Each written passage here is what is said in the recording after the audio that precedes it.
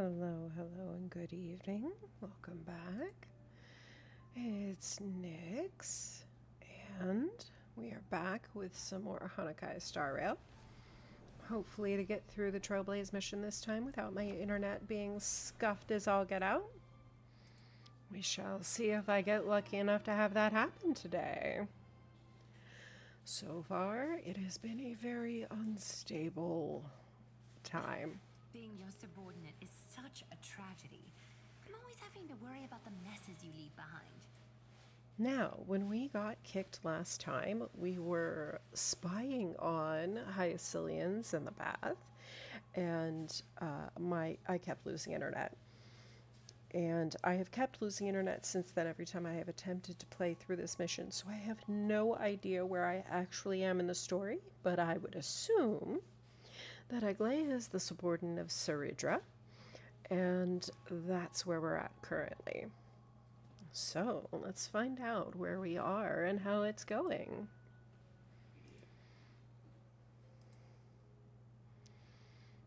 All right.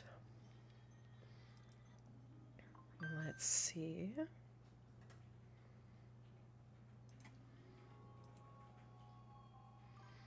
I need to fix some volume, I believe. Things are not quite working. Let's see where we're at. Can everyone hear me?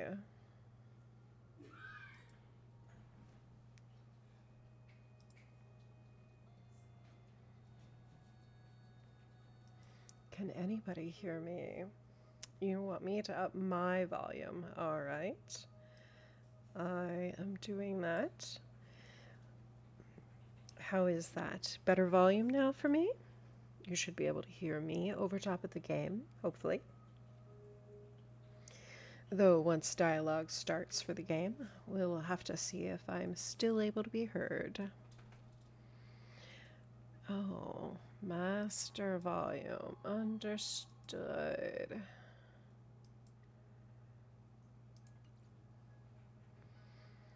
You should be hearing some flute-like sounds. Let's see where we're at. Make sure that everybody can hear everything because we have a new setup here. I have a new mic. Hopefully that will help because I know that audio was getting a little odd. It's a very nice mic. Well, for me, it's a very nice mic for me. I was only using a regular headset mic, so now we have a slightly better mic, and hopefully you'll be able to hear me better. And let's see. Let's see where we're at. Okay. If everybody can hear me, then we are ready to roll. Excuse me while I have a sip of tea to clear my throat, and then I will be off and running to the races on Honkai. Oh, everybody needs a good cup of tea at the end of a long day, I tell you.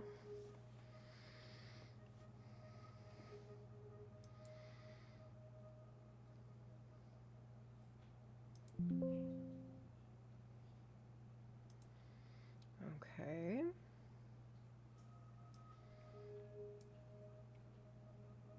Oh, there we go.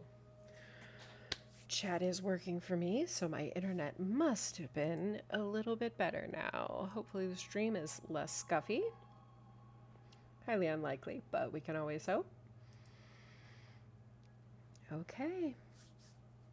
Now, hopefully, we are ready. Here's Lady Aglaia.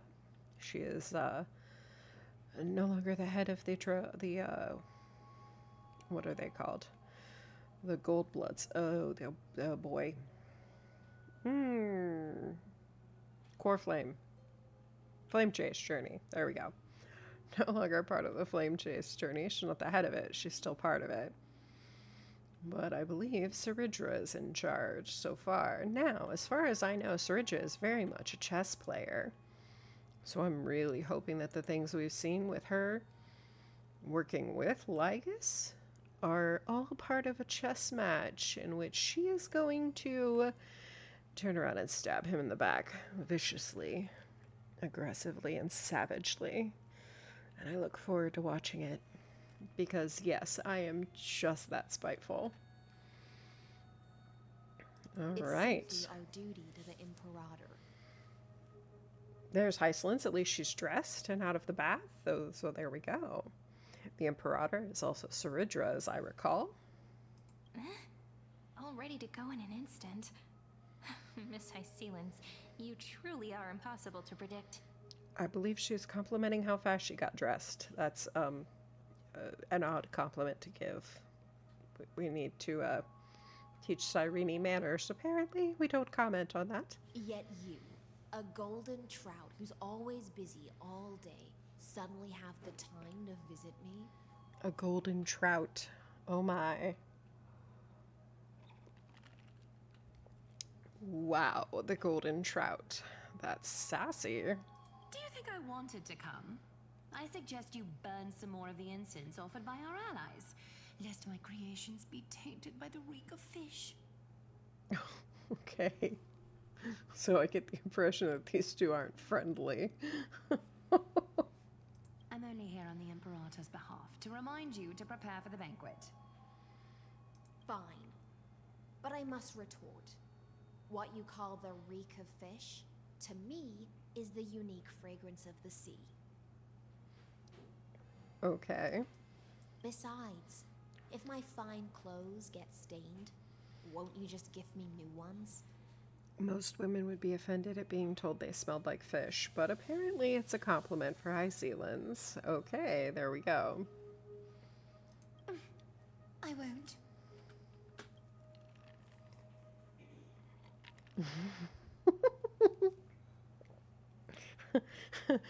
I believe last time I asked about an enemies to lovers, I think we found it. There's a strange chemistry between them.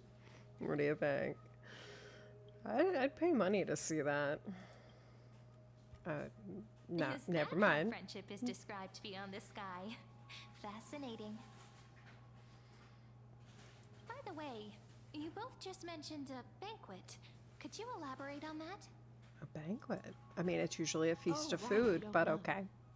Every time before a battle, or after a victory, the Imperator holds a grand feast for the Chrysosairs to lift our spirits.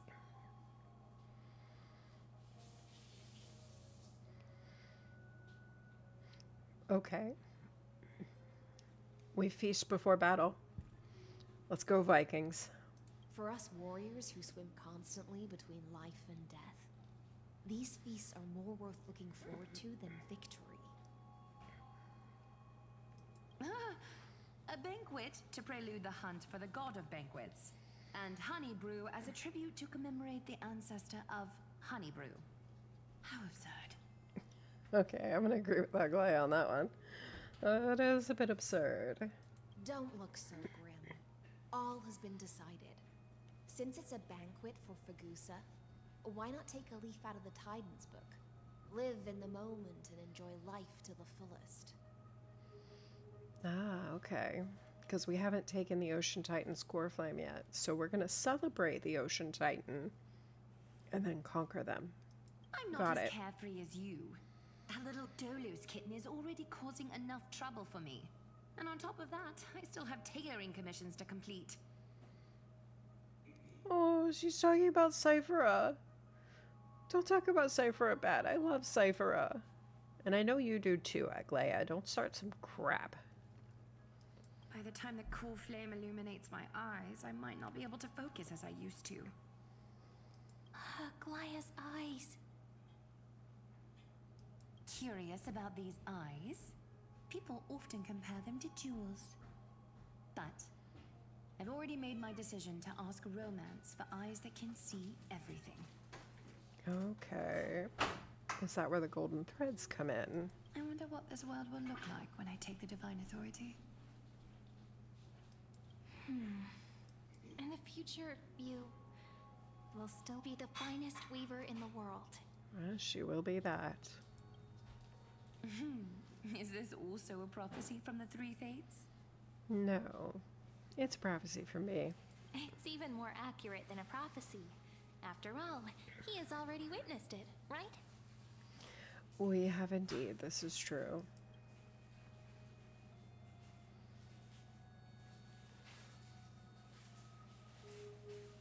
You will bathe in the golden light of hope. Become a demigod and lose your humanity. That is the only reply I've received in the countless times I've sought wisdom from the prophecy. Yeah, that does happen. Just in fairness. But Destiny's fragments are like stitches. Before they're threaded into splendid garments, no one can see their true charm, can they? No one can see their true charm.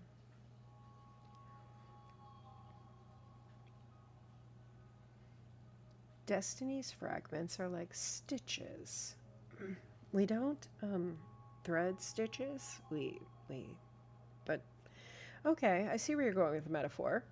But as a person who sews, I question the way you've formulated this because, yeah, I have many questions, but okay.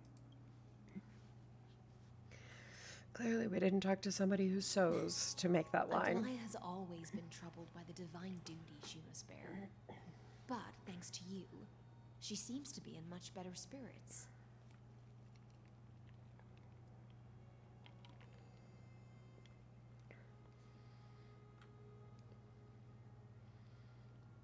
Do you know each other well? The way you guys talk to each other, I wonder. She looks relieved. Just as she knows how the spinning wheel trembles, I can sense the smallest changes in the damp air.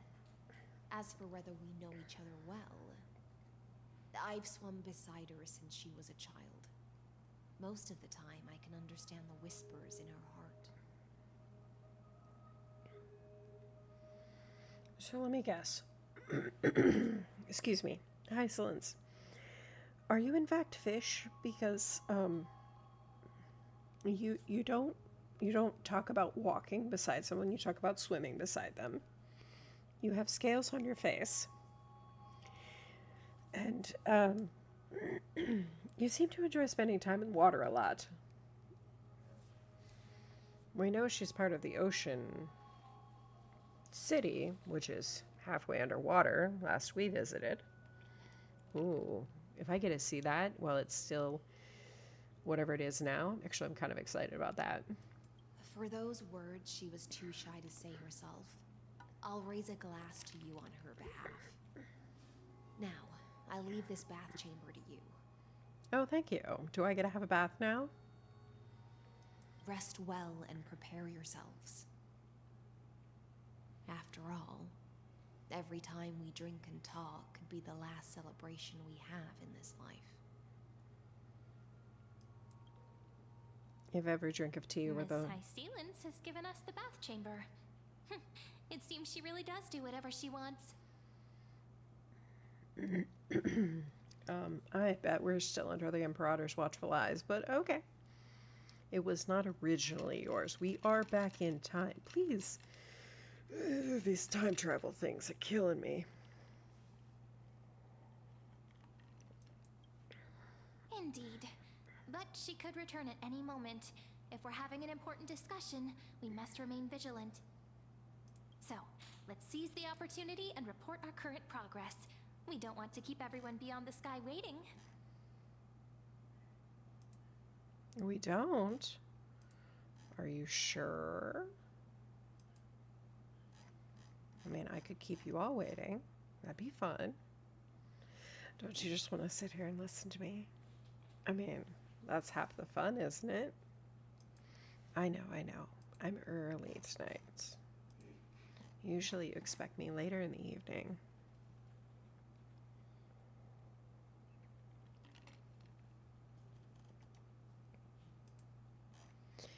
All right, let's see. Let's see if we can get in any trouble this evening. Let's get in a fight. Herda! First, while that little empress with a candle stuck on her head didn't explicitly say it, she firmly rejected your request to take over the law. Fair enough. Second, Lygus is indeed in this timeline. But since he's somehow connected to that little empress, you have no way to find him. As expected. I mean, yeah, I called it. The road ahead will be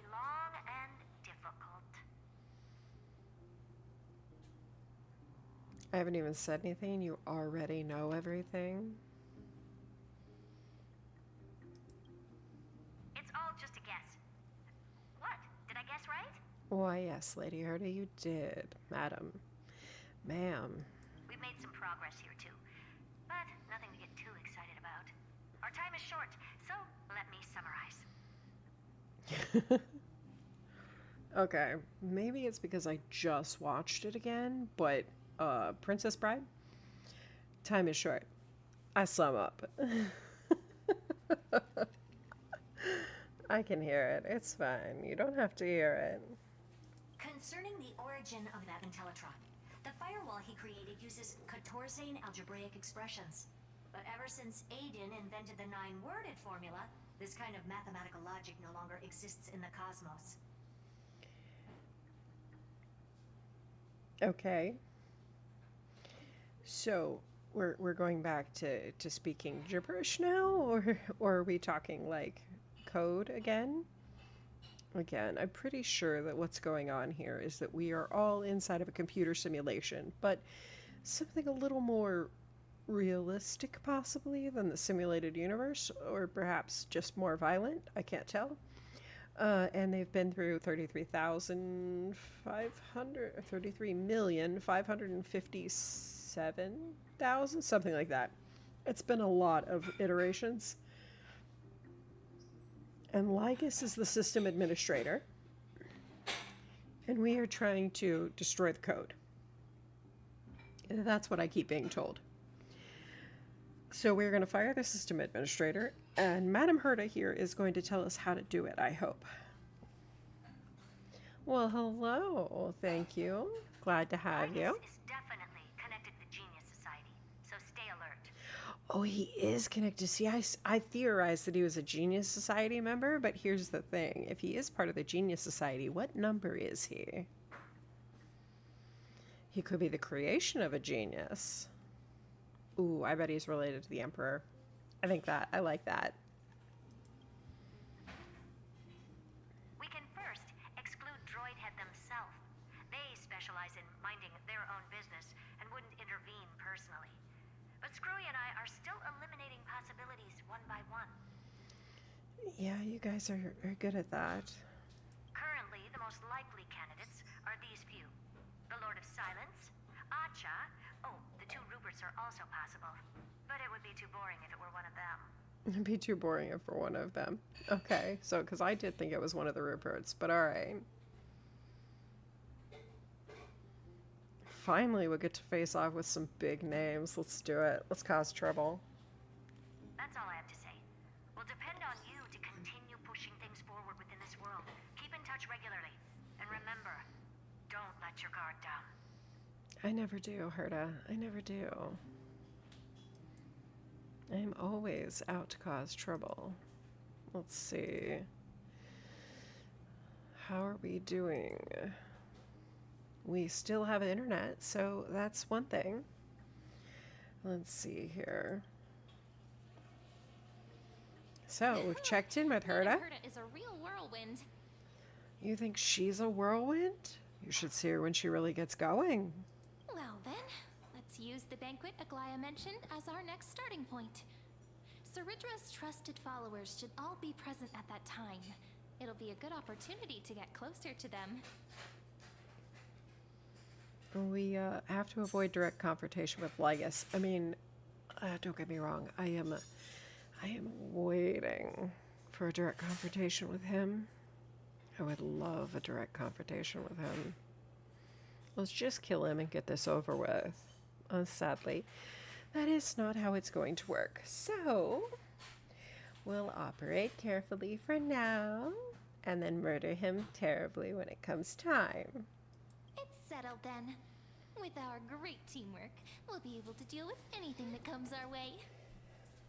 Oh boy. She believes highly in herself, doesn't she? I mean, she is a priest of Ornyx time? Priest? I think she is, anyway. It's been a long day. We should get some rest now. I thought we were going to a banquet. We're gonna take a nap? Okay, we're going to take a nap, and then we will have a banquet. Yes, let's get ready for the banquet.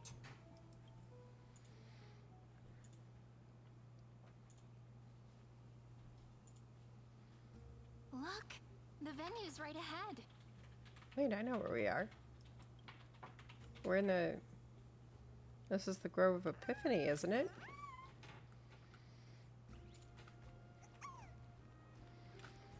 See, I thought all these ghostly things were the And I result can of even all hear the... singing. It feels so romantic.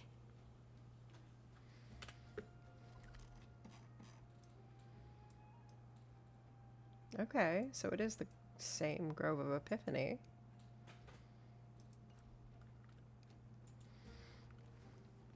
Let's see. It's Labienus. I'm Honored not guests, saying that name right. Wait here for a moment.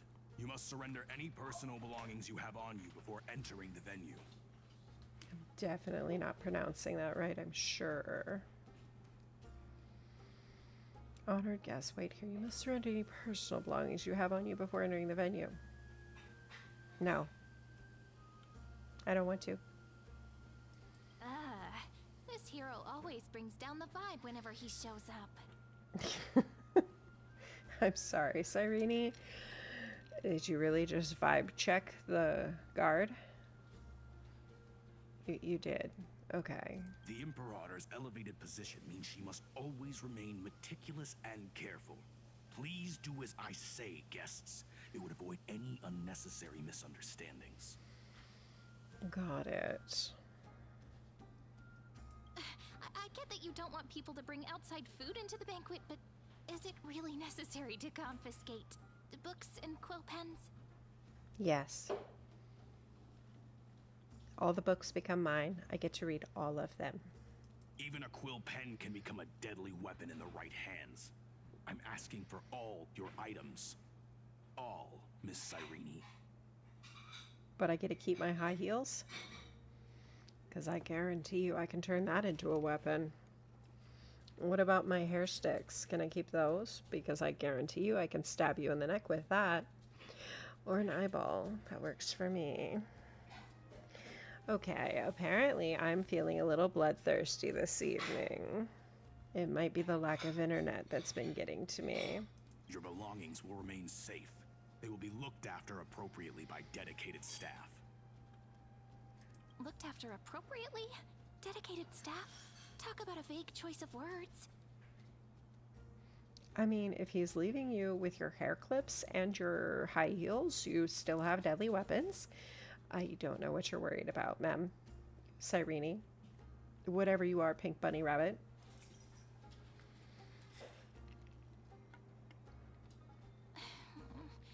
It seems like he's aiming specifically for the chronocognitive anchor. What should we do?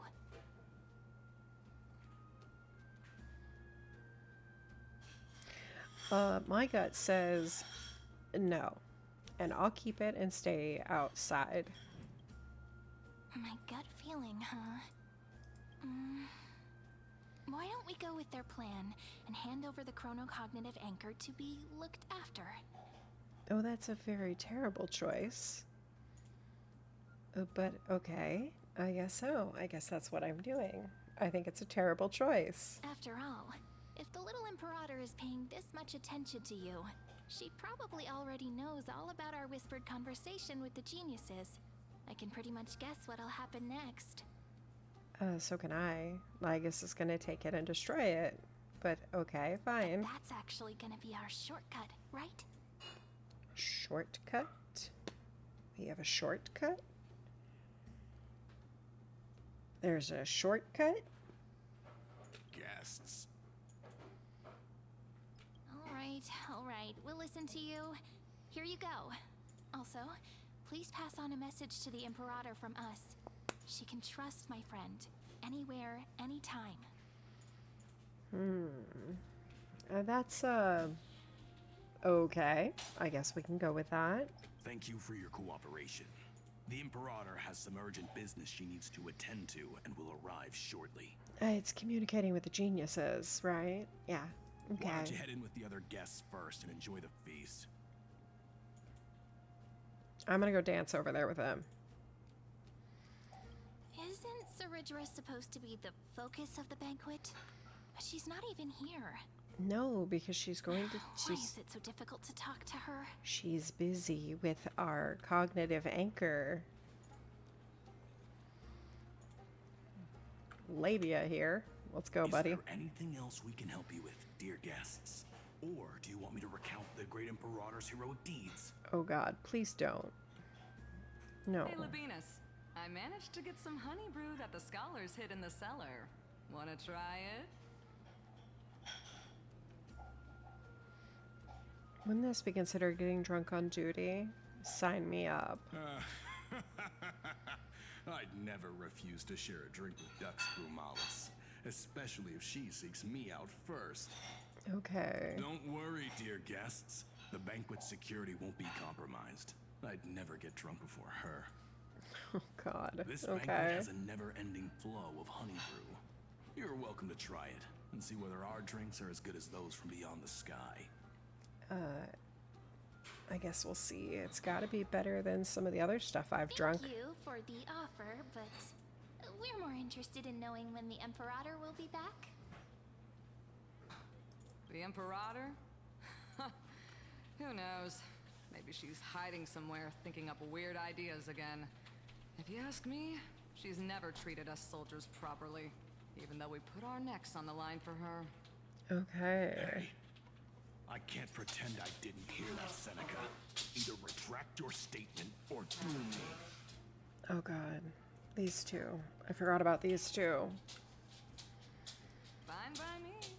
Attendant, bring us 10 more jars of honey brew. I'm gonna make sure he can't even stand straight by the end of this. Okay. Let's see here. Oh, so we're dueling by drinking mead. Sign me up.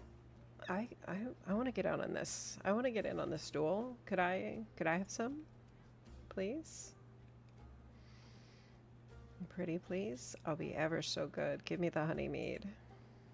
You wish. Be careful you don't get drunk first. Oh, don't worry. I think I can handle it. Actually, there are so many people. We wouldn't be able to find the Imperator even if she were here.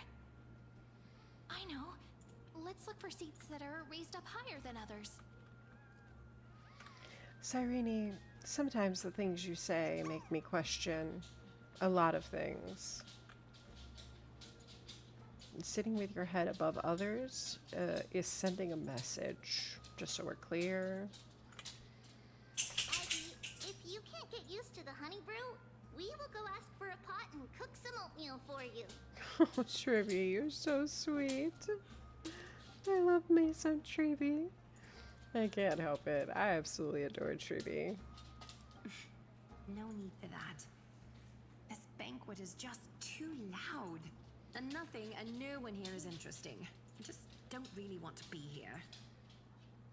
Okay, I did not anticipate that Aglaia had social anxiety, but I'm really kind of able to be getting behind that.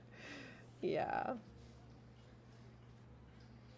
Wise, you were pretty energized when you came back from the bath chamber. Let me guess. Are you worrying about someone? About High Sealins? Or little Cypher? I love Cyphera. I can't wait to see her again. I can't wait. I absolutely You're taking adore too Cyphera. seriously. At this rate, life's gonna be real tough for you later on. Yeah, when there's way less of you than there is now. Because I assume there's more Tribbies now. There's got to be more than the 3 there were when we finally joined in. You're the least qualified to lecture me about that, teacher.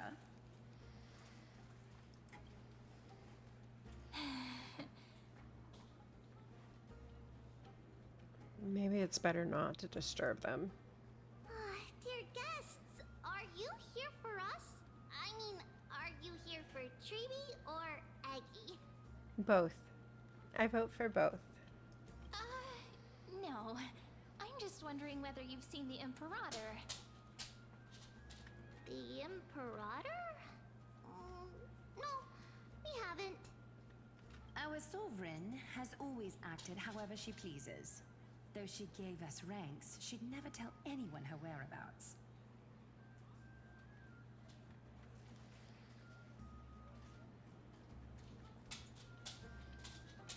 Perhaps the only thing she tolerates are chess pieces. And the sky reflected upon her crown. Wow, okay. Yes, she clearly likes chess pieces. But Aglaia, that's harsh. I see. Why do you two look so distressed? That's not what the deliverer should look like. Are you really telling me what I should look like? You're the leader of the Flame Chase journey? Not yet, but you will be. And you're going to tell me what I should look like? Why don't we have a toast? While we still have time for pleasure. Here. To the Let's see. destinies and sacrifices of the next millennium. Sacrifices of the next millennium. Okay. Then we will toast to the tomorrow that will set fate free. Hail to the new world. I'm not to the Flame Chase journey. To Trivia and Aglaia, I say hail to the new world. I think this one's the best one. Cheers. Why didn't I get a glass? I need a glass personally. I need a glass personally.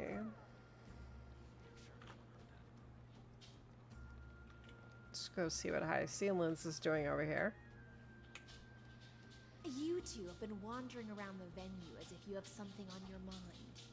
Have the attendants not taken care of you well? Well, I could use some honey mead. And my cognosphere anchor whatever thing again back, please. No, we love it here. It's just... we're a little concerned, seeing how the Imperator still hasn't arrived. Again, Cyrene, why are you so focused on her? Don't worry. I know what you've been waiting for. Come, sit with me for a while, will you? I'd like to share a personal secret with you. Is it why you were covered in blood when we found you in the bath? Because we kind of figured that one out already. See here? You're busy washing evidence off. This is Fagusa's dew of divine blood, the sweetest of all the 12 bottles. On the night before such a historical event, I'd like to share this marvelous drink with the deliverer.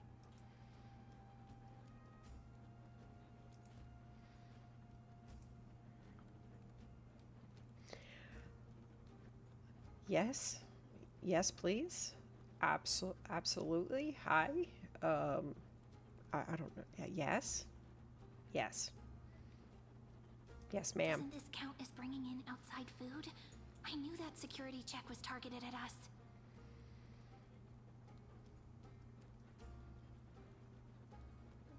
I don't care. Yes. What's the matter, guests? Oh, we're simply overwhelmed by such an honor. Yes, Are ma'am. you worried that I might have poisoned the dew? Well then, let me prove my innocence. I mean, sure, you might have poisoned it, but I'm okay with it. Poison me. Whatever you've got, I'll drink it.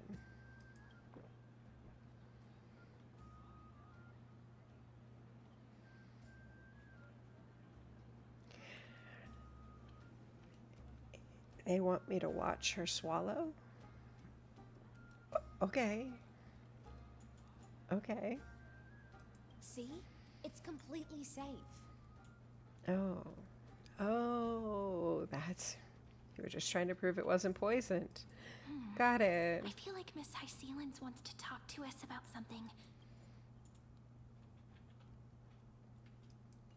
Why don't we go along with her for now? I want a new cup.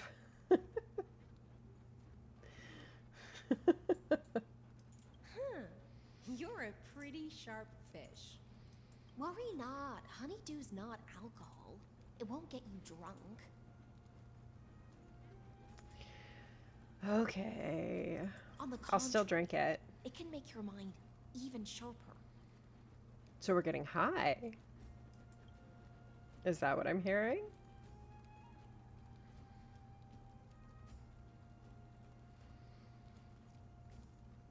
Please have a taste. Would you like some too, little Sierra? Drink my honeydew, huh? Yes, ma'am. I can drink it myself. How is it? Sweet enough? It's very complex. Calm at times, tempestuous at others. That's the taste of the ocean. It'll do you good to understand Fagusa's fickleness before we set off to face their waves. Just like how you're about to understand the secrets within this dew. Now, please turn around. Very, very quietly. Don't make a single noise. Are we tripping?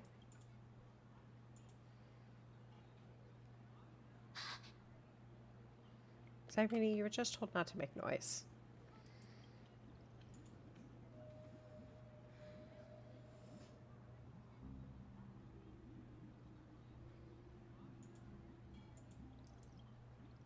The dew of other gods all intoxicate humans. But the god of banquets dew is an antidote that can awaken humans from a sea siren's enchanting song. Ah. Since the start of this banquet, all the guests have been under the spell of my song. None of them can see the Imperator in that Fioros. Oh. But you two, I wish for you to see the truth. Okay, so as I understand it, Hycelens went against Saridra and ended up killing her, I think, in the original timeline. The first timeline that we're now gone backwards in time for. But I don't think Saridra, I still think Saridra, because she's a chess player, she is working against everyone and only for herself for the future. But I guess we shall see. Maybe Hycelens is working against her. I still don't think that's it. Is this also what the Imperator wants? This is my personal request. I can't bring myself to trust that Fioros. Oh, good. So you have a brain. I like it. I like it. So you're not completely a fish. That's good. The Flame Chase army changed after he descended with Orynyx's divination and brought the prophecy of the stars to Akama. His seductive whispers harbor something malicious within and will ensnare those of us blinded by ambition. Oh, I've got seductive whispers for you. I don't know what they are, but wow. His seductive whispers harbor something malicious within. Yeah, he's a bad dude. Like, I don't know how to make this any simpler for you. He's just a bad dude. You are the deliverers of the prophecy and know about him far more than I do. Perhaps only you can find traces of the truth from his actions and words. Then we can show the Imperator the right path forward. Oh, you think we can show the right path forward? Why do I hesitate to believe this is factual? I don't believe we will be showing the Imperator anything she does not wish to see. I believe if we try, we will be offed. I'm pretty sure that's how it's gonna, in fact, work. Oh, but isn't this acting behind her back? Cyrene, I adore you, you cute little bunny dog thing, but, You need to learn how to stop asking questions that you shouldn't say out loud. Amphorius has become far too weak. Even heroic actions protecting her from harm must be conducted under the water's surface. I am the Imperator's blade, and I must clear the way for her while remaining concealed in the torrents. This is just a lot of water metaphors. Then, ensure I'm pointing my sword towards the true enemy. Well, the true enemy is Lygus over there, as you already know and guessed. You just need to trust your gut feeling. You want evidence? Can you promise me something, Miss Hycelens? Ask away. My friend has in fact come here to stop that villain's evil scheme. Our goals are aligned. But as to the decision the Imperator must make, he has no wish to transgress her authority. We just want to tell her everything we know. I believe the Imperator will be able to tell right from wrong. Okay. I never doubted your loyalty. I'll pass your words faithfully on to her. You never doubted my loyalty. I doubt my loyalty, but okay. Provided we can gain the advantage in this tug of war, that is.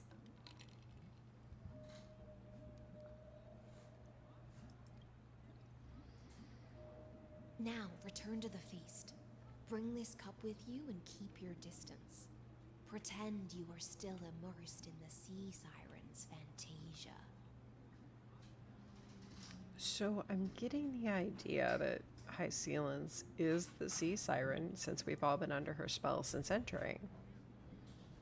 And I'll control the moisture in the air. That way, you'll be able to listen to sounds from afar as if you were a whale of the depths and hear every word of their conversation. Okay, I'm liking Hycelens more and more, even with the water metaphors. I wish you a victory in this first skirmish. It's the exciting and thrilling undercover part of the adventure. Hey, I got a drink. Nice. And I got her cup.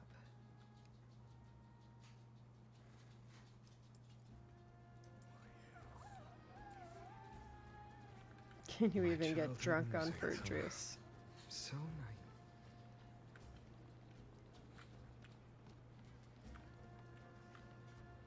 Let's mingle in the crowds here.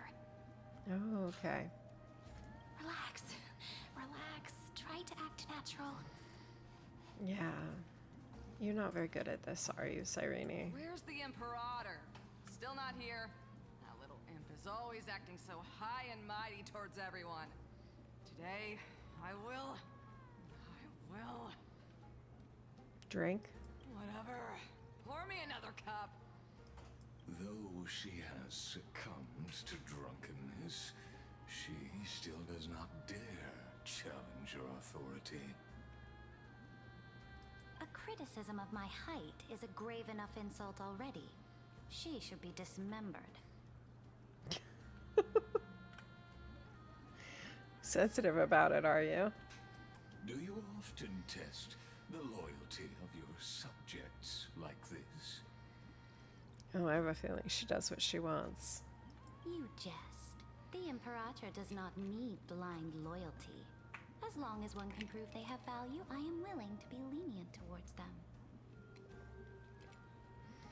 Well, okay. Let's cut to the chase, Theoros.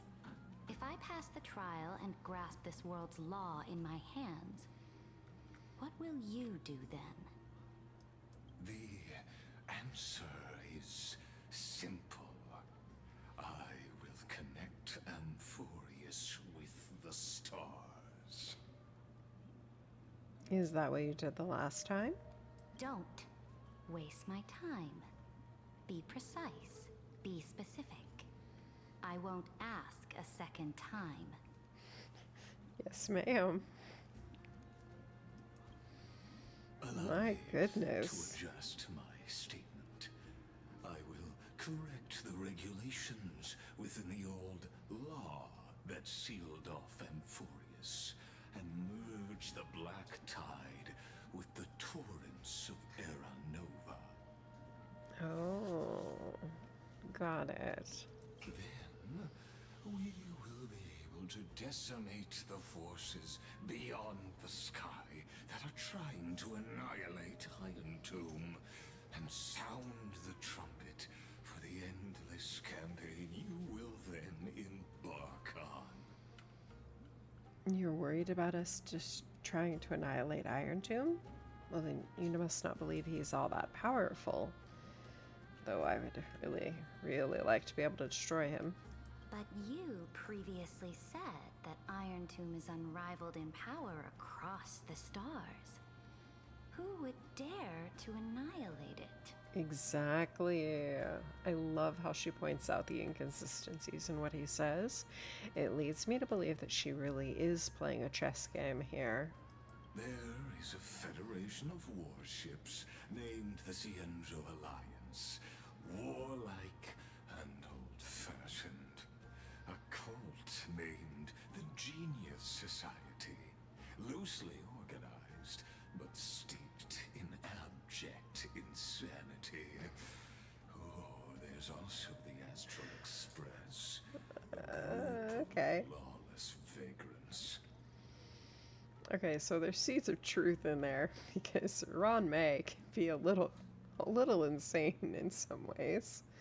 And the Janjo Alliance is warlike and old-fashioned. This is true. And the Astral Express is a group of lawless vagrants. Okay, I'll give you vagrant, but lawless? Lawless. I'm not gonna give you that one. I think you're wrong. We just follow the laws we like to follow. Just because we're chaotic doesn't mean we're lawless. That so-called deliverer is part of that last group. Those vagabonds mistakenly believe they can connect the stars through alliances instead of conquest. But history has already given them a tough lesson. I mean, so far, I would like to say that we've succeeded in that, but... Alright, I will give you some credit here. You're a little right, but you're also lying.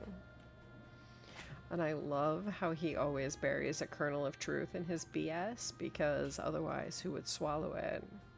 There are countless other organizations besides, but when the Lord Ravager sweeps across the cosmos, they will certainly all bow before your empire of destruction.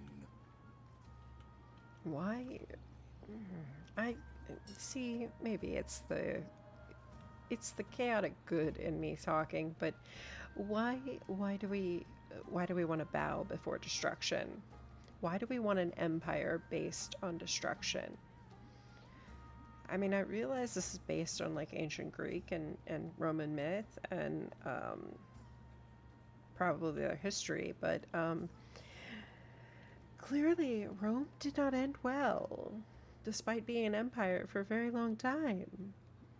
Do we really want an empire based on destruction? The Achaemen Alliance is invincible! Invincible? Okay. She is so drunk. If those civilizations are not as feeble as you describe, then they may still have some value in testing the quality of my blade. See, I have not seen her use a blade yet, so it makes me wonder if she's talking about Hysolins or if she actually has a blade hidden somewhere.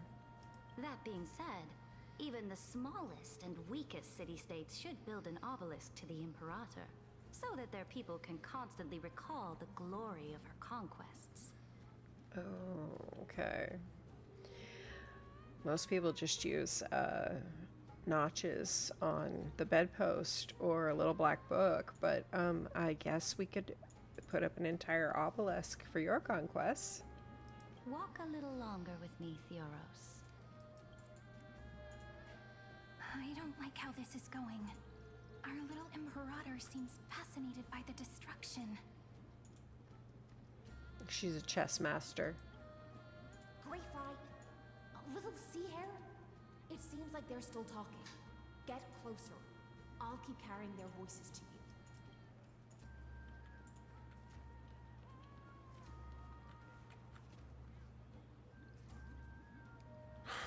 What a difficult situation. No matter how we position our forces, this battle against Fagusa will result in many casualties. That's not something you or I should consider. The Imperator has already placed the chess pieces. We just need to fight for her until our last breath. How astonishing. The commanders under you have such different personalities, yet they share the same loyalty.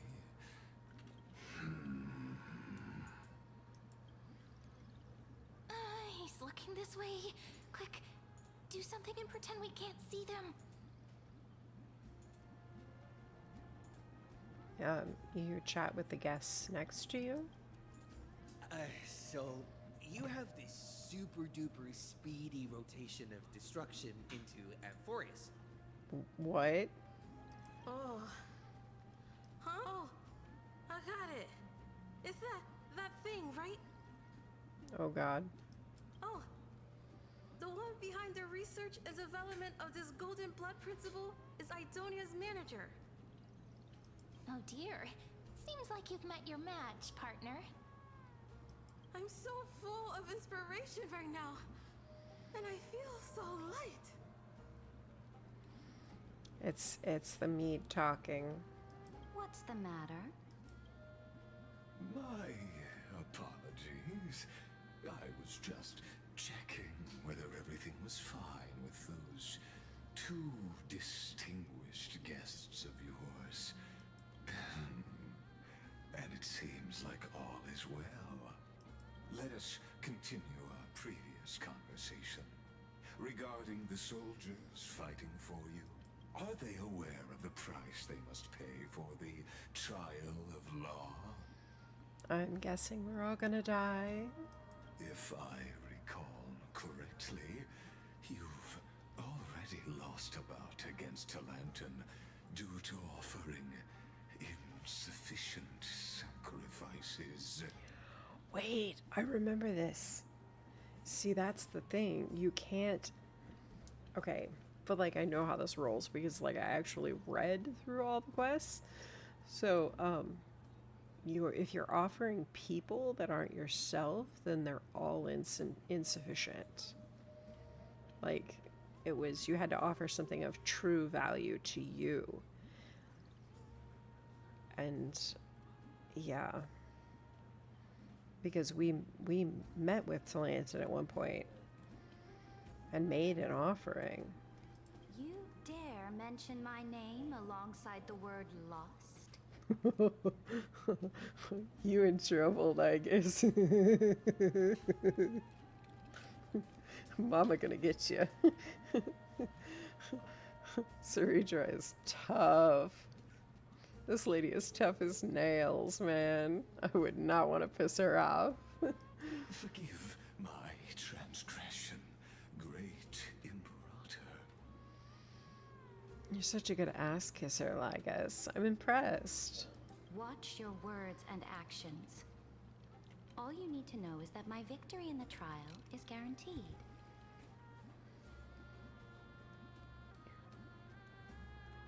Even without the trial of law, they've already sworn to give their lives for my conquest. So tell me, if everything happens according to our agreement, how would you recommend I deal with that deliverer? Oh, really? Do tell me. How are you gonna deal with me? Good question. Do not let him fool you. That man from beyond the sky contains a seed of ruin within his body. That's true. He must not be allowed to tarnish your glory.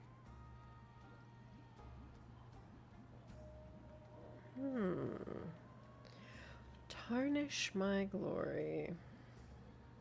Tarnish me. What do you want me to say here? Yeah, he's telling the truth because yes, we do contain a Celeron. Stellaron. There is a T there. Must not. I do not have a Celeron inside. It's a Stellaron. It's slightly different. Yes. Must not be allowed to tarnish your glory. Oh yes. I guess you are such an ass kisser. Therefore, I don't know who taught you how to kiss ass so well, but to hand him over to me. you were apparently well trained. You plan to torture him? Oh no. He plans to do so much more. Calling it experimentation would be more appropriate. I mean, that's what you've been doing for 33 million cycles of this world, but okay. The guest's patience is running thin. I plan to remove the Fantasia and head into the banquet. I will heed your advice. Leave for now, Theoros, and go back to Akama. You don't want to confront those two directly either, do you? No, he doesn't want to confront both of us for some reason. Indeed. It's a pity that Antikytherans are lightweights when it comes to drinking. Before I leave, I would like to make a toast to your boundless ambition, using my spirit instead of a goblet. I have ambitions too, you know. You could make a toast to my ambition. Using your spirit. I still wouldn't give it to you, but... That Theoros' schemes have been revealed. Thank you for your bravery, guests. It's time for me to dispel the Fantasia. This will be the Imperator's last public address before we head off, and therefore, likely, the final chance to change your mind.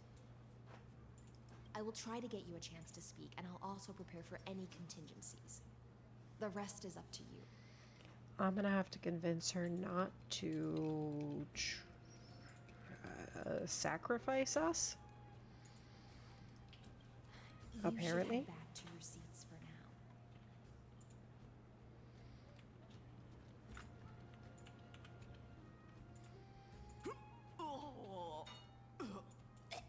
This honey brew sure wears off fast.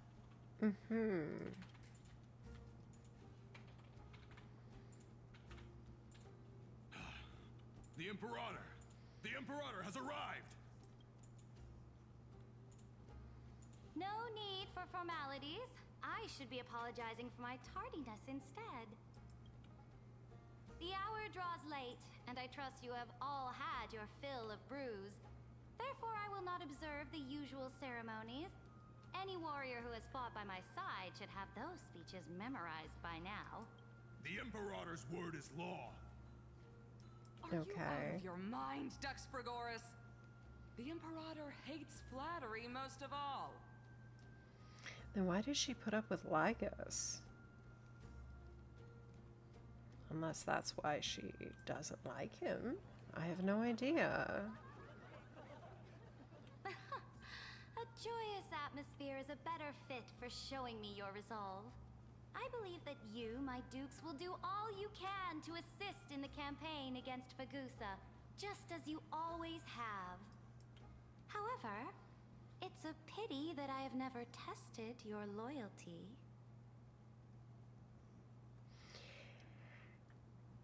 Okay. What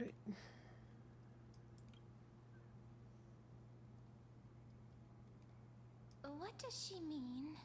The purpose of tonight's banquet is not to raise our morale, but to establish which allies our alliance can actually trust. And sever the heads of the traitors as a toast to all before we march. I mean, I guess we could drink mead from the heads of our enemies. I thought this was based on Greek, not Viking. But, you know, apparently we're mixing our mythos today. Um, some of us are old enough to know our mythology better than this, but okay, let's go with this. Yes. Some among us have discarded their vows in order to Dear. foment vile conspiracies. Now listen. These traitors are standing right here in broad daylight.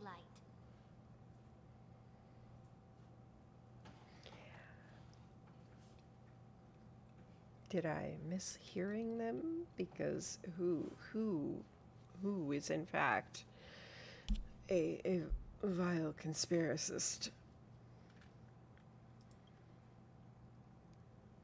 You tell. Dux Gladiorum Hycelens.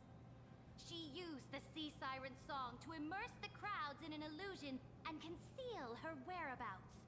She then worked with those from beyond the sky to spy on confidential matters, hoping to rob the core flame by force and harm me, the Imperator.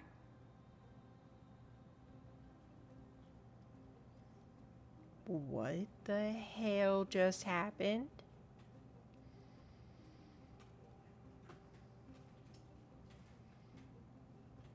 Oh shit. When I said it was gonna go bad, wow, I was right.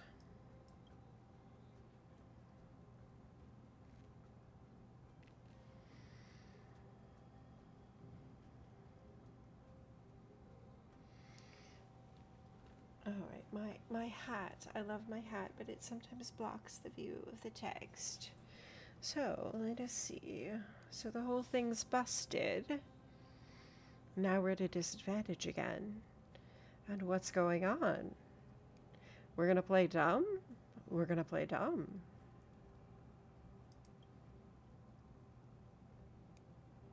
Imperator, I can explain. Silence!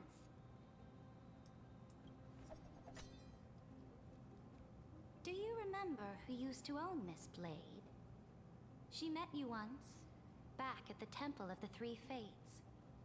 It was Kindness, the head of the cleaners. She was the first to draw a blade against the Imperator, and personally made herself an example for my enemies. Under the shade of the olive groves, the people of Akama said they would never bow to me. In the frozen, lethal fog, the people of Idonia said they would never bow to me. At the beginning of the myriad paths, the people of Yanisopolis said they would never bow to me. Oh dear. But now, they all lie silent. They now fear me as they fear the law.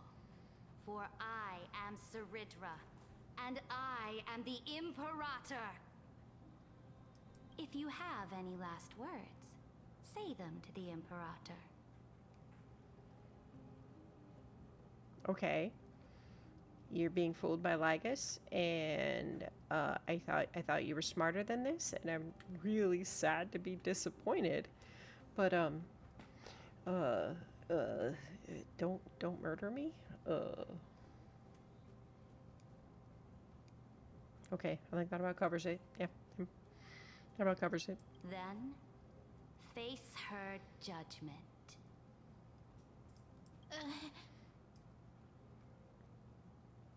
After I cross this river, it will be a tragedy for mankind. But if I do not cross, then it will be the end of me.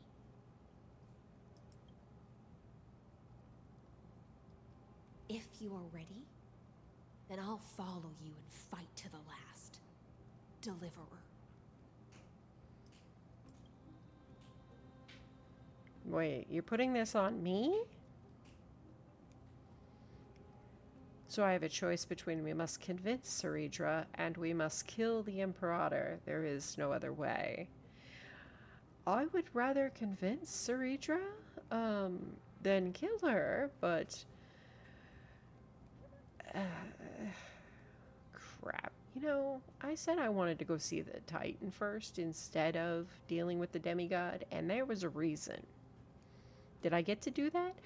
No. That's Fine. right, friend. Now, use your identity and add in a bit of experience and charm and testify to the Imperator as we promised. Charm. You think I have charm? I haven't had enough tea for this. There's not enough tea for this. There's definitely not enough alcohol for this. Oh Lord, I have to be charming. Oh boy, now we're in trouble. We are definitely in trouble, chat.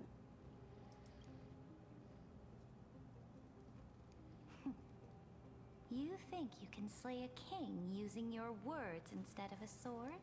I don't intend to slay a king at all, ma'am.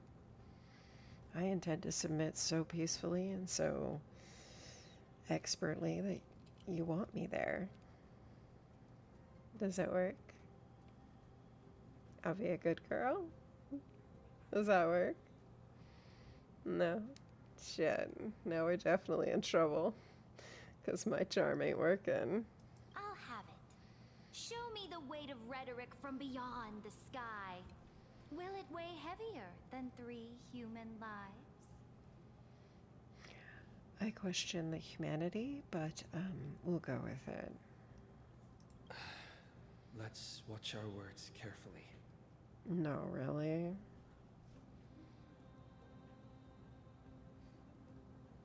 Start with the fake Aranova. Start with the defiance that lasted 30 million cycles.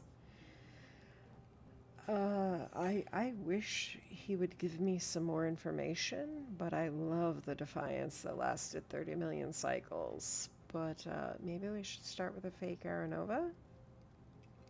What do we mean by the fake Aranova? Game needs to be more game. Please, game. But this is inspiring shit right here. Fine on.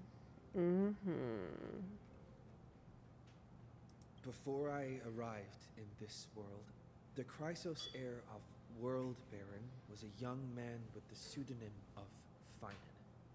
He came from Aedes Elysiae.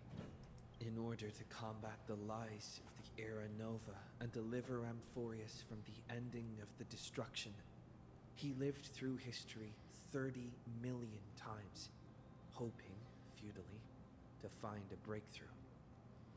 And Cyrene, the young woman standing beside me, also carries an equally heavy destiny.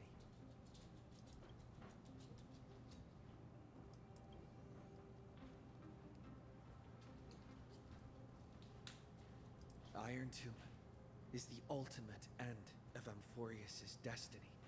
It is an embodiment of pure horror that walks the path of destruction and can never be tamed. I mean, I can never be tamed. But okay. That is the only thing Lycus cares about. As for Amphorius, your glory and campaigns, he doesn't care about any of those. He will most certainly betray you. When that time comes, all of us will be ground to dust by the destruction.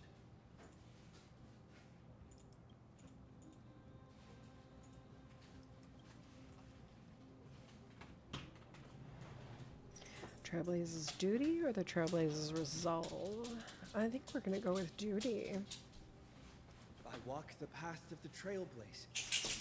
My friends and I have always obeyed the creed of explore, understand, establish, and connect. Conquest and destruction are never the ways to build bridges between people.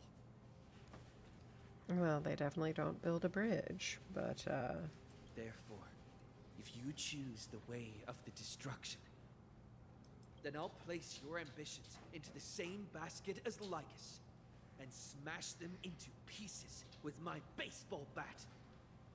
oh dear. That wasn't what I would have said at all. Okay. Oh god.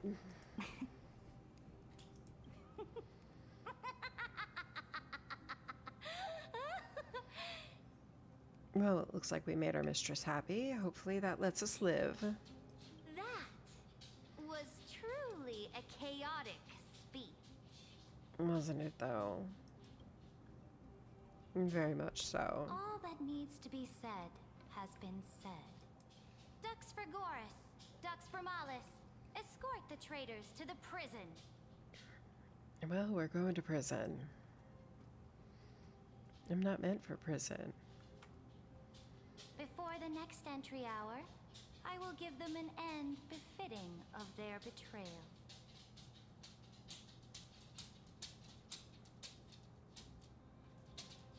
Oh, great Imperator, your ambition certainly eclipses all things. She told him to leave, and he is still there. You're still here, Theoros. Of course. As the Theoros, I simply cannot miss this moment, miss witnessing the fall of a nameless one.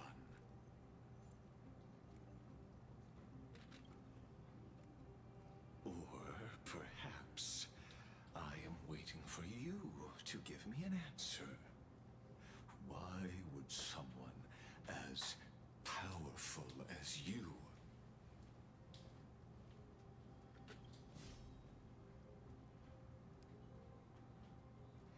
She is not going to let you. such a clumsy excuse as imprisonment to ensure the deliverer's safety? Oh, I wondered about that. Because she intends to put everybody that goes to the battle up as sacrifices. So that would ensure I survive, but it would also ensure Hycelin survives.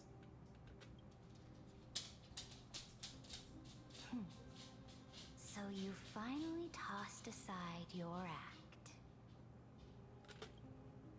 I must point out that you are just as impressive an actor. This banquet was always going to be a game of chess. Wasn't it? Where you would try to control both sides and turn both them and me into your pawns. See, the difference here is, Lygus, I would voluntarily be her pawn. You don't want to be anybody's pawn. Some of us just know how to submit better. I'm just saying. That's right. That little Imperator never trusted anyone. She was always trying to see which side had more sincerity.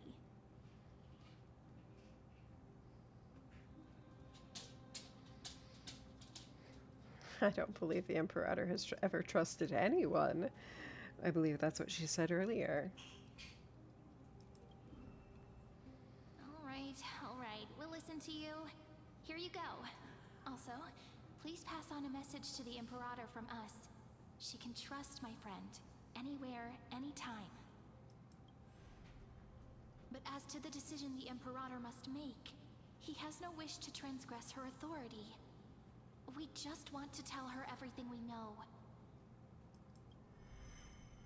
Now, use your identity and add in a bit of experience and charm and testify to the Imperator as we promised. Well, Cyrene has always been saying that's what she wanted me to do, as it's just reminded us. And we won. Sincerity will always remain the greatest shortcut to people's hearts. Okay. I can toss your words right back at you like Kyrgyz. Why would someone as powerful as you pretend to be a mortal and kneel before me? Exactly. Unless you enjoy giving flattery and prostrating yourself. Which she didn't like, as I recall. You are mistaken. I am only trying to ensure the experiment's autonomy, meticulousness, and perfection, thus avoiding any unexpected outcomes. A forceful intervention will only create larger errors, reduce efficiency, and introduce reduce ugliness. Larger errors reduce efficiency and introduce ugliness. Ugliness. Yeah. Got it. Had you fulfilled your promise of giving the law to me and completing the Aranova, then Amphorius would not have deviated from Destiny's course. Oh, Destiny's course. I believe that means the path you had planned, not necessarily destiny, but okay. Oh, but you broke your promise. What a pity. In that case, I must carry out my duty as the administrator and eradicate all factors steering the experiment out of control. That's me. I would be a factor steering the experiment out of control. And I intend to continue. I intend to continue screwing things up for you. It's a wonderful day to cause chaos, Lagus. Such as you and him. I intend to continue. Careful.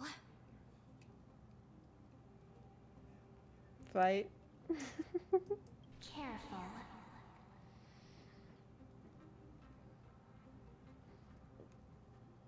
What the heck is that? It looks like a giant floating mushroom. What was that voice? A jellyfish? Was it Oryx? The Ornyx is a mushroom? Jellyfish? Jellyfish. It looks like sort of like a jellyfish wearing a tutu. Hear me out on this. It's a jellyfish wearing a tutu. Hot take, but it's a jellyfish in a tutu. I found you. I finally found you. Almost sounds like March. Be careful. This land will face disaster. Or Cyrene. Both.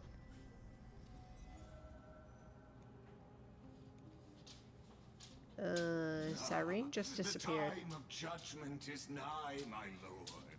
The prison I have built for you is now complete. The prison you have built for me.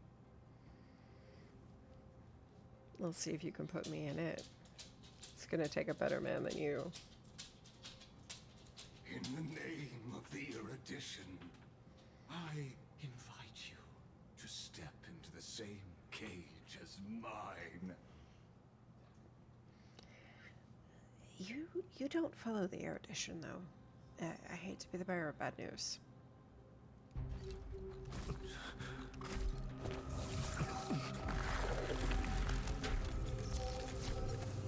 Oh dear, I'm glitching. What's the meaning of this, Imperator? I did not permit you to act. A ruler is the only one who can decide their subject's destiny. But, great Imperator, what judges destiny is not the ruler, but gods. Don't forget, my realm only allows for the existence of humanity. Moreover, dealing out extrajudicial punishment equates to defying the law, and the culprit is to be sentenced to death. But you have seen how I can erase life from this world with just a clap of my hands. Oh god. Okay, this is getting so good. Okay, let's do this. Come I on. fear you are still quite unaware of your current situation. Allow me to reiterate. I am giving you a simple choice. To collaborate or to be destroyed. There is no other way. Ooh. But you call it collaboration. Got it. That's usually called submission, not collaboration, when you just want them to do what you tell them to do. Just so we're clear, I guess. I mean, if you're gonna dumb, you should dumb the right way. At least know what you're talking about. Shameless behavior. If that were true, you would have killed me long ago. Shameless. Shameless. You, in fact, cannot kill me. I guessed it the first time I beheaded you. Because of the law, you cannot be completely destroyed. And the same is true of the Chrysos heirs. Wait. Wait. The Chrysos heirs can't be completely destroyed? Then Phynon might still actually be out there? Because, like, that would be so cool, but I don't think it's true. It really didn't look good for him at the end there. Oh, but wait, she beheaded him. I need to hear more about this, please. Pretty please?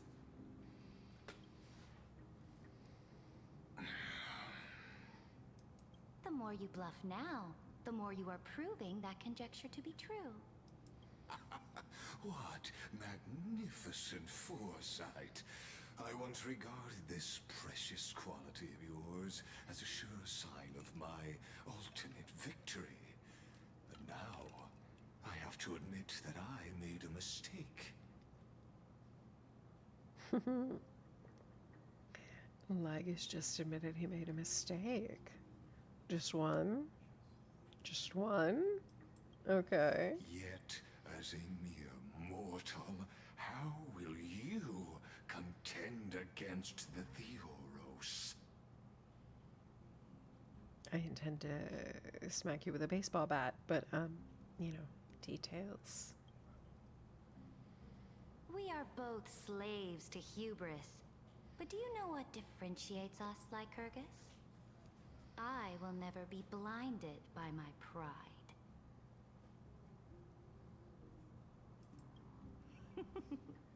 If I wish to break the scale's balance, I only need to appeal to external forces and use them for my own ends. I knew she would use it. Told you. Finally, we get to meet Herda. face to face, Senior Society member. All right, which number is he? I offer sincere acknowledgments for your many past achievements, but I must deeply regret your current perspective. Perspective. Okay.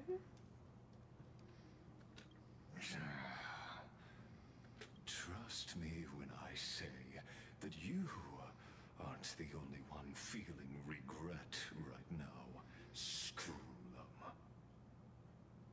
I love Screwlum, though. So you two are the allies from beyond the sky the Deliverer spoke of, and why he demanded the divine authority of law. I mean, he didn't demand. In fairness, I did not demand. I just want to be very clear about this. There was no demand made. I asked, very politely, I might add, with my please and thank you. Thank you. Come and prove your strength to me. Show me the power of these so-called paths. I have spent much time and effort to secure this treasure from beyond the sky just for this moment. In the name of the Sovereign of Planet Screwlum, your allies have responded to your call, esteemed Imperator.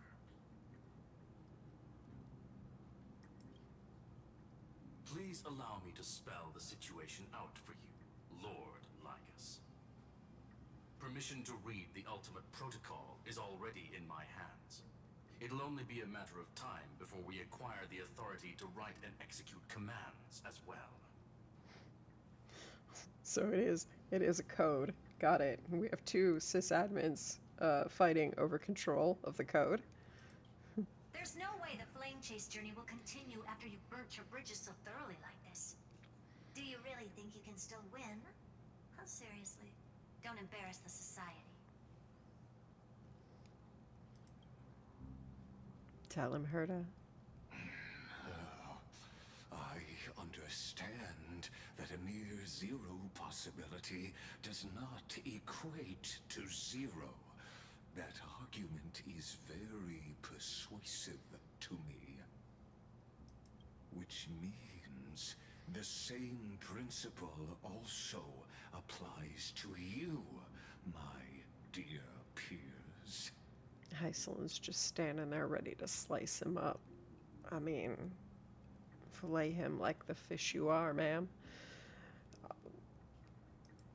You will never be a match for me in a world constructed through Catorzane algebraic expressions. And as for Aranova... Really? Nobody why uses don't it you anymore. entertain this possibility? What if I reduced Akama to rubble and ground her people into minced meat? Would the heroes then once again desire the power of demigods so they could fight against me?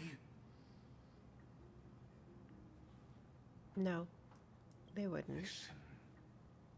Irontomb is fated to be born. You may shackle me and put me in chains, but Please. I have thousands of ways to ensure the destruction's descent. I was promised chains. I'm here. Hello? We are shackling and putting in chains? Yes? Yes? I'm waiting.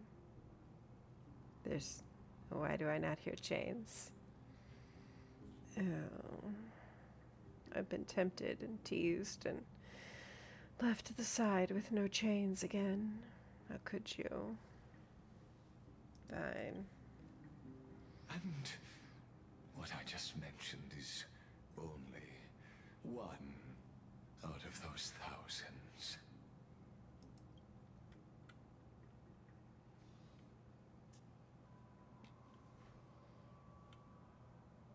Oh wait, I am back in the if Hackers was an anime. The place outside the legends? Yes, the exomyth.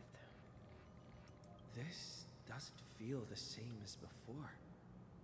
How should I get back? Warning, warning, warning. Locked onto Outlier. Warning, warning, Isolation. Command isolation? Since we parted ways last time, I have modified the exomyth into an audience area exclusive to you. Now, you'll be able to silently wait here for the final act of Amphorius to begin. Oh, so you literally put me in a pen and chained me up so that I could watch? Oh, Lygus. You naughty, naughty boy. I like you even more now. So I get to watch all of this going on? Alright, let's do this. Don't make me hurt you. Please make me hurt you. I'm the player, not the audience. I mean, could be. I get to watch.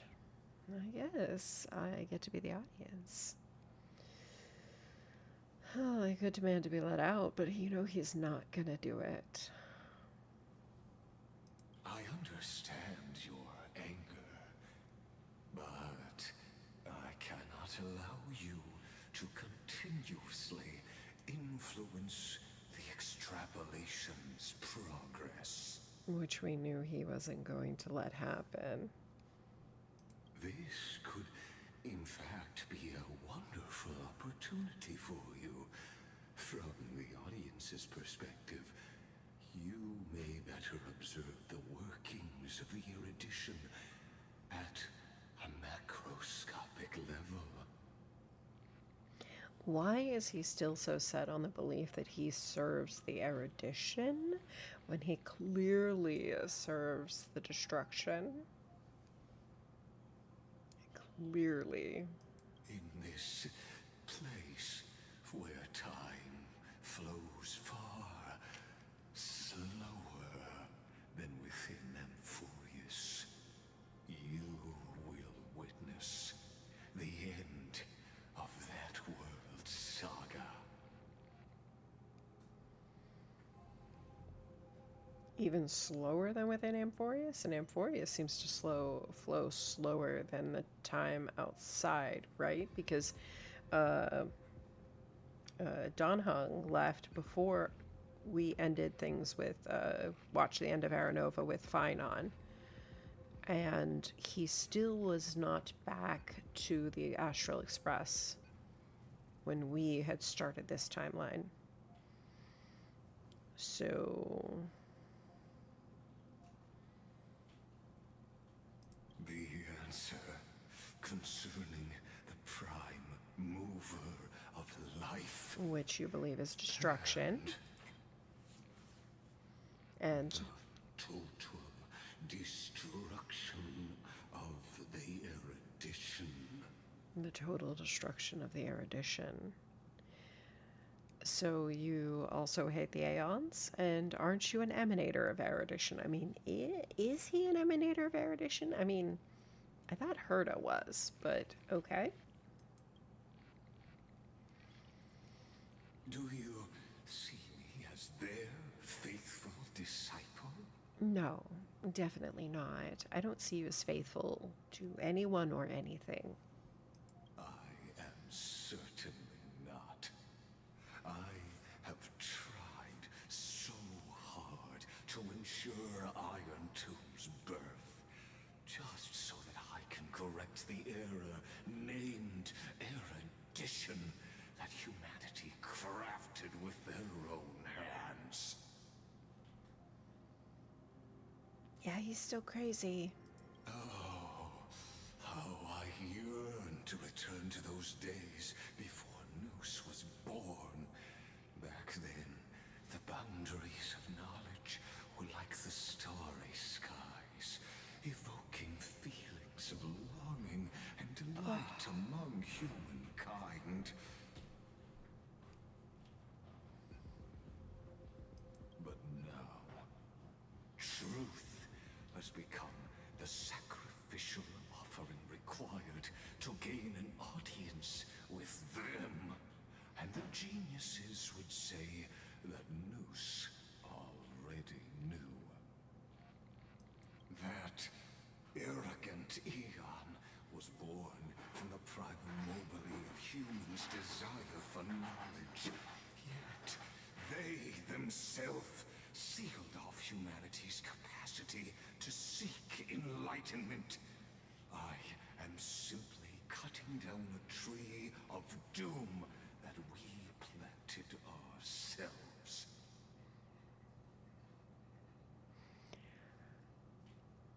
Wow, okay.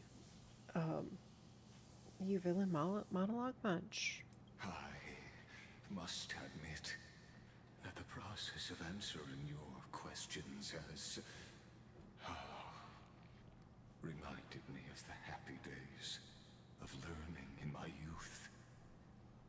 However, it is a pity that my true form must now descend into Amphorius to deal with the accident that arose because of you.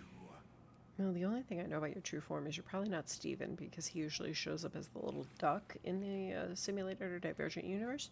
So, other than that, I don't know who you are, but I would love to know which Genius Society member you are. But you won't have to wait long. When the curtain falls, you'll surely understand mine and Amphorius's ardent wish. How ardent is your wish? Where time flows slower than within Amphorius. If Lycus spoke the truth, then I don't have much time left. No, we need to hurry. But how can I get out of here? I mean, you have a baseball bat, right? Just saying, that's one way to break Can you hear code. me? Little one. Madam Herda. Is that Herda's voice? Yes, it is. Hurry up. Warning. Warning. Hurry up. Put some speed into it. I can't keep this up for much longer. Go. Move. Do it. We're going. That old Intellitron overlooked one little detail. And Screwy and I finally found an opportunity. You did. Save me, Madam Herda. Let's keep it short. While you were gone, well, in those few years, Amphorius... Yes. Stop asking dumb questions. Come on, Yes, Trailblazer. time dilation, resulting in an uneven flow. Don't you know this already? Yes, yes. See, this is why I said don't ask dumb questions. Shh. Trailblazer. Let's stick to the main points. Hush. The Chrysos heirs activated the chronocognitive anchor and helped Skrullum and me open a hole in the firewall.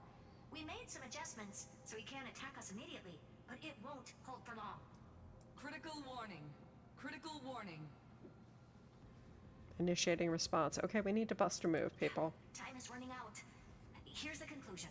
It'll probably take a long time for Screwy and me to completely break this cage before Chrysos heirs have a full grasp of the law.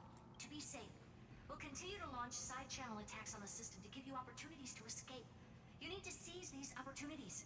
So start moving, and find a way to pull off a magnificent jailbreak. Yes, ma'am. We detected another path's influence. Remembrance? Because that's the one we were trying to get. Critical warning. Critical warning. Its power is strong. May be able to help use the path's power. Make it detect you. Unauthorized communication terminated. Which Is one? Herda saying a certain path's faction has arrived in Amphorius, and I can ask them for help? So, erudition was already here. Destruction, obviously. Which other one? Remembrance? It's not erudition as much as I love not erudition. Elation. It's not elation much as I love elation. I mastered the powers of different paths in my previous journeys. Think hard and figure out exactly which faction has arrived at Amphorius. Remembrance. Which path's power I should use to call for reinforcements. Remembrance. Are these Right? showing my memories? With a Stellaron in my body, I woke up at the Herda space station. I gained the power of destruction. Power of the destruction. That's Nanook. A world that'll give rise to a Lord Ravager would definitely draw the attention of the destruction. The Stellaron in my belly is gonna be super useful. Yeah, but do we really want to climb into Destruction's hands yeah, no. But what No. if I end up pulling in the Antimatter Legion or the Annihilation Gang? Exactly. Can they really help? No, I think you're going the wrong route. No. Let's not. Let's not. Let's not. Let's not. Get it? Wait. Where's the... Hello? No.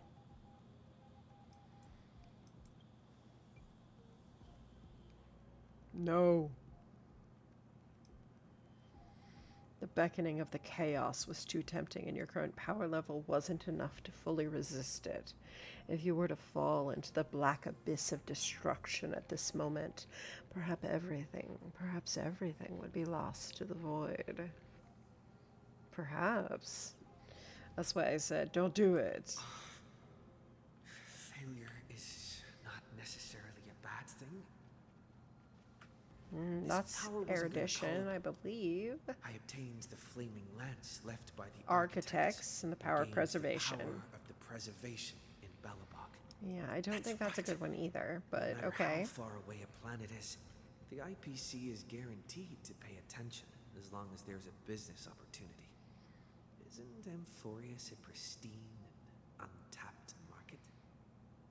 Okay, actually, that's not a terrible idea, but I mean, it's really not a good one Besides, either. even if I can't call up my friends from the IPC, the architects and the nomadic miners should be able to help too.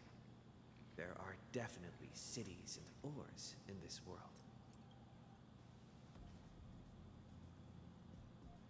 Uh, there's got to be another option.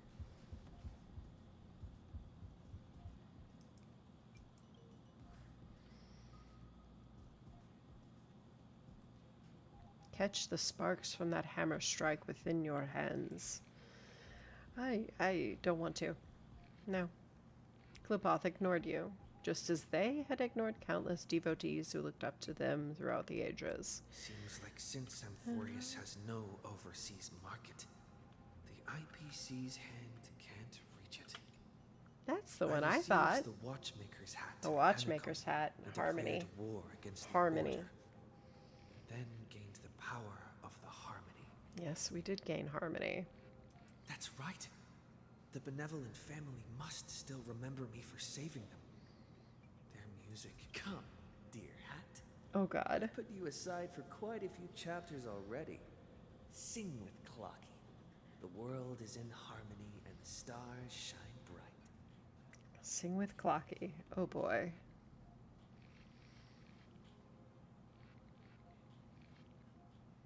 I mean, Harmony is not a bad one, but I still think Remembrance is a better option here.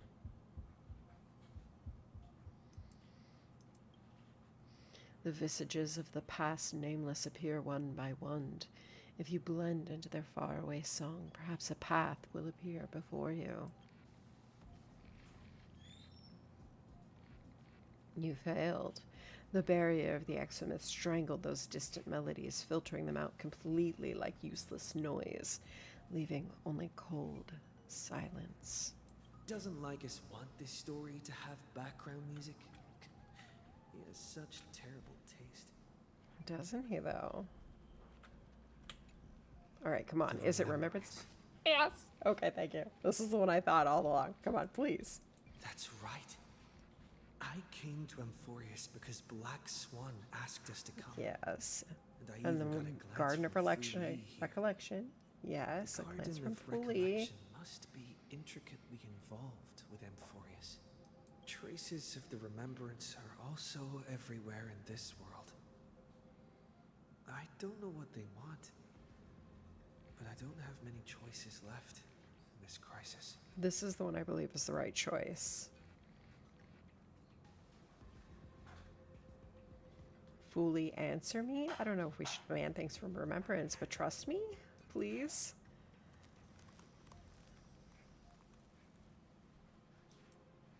Please be right. Something that should not exist here materializes before your eyes. What? Hey, it's a jellyfish. I finally found you. Following the sound of memories. A pathstrider walking both the remembrance and the trailblaze. Sounds like... Their soft whispers like a warm hand that takes up your soul and slowly disperses it beyond this realm. Warning! Warning! Warning!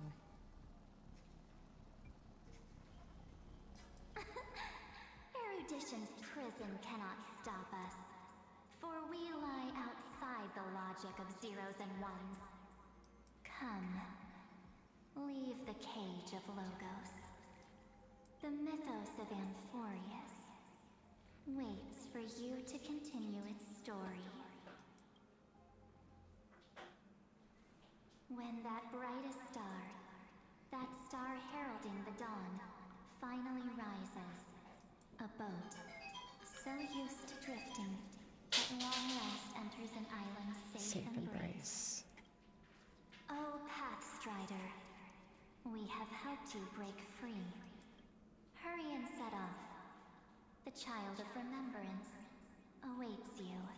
A child of remembrance awaits you. It's March. That's March. March?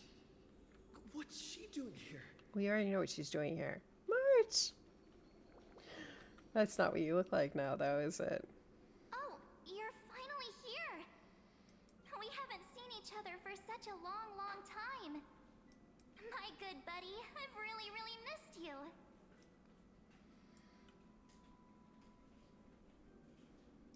Really missed you too.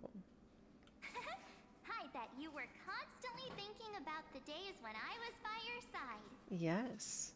And I took pictures for you. It's been so boring waiting for you in this place. There's no one to chat with, no internet, and not even anything to eat or drink. It's basically a prison. Okay, that's fair. I haven't had internet either, and it really is like a prison. Now the great hero is finally here to save me. Yippee! You must have seen a lot in Amphorius during this time, right? You gotta tell me all about it. It's been a long and arduous journey. But I want to know if she's feeling better right now. Are you doing better right now? I'm all good. Look at how fit and active I am. I meant your body, but okay, we can go with it. But Yeah. let's get out of this spooky place first. This is not a good spot for a reunion chat. Are we sure? Why don't you take me back to reality?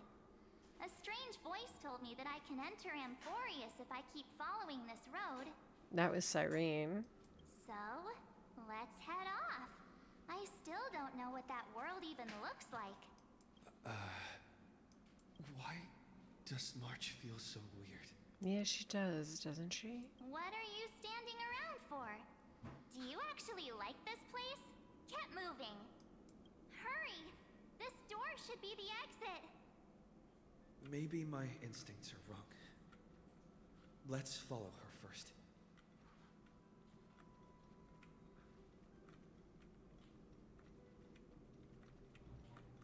Are you okay? You haven't said anything for a while. You're acting a little suspicious, March. You just, you know the meme? Don't be suspicious, don't be suspicious. Just so we're clear here, you're failing. You're failing miserably. Yeah. Has it been so long that you're still missing me? There's no time to waste, though. The Chrysosairs and the Geniuses are all waiting for you. Yeah, they are, but how do you know that? No. The discrepancy is getting worse. Yeah, it is. How do you know who's waiting for us? Huh? Isn't Amphorius the world of the Chrysosairs and their hero's journey? I could figure that out in an instant. Oh, really? But Amphorius cannot be observed from the outside. She couldn't possibly know about these things. Unless Dan Heng told her. No.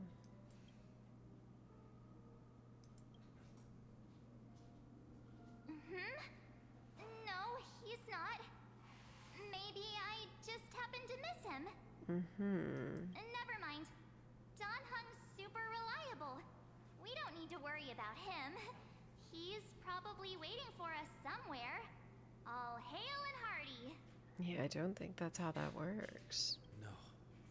The Geniuses would have made sure that Dan Heng made it back on the Express.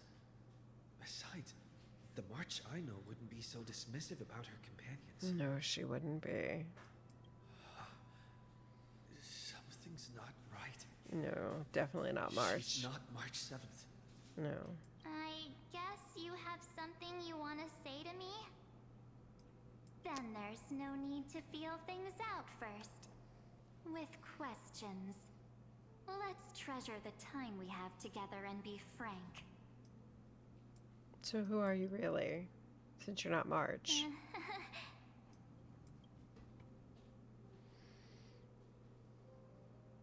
As expected. A glimpse of memory is not enough to deceive the bonds of friendship forged between the nameless. So you're a memory keeper? In that case, there's no need for further deceit. You're right. We're not the March 7th you are acquainted with. But we can send you back to Amphorius, as long as you are willing to help us. And you are? Habitual liars are not trustworthy. I mean, generally. We'll introduce ourselves to gain your trust. We are the Garden of Recollection. You should be very familiar with that name by now. Why, yes, I am. And I know a few of the memo keepers. So, which ones are you? Just as a reminder, while you hesitate, time is quickly ticking away in Amphorius. Working with us is the best way to stop the enemy of erudition. Why would you want to help erudition? Erudition would treat any results unrelated to the experiment as garbage and throw them out. But we don't work like that. The Remembrance treats all these instances as important materials needed to weave the universe. Besides, this would be child's play for a great hero like you. It won't be hard at all. Since when is a memo keeper an ass kisser? Also, if your plan fails and the big bad Iron Tomb manages to get out, then the whole cosmos will be in danger. Yes, we know. That's why I've been trying to fight that. Wouldn't it be better to have an additional failsafe? As long as you help the Garden retrieve what we want, even if Iron Tomb reformats everything in the physical plane, we can use Remembrance to reconstruct the entire world. Or, should we say, the entire universe. Damn, the Garden of Recollection is a heck of a lot stronger than I thought they were. So help us. Find where Amphorius's memory began, and bring it out. The Master of Anastrava has already glanced at you. Don't deny it. That storybook is the best evidence. Yeah, we have it. You aren't seriously gonna be moved by their pretty words, are you? That's Cyrene. I am the one who commanded those little That ones is to not. lead you out of the prison. Oh. But I didn't expect to attract little gnats trying to take advantage of the situation. While Remembrance can help you return to Amphorius, there's no need for you to do it the way they want you to. Of course, there's also no need for you to make any deal, or pay any price. Yeah, there's no reason to. We don't have to. We could just literally go through that gate and ignore what looks like March 7th. For you, this is probably a long time no see. That's the not March 7th, but totally March 7th. My dear.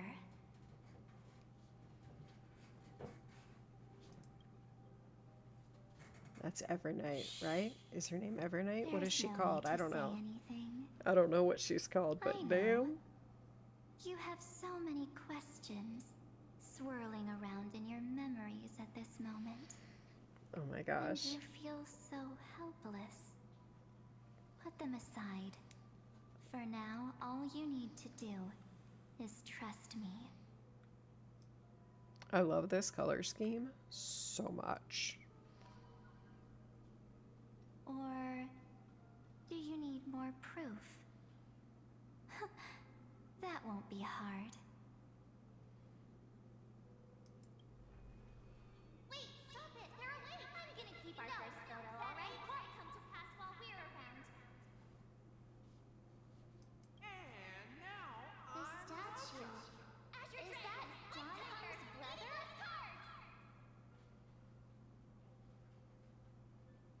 Oh, did you hear that? She just called me, but my whole future is full of pain. We won't escape from it. So you're March 7th, but you're not March 7th because you're giving us all, you're causing us to remember all of our memories of March 7th. Hey, are you sure? Maybe a couple of punches will help to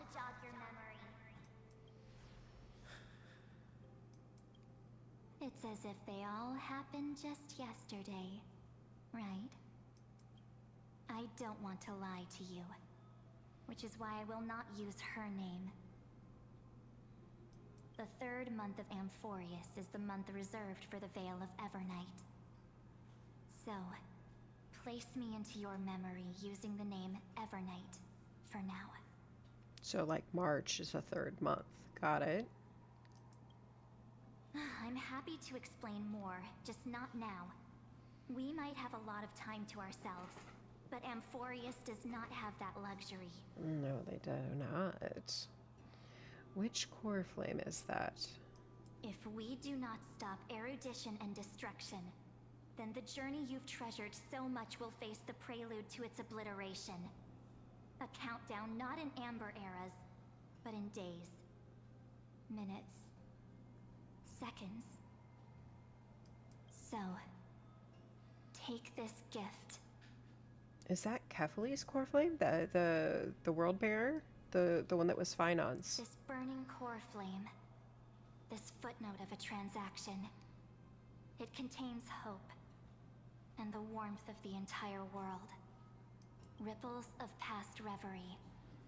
She hid this fire in the long river of time, hoping that her wishes would transcend time to reach your hands in the future. Now, take it, and return with it, dear friend. Return to Amphorius, and overturn the final era Nova.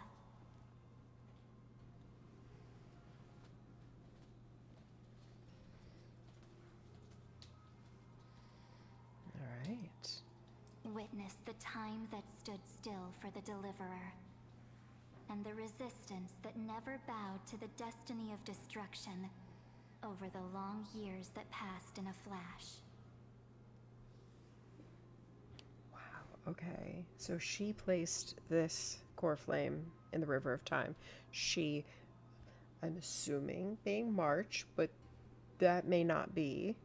Then, with this core flame blessed by the remembrance, respond to their hopes and blaze a trail to the future. But I think that's I will Kefali's. silently watch in a corner of time, waiting for our next encounter. I believe the wait won't be too long.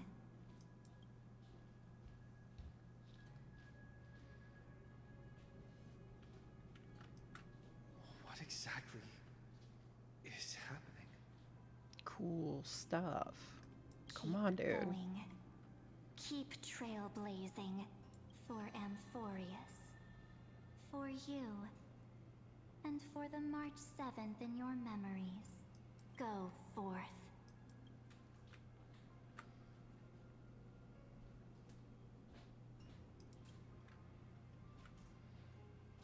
Let's do this.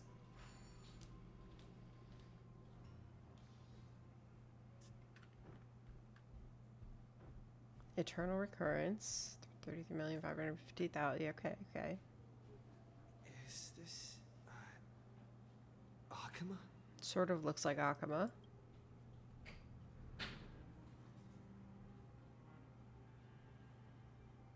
Maybe. No one's here.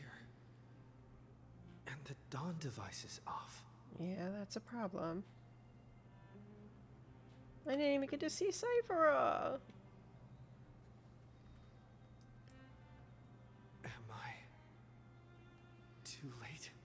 Oh, I do hope not.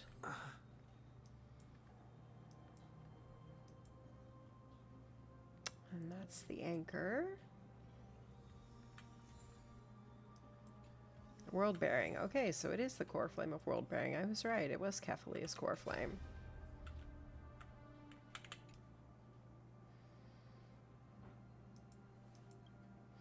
Thanks to the little Empress granting access to the ultimate protocol, Screwy and I rewrote the progress of Era Nova while you were away. My guess is that you don't have much time to listen to all those complicated principles right now, so let me break it down into simple terms that anyone can understand. Amphorius has been racing down the path of destruction for too long, and the underlying logic of Era Nova has been completely corrupted. Screwy and I put in a lot of effort, but we could barely manage to override a small portion of its logic. Let's take the progress bar as an example. Iron Tomb's progress bar is currently at 99.98%, and through this rewritten Era Nova, we're confident we can push it back to 96%. Let's be conservative and say 97%. Now, this is a critical matter. The internal structure of the scepter is far too unstable, and we don't know what complications might suddenly arise. The most rational course of action is to quickly run another extrapolation to buy the cosmos a bit more time. Oh God. Another one? Once you've dealt with that troubling old Intellitron, don't hesitate, and start the next cycle of extrapolation right away. Screwy said that Era Nova isn't a process that happens in an instant, and the protected nodes of the scepter are probably at their most vulnerable only during the reset. Wait. We weren't supposed to reset it. If we reset it again, that was what was going to trigger Iron Tomb, right? I swear that's what was said.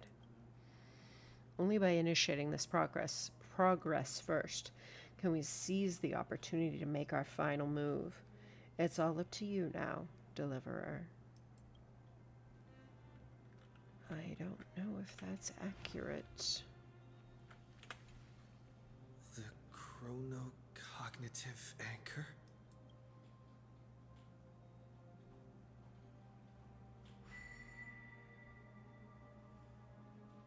Beep, beep. Anybody home? Ring, ring. Nobody's home. There's so much I wanted to say for our reunion.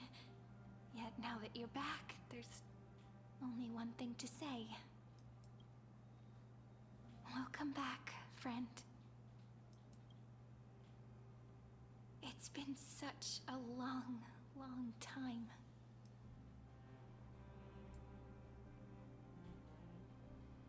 You must be really confused right now, aren't you? So much has happened in Amphorius while you were gone. But don't worry. The Deliverer can't afford to be lost, no?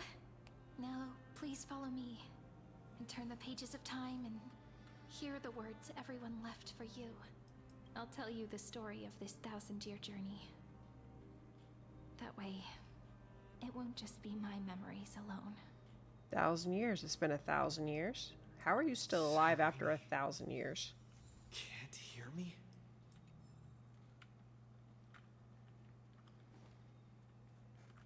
It's been 1,000 years? I mean, 1,000? That's a long time.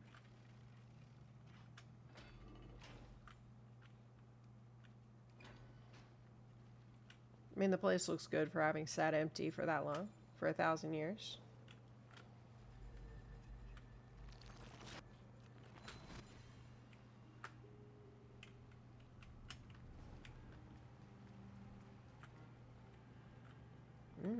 Well, that doesn't work.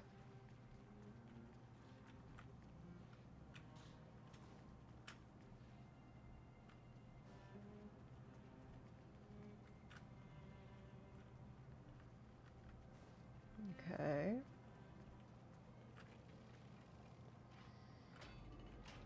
Uncover the past, long buried in dust. The scenery of the past has resurfaced. Well, it's Time been 1,000 flies. years. 200 years have passed since the Deliverer's fall. I mean, I didn't fall, but okay. We had to return 3 core flames of law, romance, and ocean to stop Lygus, but even so, Terravox has fallen. The 2 geniuses vanished without a trace, and Zeridra embraced her fate. At this rate, Era Nova will come, and Amphorius will fall into the destruction. So when I said it wasn't going to go well, I wasn't wrong.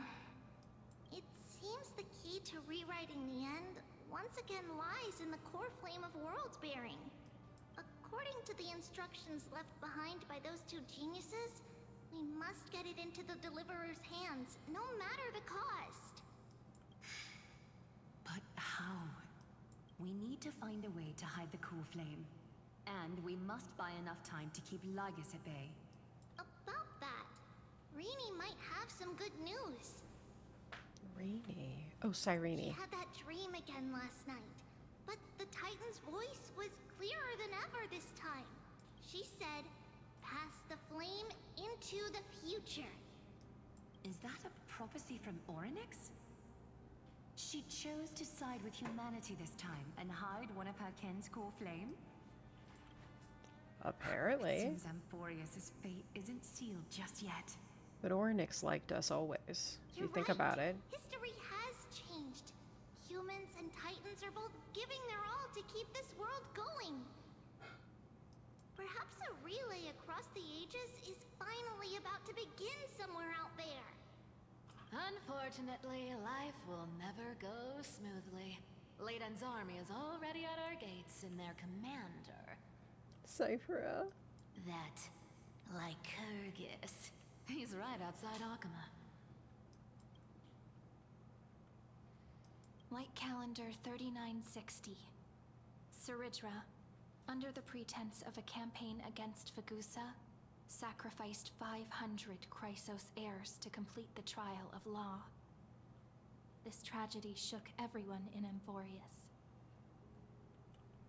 Jesus. That's a lot of Chrysos heirs. That same year, Saridra the Imperator was assassinated, after which Aglaya the Goldweaver took command. Thus began humanity's second flame chase journey, a path hanging by a thread. Come, this way.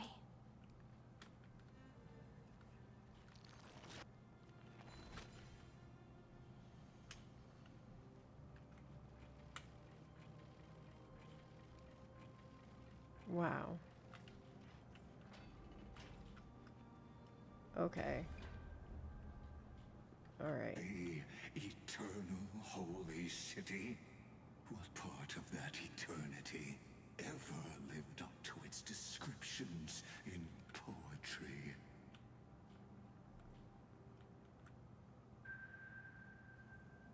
Okay, so Lygus did take the city. Palace lies in ruins. Countless mortals have perished because of your stubborn resistance. It's time you learned the cost of refusal. Castris. Now, answer That's my Aglaya. question again. Where is Kephali's core flame?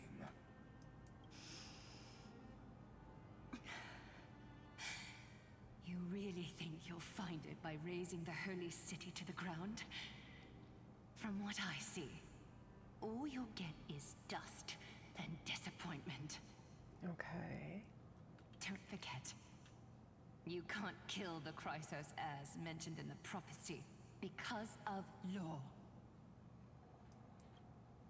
I have never denied that. Which is why I now place my hope in the faithful citizens of Akama. Perhaps they'll give me what I seek in the echo of your screams. Okay, so yeah, like I said, he's crazy. And definitely not in a good way. Now then, I'll be cutting open your chests and using your scalding golden blood to baptize the masses. Allow me to apologize in advance. We shall start with you, blind and foolish Lady Goldweaver. Leave this to me, Lady Aglaya. You must get away now. Castris, I mean, could. All she's got to do is touch him, but like... No, Holy Maiden. I'm the one who must stay. Okay, but Aglaya, why do you always have to seem to give yourself over to other people to murder you? Like, it's got to be... You gotta love yourself more, woman. What? His conspiracy won't succeed. Because romance is ready to make good on their promise to weave an indestructible armor for Amphorius. Its name is Solidarity. You must escape with your life and carry word of my death to those still fighting. Then keep going with them. Ooh, okay. I'm out of tea. Oh, dear lords. I'm not ready to be out of tea. It's fine, I have water. But, water. I want tea. Okay. Its name is Solidarity. You must escape with your life and carry word of my death to those still fighting, and then keep going with them. Okay, so she's pushing Castris to leave. Just as the Imperator lit the torch of resistance with her death, my passing will make this flame everlasting. Okay. Take good care of it, guide it to the future, and place it into the hands of our deliverer. That implies the core flame, but also I didn't expect Castris to be the one to put it in Oryx's time river. 50 years later, Lygus led his forces again to Akama. He charged directly into the Holy City and razed the Marmorial Palace. History would name this battle the Third Siege of Akama. And that's one of those little sun dog dragon things. Griffins. 90,000 brave souls gave their lives for Akama that day, including their fearless leader, Aglaya. That's the Titan Chartonus. Go forth, deliverer.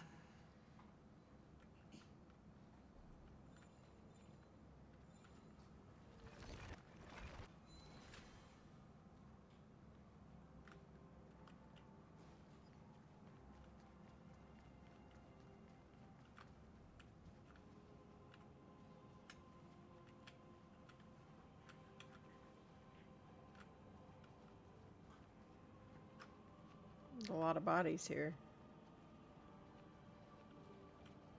They're still in really good shape for several hundred years ago. When the frost melts and the snows give way, the flowers will bloom again. You'll find me there. So what you're saying is, Princess Homebody, she just left, like that. Since Cass has made up her mind, we can't let her resolve be in vain.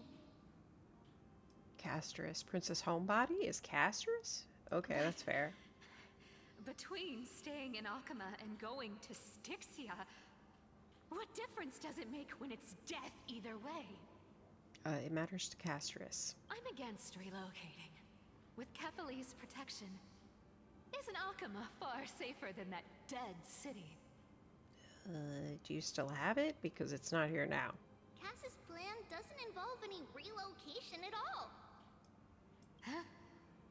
Like you said, Akama is humanity's refuge. We never intended to get everyone moving to Styxia. It's just on Cass, Hycealans, and me to prepare the final trump card for the Deliverer. Wait, what kind of trump card needs all three of you demigods to throw yourselves away? Good question. We must lay down the path to the future so when the Deliverer returns, they'll have a clear road to reach the location of Era Nova. Styxia sits where death meets the ocean. There, with the combined powers of ocean and passage, we can summon a current that leads to the vortex of Genesis. Okay, so yeah, I remember this. They needed the core flame of ocean in order to access the vortex of Genesis, which was the giant cup that was interested in ambrosia or whatever that we were supposed to bring in. And passage, Tribby has always been the held the core flame of passage. She's the one who handles all the gates. Uh, okay. So we're trying to get to the Vortex of Genesis. We had to be at the Vortex of Genesis to do Aranova, but why? Why are we doing another Aranova? I'm afraid I'm not understanding. I swear we were told not to do that because that would result in Iron Tomb being born, or whatever it is, completing his update. I don't know. What do we call it? I don't know. And the demigod of death will forever guard that secret path until he returns. Which Castrus is the demigod of death? Okay.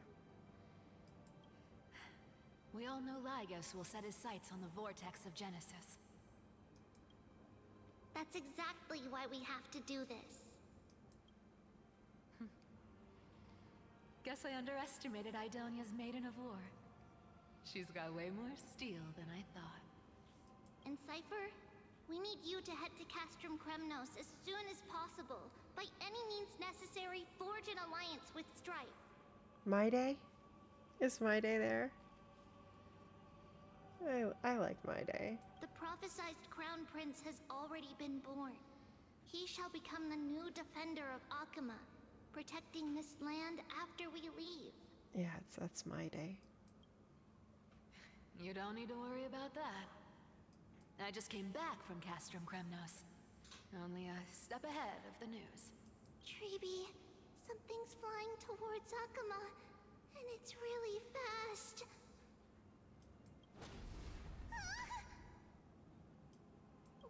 What is it? It's a spear. Like one of the Castrum Kremnos spears? It's the Kremnoans. Their king's already here. Oh, yeah. With the protection of the demigods Trebios and Cyphera, Akama endured wave after wave of warfare, though just barely. Castorus chose Styxia as the last resort, and completed the trial of death, causing the stagnant waters in the River of Souls to recede. Soon after, Trebios departed on a long journey. That same year, the Kremnoan king Euripon, along with his son, Prince Midamos, joined the Alliance to safeguard the Holy City in the Battle of Deliverance. So he hasn't killed his father yet. Okay.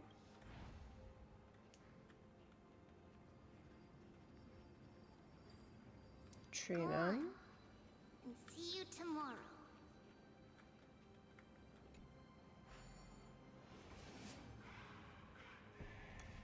See you at the West Wind, apparently, Truby.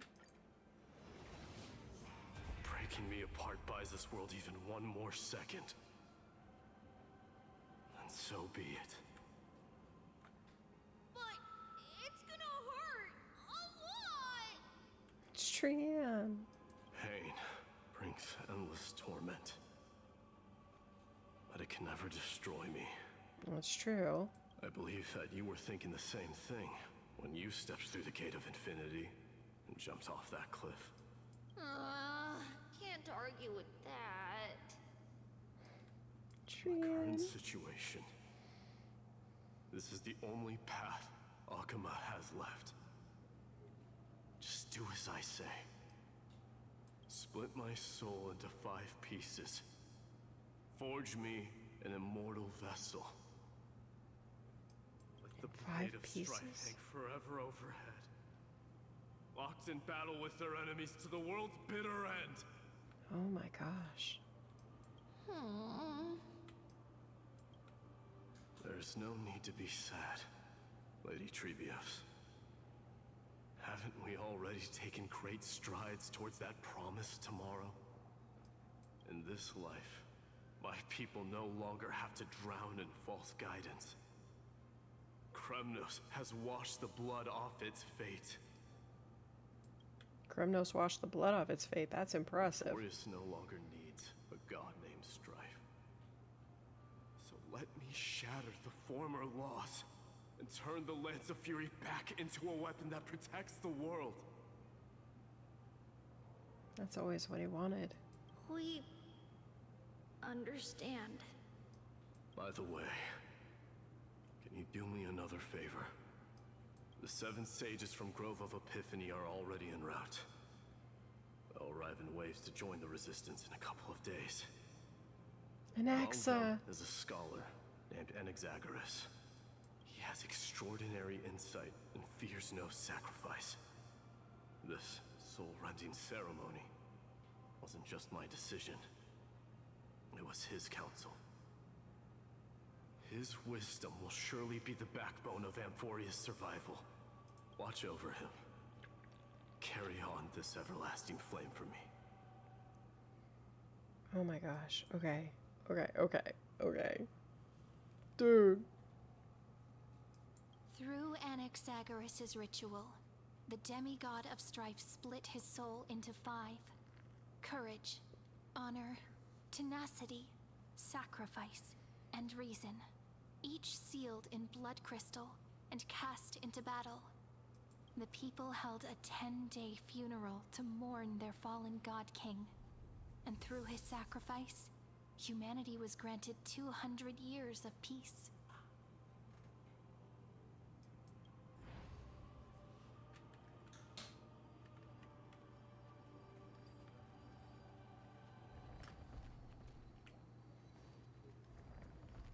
Keep moving forward.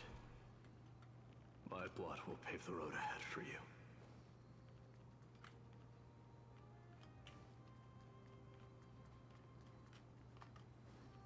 Keep moving forward, little Gray. See you tomorrow. See you tomorrow. That seamstress wasn't wrong when she said a lie needs more reason. I walked too fast, sorry. Reason and trickery. Yes. Never thought we'd be the pair to finish this final setup. Me neither. Can't catch that Tin Man without your little slides. Besides, this is our last shot. Not the time to be picky, right? Don't oversimplify it. Lygus just found out Akuma's been an empty shell for the past 50 years. He's bound to be furious. At this rate, he could have done anything. That's exactly what we want. Rage blinds blinds. even the brightest minds. Doesn't It matter how does. much of a genius he is, the principle still holds. Once he storms into the council and confronts me head on. Okay. Alright, let's get situated. We can do this. Come on. What's gonna happen, Cyphera? You trigger your alchemy with a boom and turn him into a caged beast. Easier said than done. You still have to pass yourself off as the deliverer without anyone catching on. Good luck with that. And you really think a human alchemical array can Excuse bind me. a godlike being? That's just nonsense. Oh my. Might be nonsense, but it'll be fun nonsense. What? Getting cold feet? Or you just don't believe in the almighty worth of the demigod of trickery? Ooh. I mean, I do, but what do you think? Just tell me straight. Can you do it or not?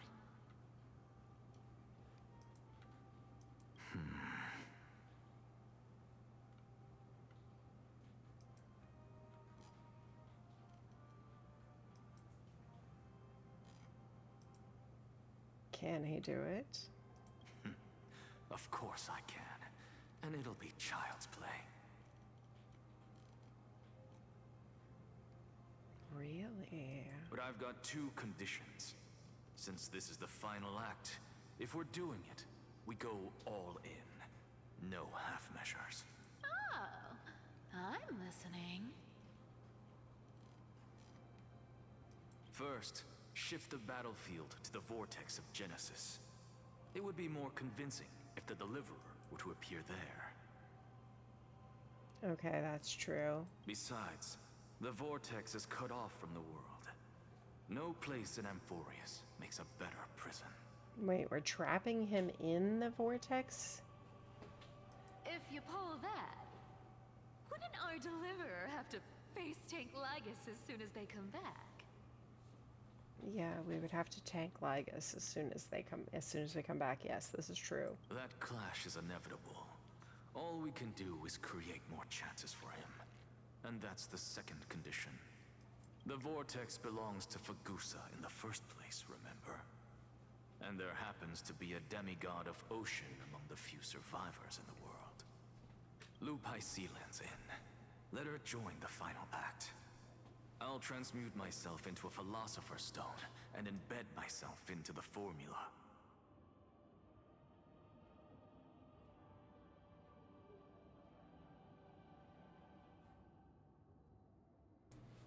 Okay, please excuse me, so sorry. Okay. Yes. Okay, let's see here. My apologies, give me one moment, everyone. It is, in fact, the first day of school tomorrow, and I am enjoying a last hurrah, as it were, as a, about to have my mornings absolutely trounced. But, it is what it is. Let's see here.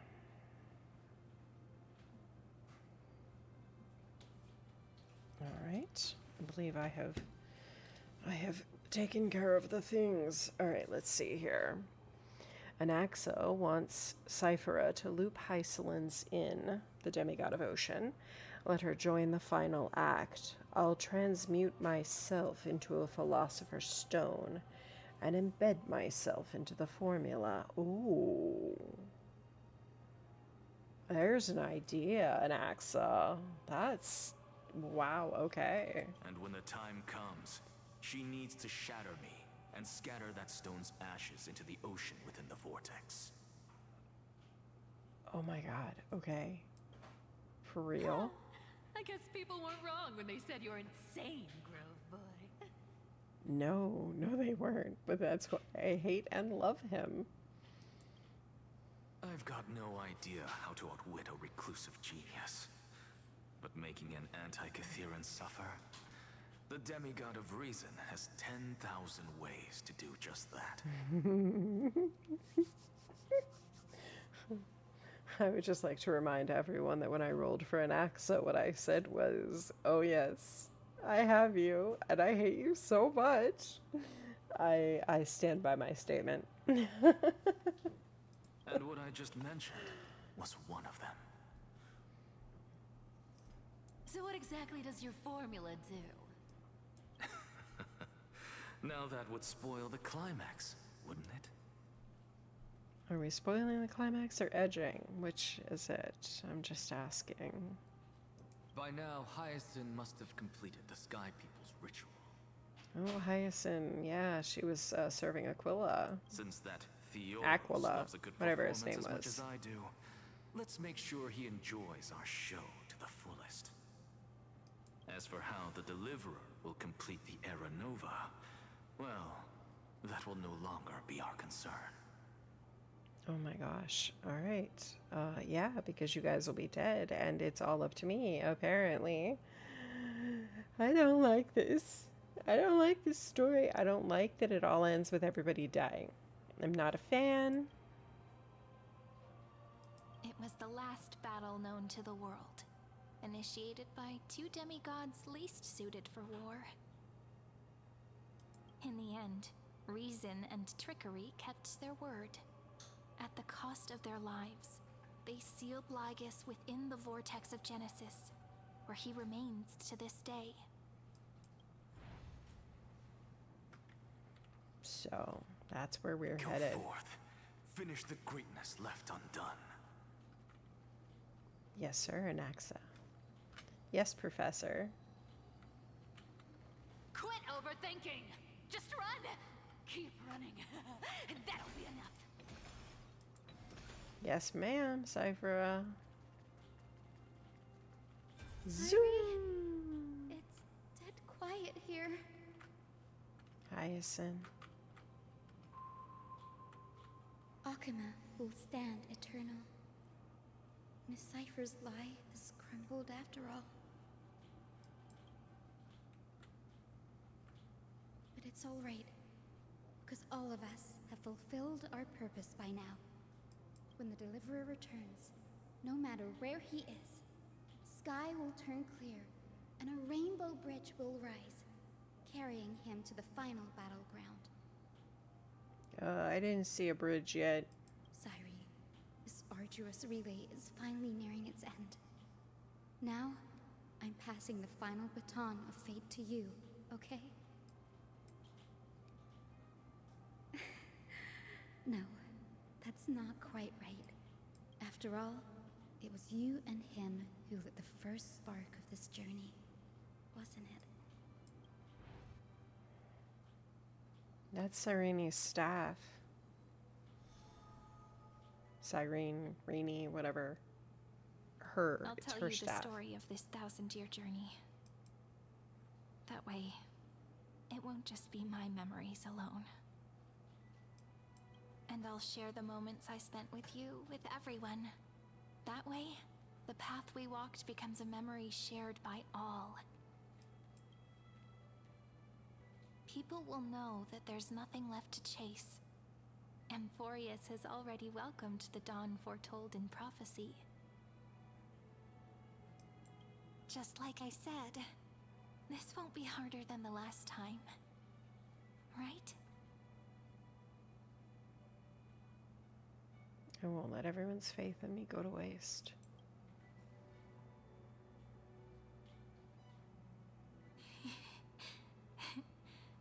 I wonder what kind of expression you're wearing right now. Probably the same as always. Calm, resolute, and brimming with confidence. If I have the chance, I'd love to see it again.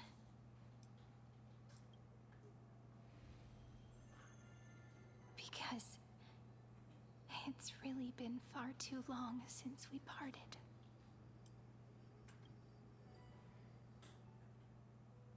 It's all a memory.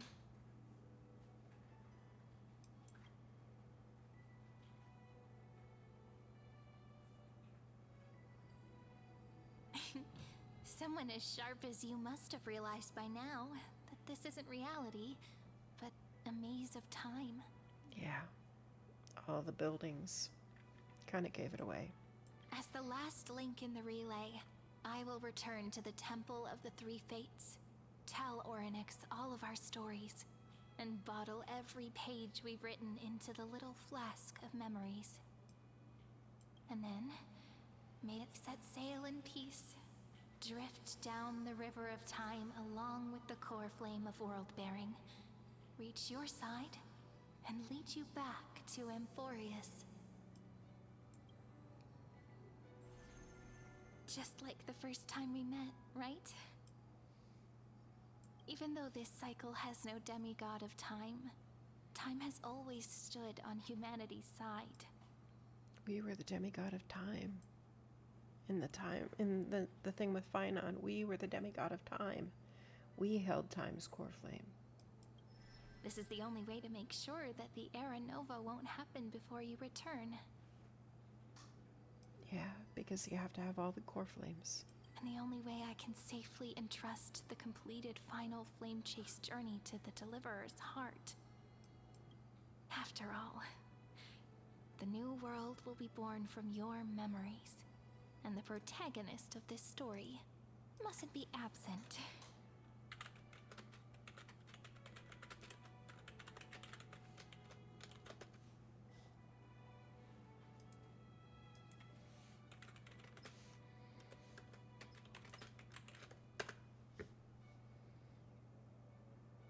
Oh boy.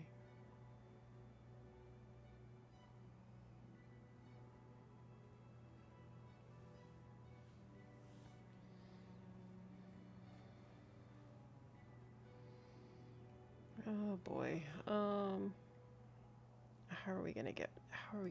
We're gonna have to fight him because we're gonna go in there and we're gonna have to fight him. So I need to make sure that my team is set up properly. Please tell me I get a choice in my team and it's not just whoever I had randomly on hand. Please. Please. Please tell me I get a choice. I'm going to say this probably isn't going to give me a choice. I have no idea what team I have. Let's hope it works.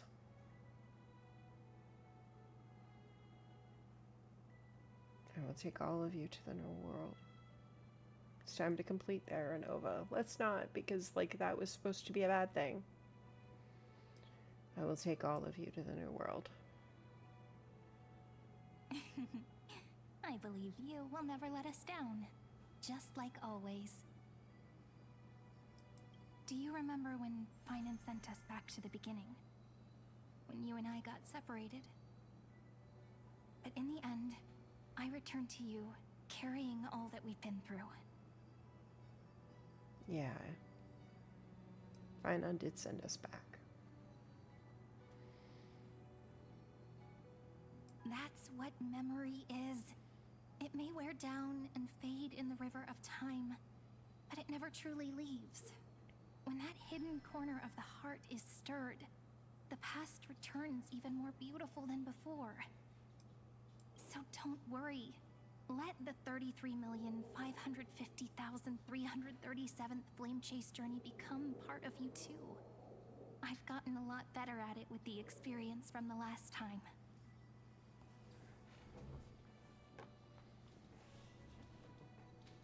Sorry. I swear I keep hearing my tiny dog gurring. But I'm not seeing her. Okay. Okay. Alright. Gotten a lot better with the experience from last time. Next, you will head to Styxia and find the Vortex's entrance guarded by the demigod of ocean before charging toward the final battlefield. So hopefully I'll have a chance to figure out what team I have to face Lagus with, right?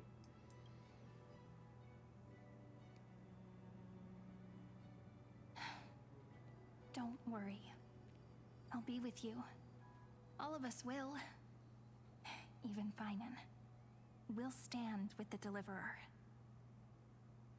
I mean, if Finan's there, that'd be pretty good. But I don't think he survived, but that'd be pretty cool. So say a short goodbye, then set off. Just like we promised at the start. Toss away all unnecessary worries and troubles, and bring our smiles and determination into tomorrow.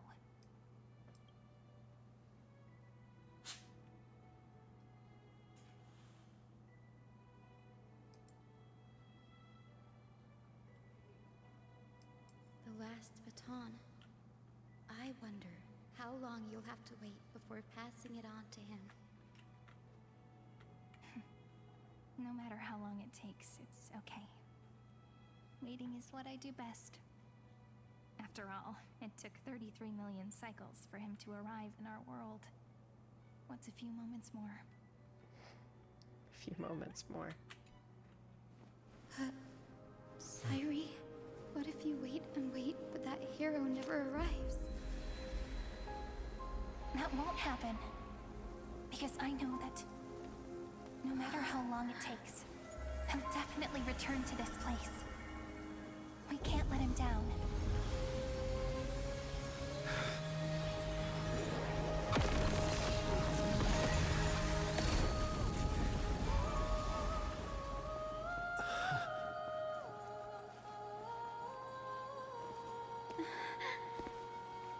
Sky shall rain rays of dawn for you. May romance be with you on your journey. And reason grant you enlightenment. Let strife bestow you with inspiration. Trickery ensure your success. Allow death to protect your soul. And at last, let passage point the way forward. Well, time will remember So the many trailblazer's trees. journey.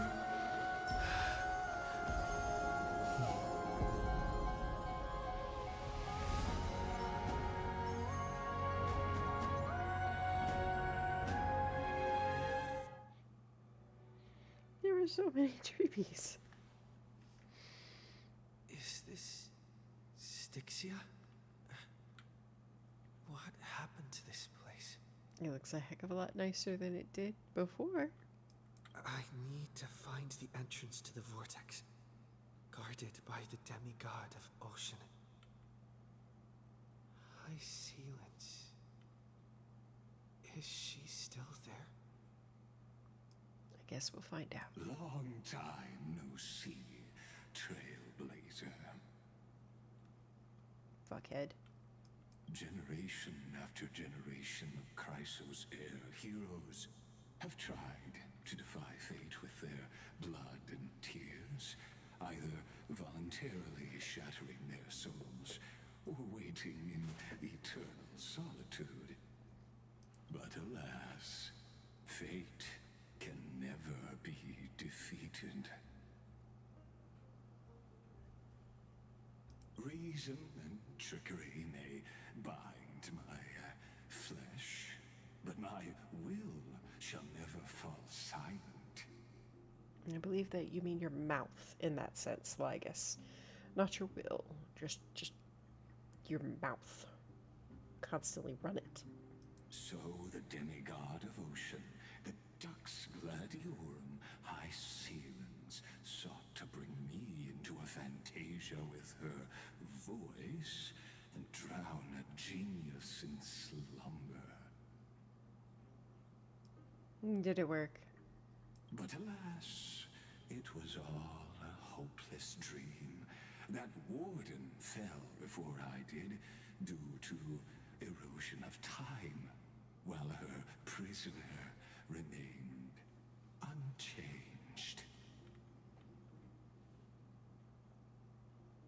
But you have yet to taste freedom. True. I can't leave this place, but what of it? You should have heard of this fable.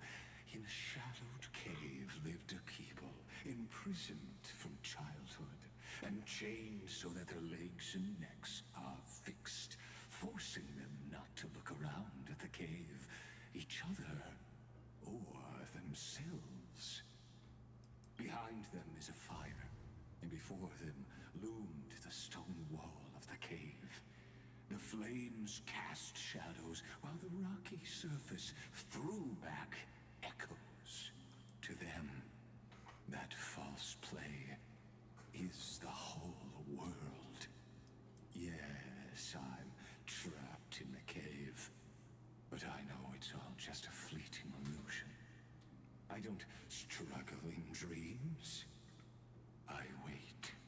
I mean, you did wait 33,550,000 cycles. I guess one more isn't much of a big deal for you. And now, my deliverer has come to defeat me and save this world that never owed you anything. Oh, you'll need to awaken the singer here and unseal the prison called Vortex of Genesis. You'll be the one to unshackle me and bring the cave crashing down. Of course, I don't mind waiting a little longer. Let me guide you through this next illusion.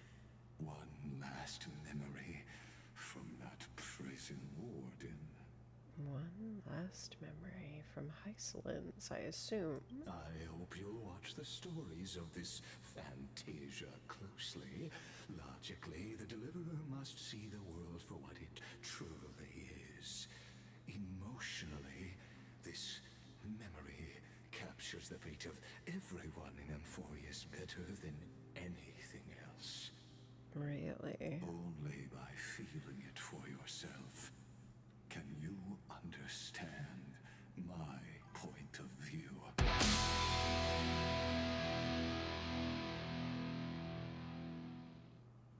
Victor_Vix has gifted a sub to I ate chocolate cake. Yeah, that's very kind.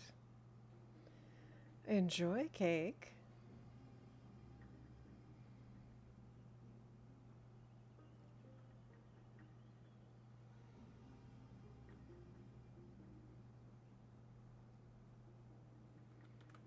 Only by feeling it for yourself can you understand my point of view. Only by feeling it for yourself. I thought he wanted to show me a memory. Why am I feeling it? Does anybody know? Let's find out what I'm feeling. The meaning of destruction. Okay. See, I know what I want to say here. It's what I've been saying all night. Allow me to bring the one to destruction to your schemes, yes? I really want to say it, but okay, spare me the cliches. I don't need to understand you.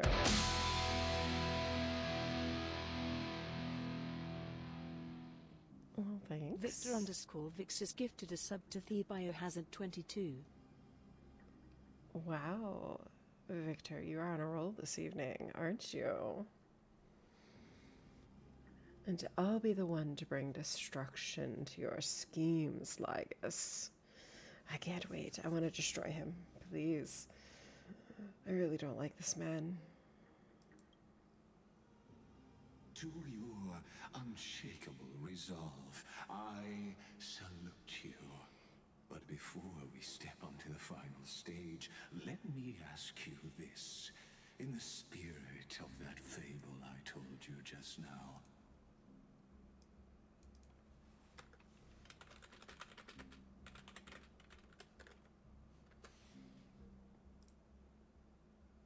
can the prisoners in the cave learn to see the shadows and echoes for what they are, and stop mistaking them for reality?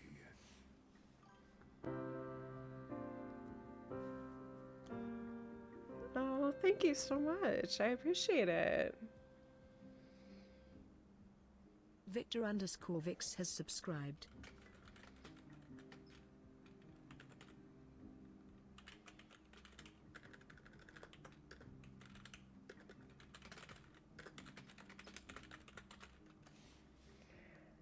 All right. Can the prisoners in the cave learn to see the shadows and echoes for what they are and stop mistaking them for reality?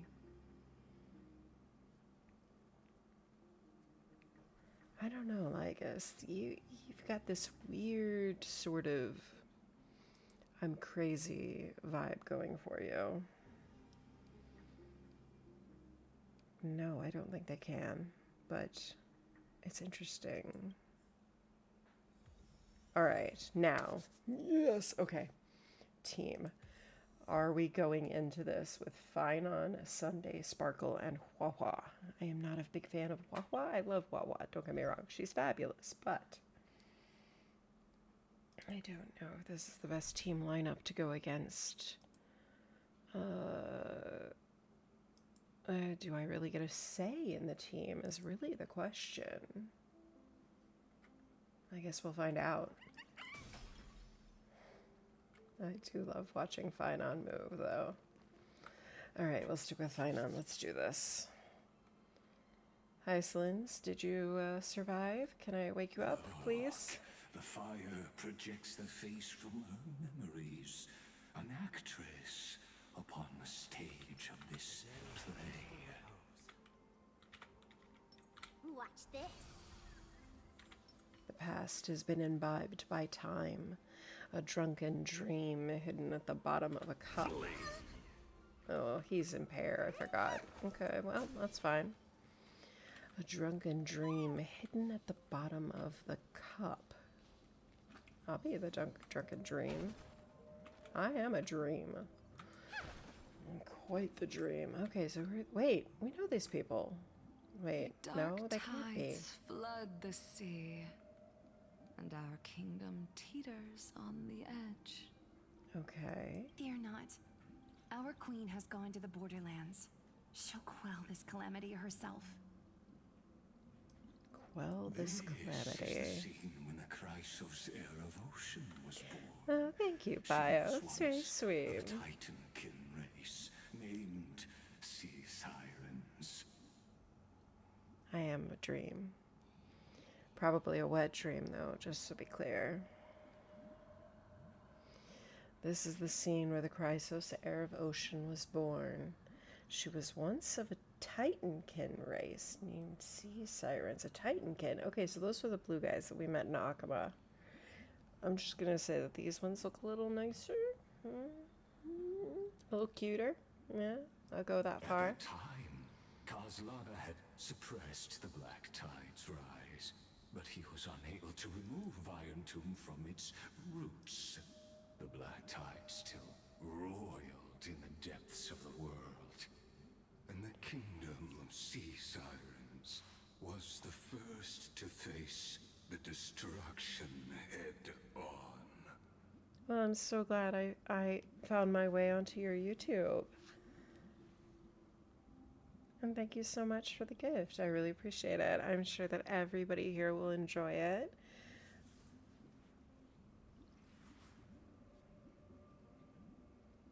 I am going to be... I'm just absolutely enthralled with this quest. I cannot wait to see where this ends. I am sure that Hoyo is going to torment me at the end of this and leave me waiting for a solution, an end. They always do. Also, they usually bring me to tears just a little bit. They like to pull on my heartstrings some. But I do enjoy this. So, Kazlana had not suppressed the Black Tide's rise. Wait, so oh, okay. This is when Hycelands was being born. Got it.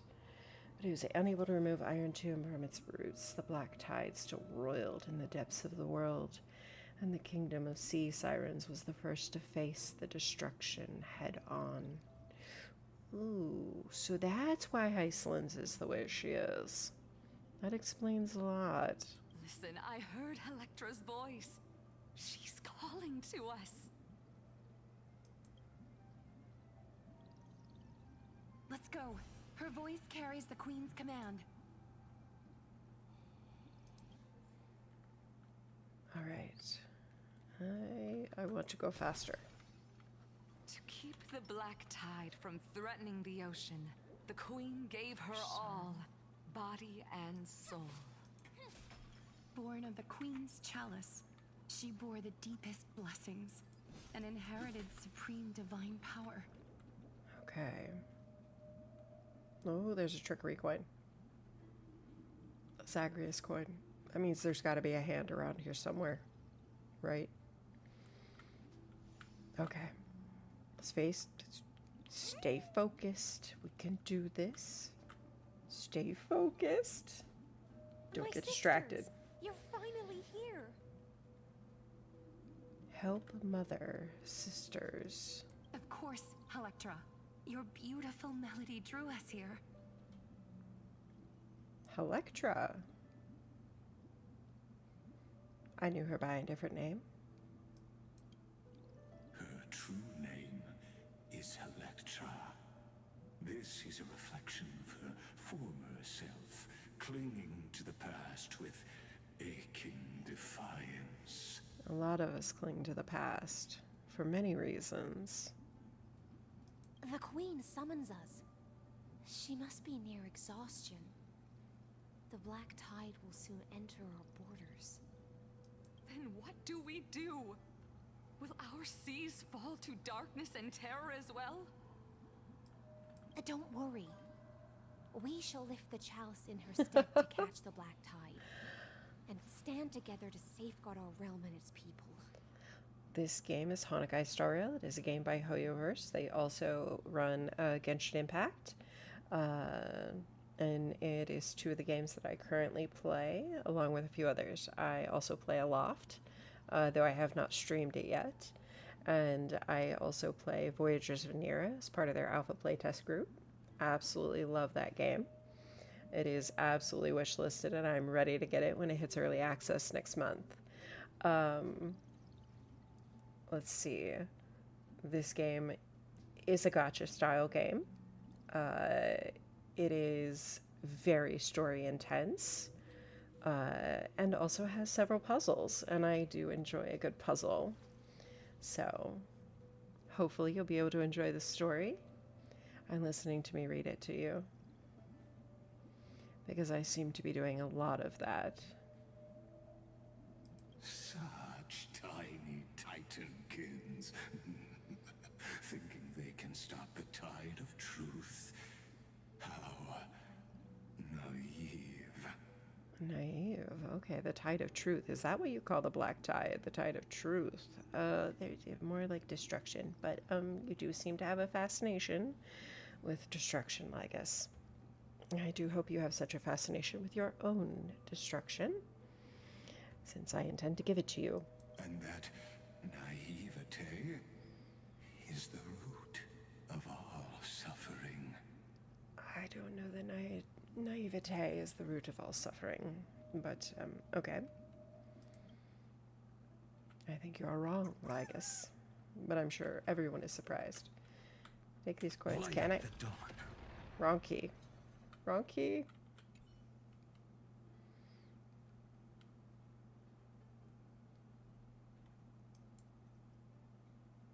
It must be Zagreus is doing. Oh, I know what it is. I know what it is. Treasure hunt. Spirit thief. Oh, come on. That usually means that I can, it is Zagreus. Come on. There it is. I knew he was here. Get him. I got you. Give me the chest. I want my loot. Give me my loot. If I keep pulling like that, we'll be split apart. Blah. I feel like the ground is spinning. Oh, you poor thing. You surrender? Wait a second. You're not a priest of Orynyx, but that messy gray hair. Say, this dashing sir, haven't we met before? Yes, we have met at the end of the West Wind. I knew you wouldn't spill the truth, but you've carried a scent one we don't share. And if it's what I think it is, oh, things are about to get very interesting. They always do when I'm around here. They always do. It would be such a shame to waste your talents on the right path. Would you be interested in a little collaboration? That's what I would have said if this were truly our first meeting. Pity. Pity this is just a dream, and those outside the dream can never remain here. You were never destined to be a partner in crime. I've always longed for so close, yet so far. Goodbye, my mysterious friend. Bartoldos vanishes in a flash. Seems like this shrewd titan has seen through the intoxicated trickery.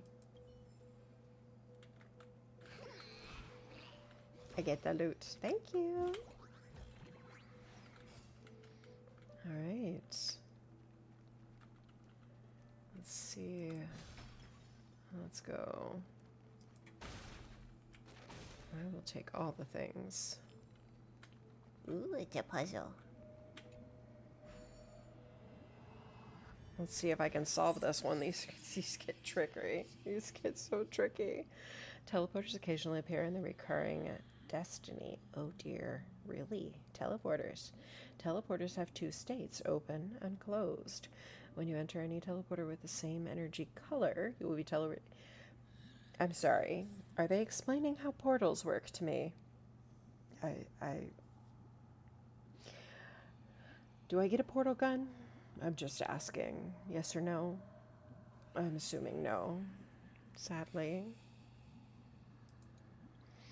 There are special buttons on the map. Stepping on them will reset a set of teleporters of the same energy color. The buttons will not appear while the teleporters are active. Fast thing go in, fast thing go out. I see bio recognizes my reference to the Portal game. Oh god, this is gonna be fun, isn't it? 2 moves. 2 moves.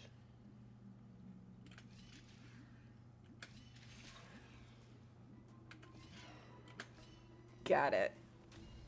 Yeah. I solved the puzzle. I get the loot. I've appraised it all. No fakes. You've appraised it all, and there's no fakes. Oh, wow. It's glitching. But it's glitching in the best ways. Okay. Alright, so how do I get down there? Is this a teleporter? This is an elevator. I shall descend. The Queen's palace lies just ahead. Even her once graceful form is now tainted and drowned in dirty mire. Why do you loathe the Earth Titan, yet love the life that the land births? Is it a riddle?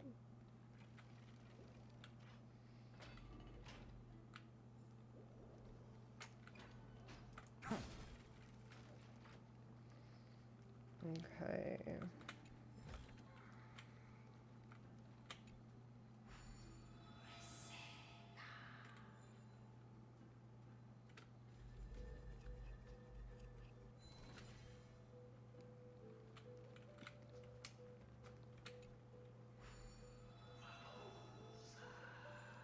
Alright, I'll take justice. Justice works. Law, I guess. It's the chalice. Yeah.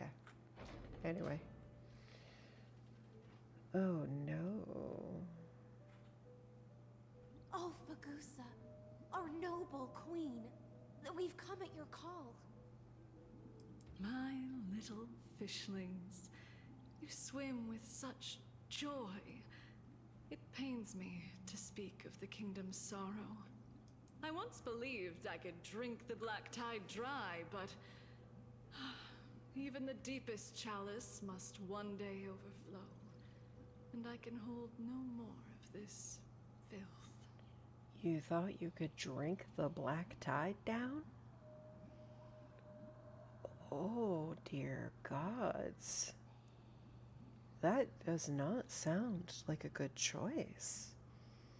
All of the black tide? I'm just going to tell you that's a lot. I don't even know if anybody could take all of that. Mother, worry not. We're all children of the sea. Let us bear your fate together. We'll take up your mantle and drive back the black currents. We'll mend your sacred chalice and take in the cursed filth. That doesn't sound like a better idea either. My little fishlings, when the spear of strife falls, you may retreat in peace. The spear of strife falls. I promise you, on the surface, the city-states will hold a feast without end in your honor. This is the last gift I can give you.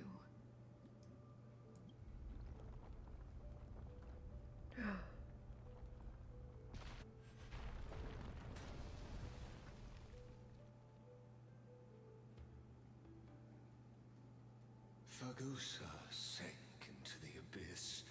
With the chalice shattered, their intoxication spilled into the black tide, birthing the first madness in Amphorius. The first madness. Yours? Yours? Because I'm pretty sure you were the first mad person on Amphorius? Yes, I guess.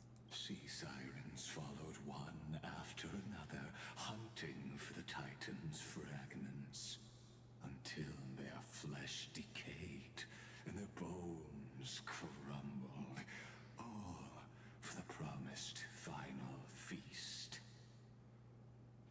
You know, I really detest that man, but I love his voice actor.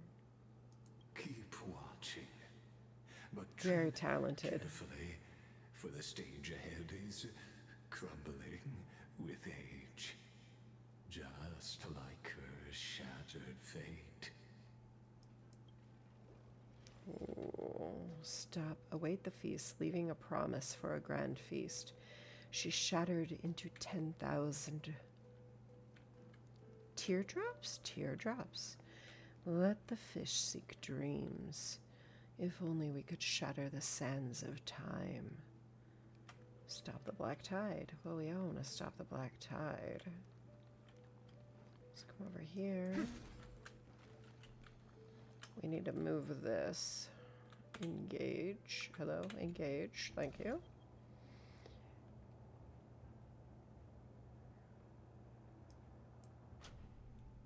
Yeah, that seems like a good idea. Now we've got more of a path. But we're going to need more path. What? The chrono vessel is a temporal ritual tool crafted by Ornyx's priests with various sizes and styles. Breaking the chrono vessel will pause time in the area around it.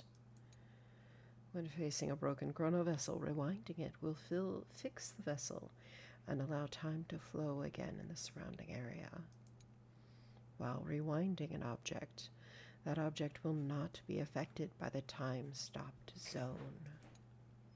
If you wish to freeze a moving object at a specific time, you can preemptively deploy a time-stop zone, then initiate rewind, manually interrupt the rewind at the desired... I'm sorry, it wants me to what? Freeze a moving object. If you wish to freeze a moving object at a specific time, deploy a time stop, initiate a rewind, then interrupt the rewind at the desired moment. I want to stop time. Okay. Some characters' techniques can also trigger time stop, such as the Path of Remembrance. Yeah, I knew the Trailblazer could.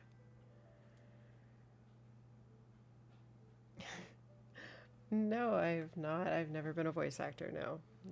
No. I am only doing this because my adult children insisted that I should, and so here I am. They believe highly in me, so we shall see if they are right. All right, let's see here. This one allows me to be a stronger reversal of time person. Collectible. I love good collectibles. I will have to come back and read all the collectibles later. So we know the other thing I do is hunt for lore. Alright, I'm going to need to do that. So I can preemptively establish a time stop. Reverse time. Well, thank you. I believe they're smart as well. Your wisdom far surpasses even the bounds of reason's model. Well, it did tell me what to do, I guess. The torrents of destruction are spreading, aren't they, though? That's Black Tide right there, which also looks like... See, I still think Genshin is... Because that looks a lot like when we got the, at the start of Genshin Impact, the very intro, when the twins are frozen in time. Yeah, that's what it looked like. I will walk to the end. We shall see if I am someday proven right on my theories. The sea sirens might attend the banquet with the mother, or when the day comes. Wait, there we go. I want the spear. Okay. I need... No, I didn't want to turn it off. I want to move it. There we go. The ending was written long ago. Even you cannot rewrite it. I mean... Just like this poor chandelier. This poor chandelier. I do what I want, sir. I do what I want. And I die happy. The sisters and their mother... Shoot, I didn't get to read that. And the beings on the land danced along. Is this also a blessing of the Trailblades?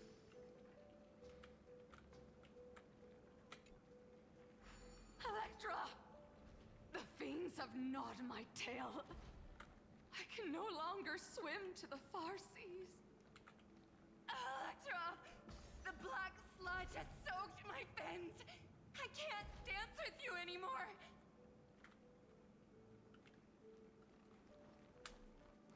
Okay. Well, we are definitely destroying this. Okay. Let me see here. Fate will eventually murder the hope. No, it won't. Sisters, don't give up. Remember the Queen's promise of a feast in the city called Styxia. I haven't forgotten. It visits me in dreams every night. I dreamed of a shining city, its lights piercing the deep gloom of the seabed. I dreamed of children placing garlands on our bone horns, and poets praising the sea sirens for shielding the world. But what a shame. We can go no further. Sing to the humans of us. Sing to the humans for us. Sing of the deep sea's legend in our place. Pick a number from 1 to 1,000. Oh my gosh. I'm gonna have to pick 222 because 2 is my lucky number.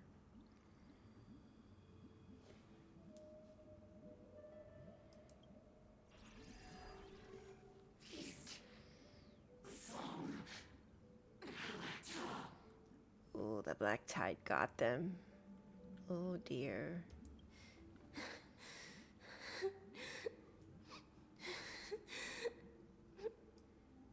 The sea sirens were tainted by the destruction. Their flesh rotted away. They became the black tide creatures of this cycle. Oh my gosh, thank you so much. I appreciate it.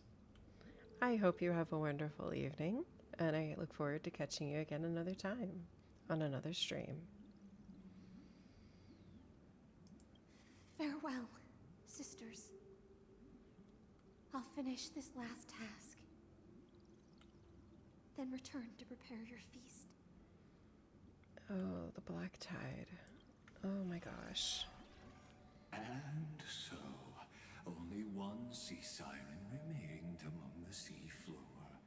High Sealands, swimming alone through the seas, burying her kin, and searching for the fragments of the chalice of plenty.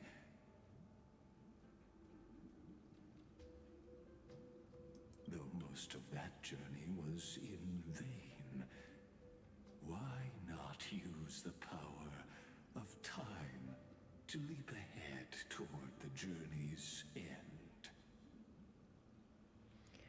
Oh. Well, I guess I don't like you.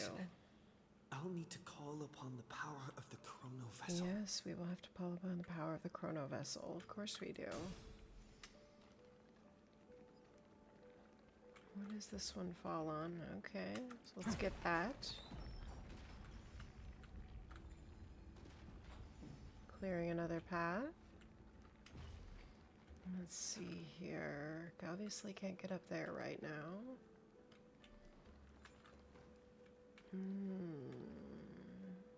Let's see.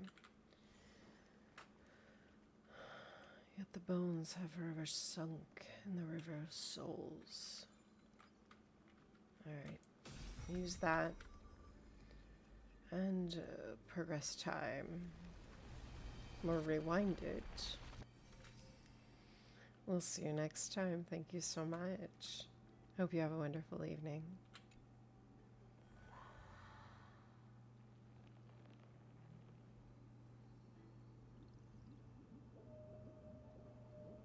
Oh, revived mother, my sisters are gone. The chalice of plenty is whole again. Only I remain. The lance of fury emerges from the river of souls, and the gods reclaim their duty to hold back the black tide. I am freed from endless toil, and now walk toward the rites at Styxia. I bore my sister's dreams upon my back, took on a graceful human form, and hoped to find a grand celebration on the shore. Oh, but you didn't. They had no idea. My fins became legs. My scales became skin.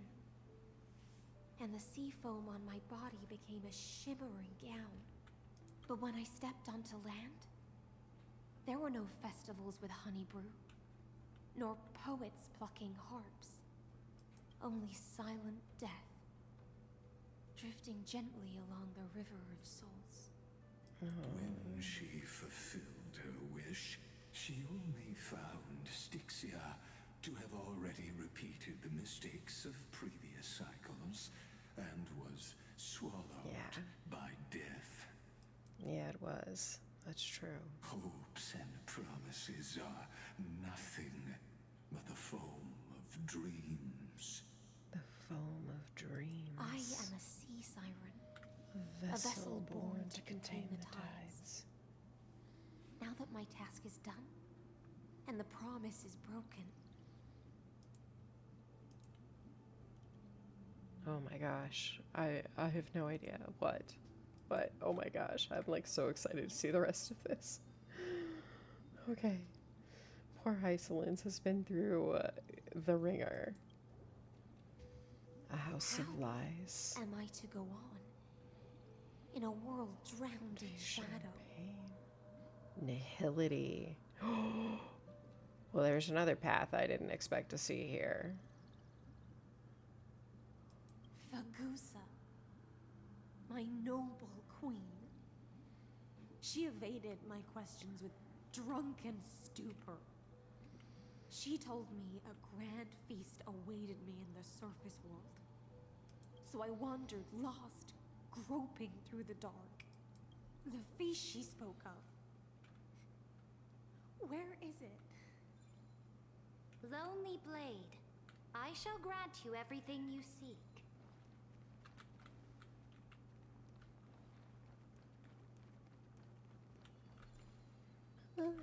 Loot. Thank you. Oh. Hi. Hi, little glow bug. Clever worm.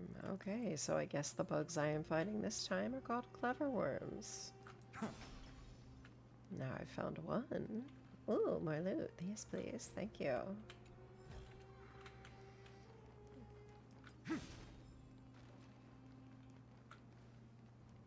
Wait a minute. Where were we going? Up there. Okay.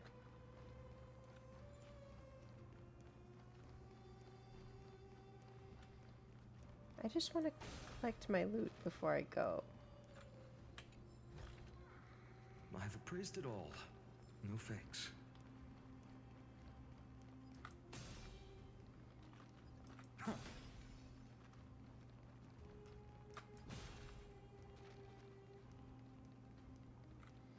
All right, puzzle. And then we go up. All right, 1, 2, 3, 4, 5, 6. 1, 2, 3, 4, 5, 6. If I counted that right, 1, 2, 3, 4, 5, 6. That puts me on there. He will follow that path and teleport over there. And then stand on the blue thing for me. Okay, let's do this.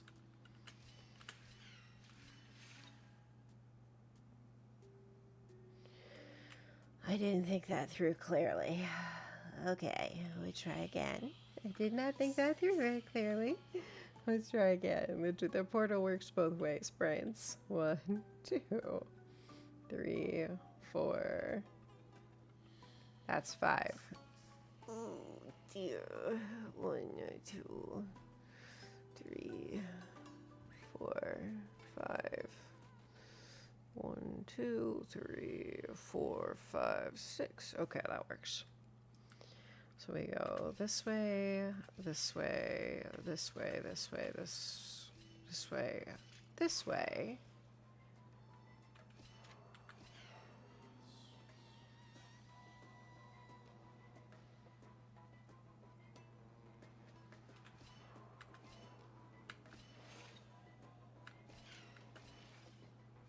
Oh, okay. Okay, I see what I was supposed to do. That's the green button. Okay. So I was supposed to go through it and trigger that so that when he comes out. Got it. Okay. So I was right actually the first time. 1, 2, 3.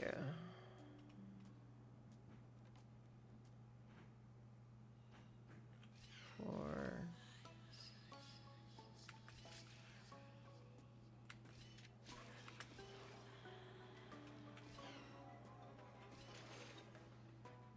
Oh, that was a terrible mistake. I do know. Okay. I'll figure this out. 6 moves. 1, 2, 3, 4, 5, 6. Lands.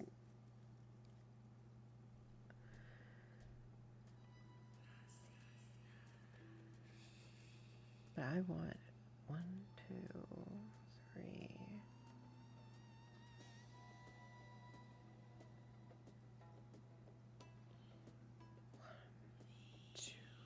Okay, let's think about this. If I'm going to go through the gate, then I'm going to go and push the button. That will re-trigger the gate to open, which will put him through the gate because I need him to stand on this button so that I can get across there when I go through the gate. So I don't want to go through the gate if I need him to go through the gate.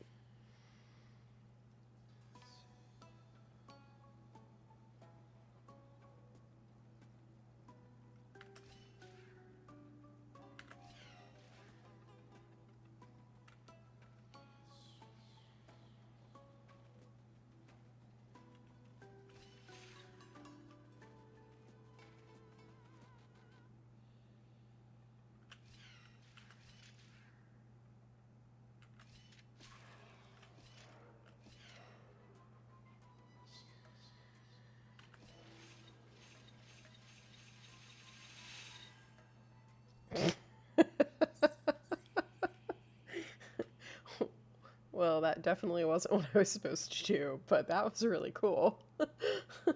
Watch out, if you step into a teleporter when the other you is stepping on the switch, the teleporter will remain activated, and the you who entered will be lost in an endless loop of space-time turbulence. So, speedy thing go in, speedy thing go out. Till you slam into a wall, apparently. Oh my. Yeah, yep, fast thing, yeah. So, definitely a mistake. I am definitely gonna have to come back to this later because I have absolutely no idea how to solve that one right now. I will come back to it. I will give it some more thought and come back another time. On the dusky battlefield.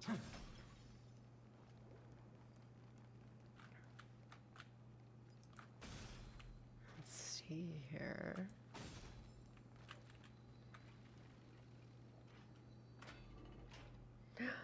It's everybody. It's Ceredra's. Okay, Ceredra's here. Nope. After wandering the surface for ages, the lost sea siren met her future conspirator. Ceredra. You quelled the wars alone and forced strife into retreat. This swordfish that commands thousands of legions, whom does she serve? This was the moment they met. Yes, Ceredra, long before she became the Imperator, was already burning with ambition. Nothing wrong to be burning with ambition. Sovereign who follows prophecy. I am no one's sword. I am just a wandering fish, seeking clarity through bloodshed.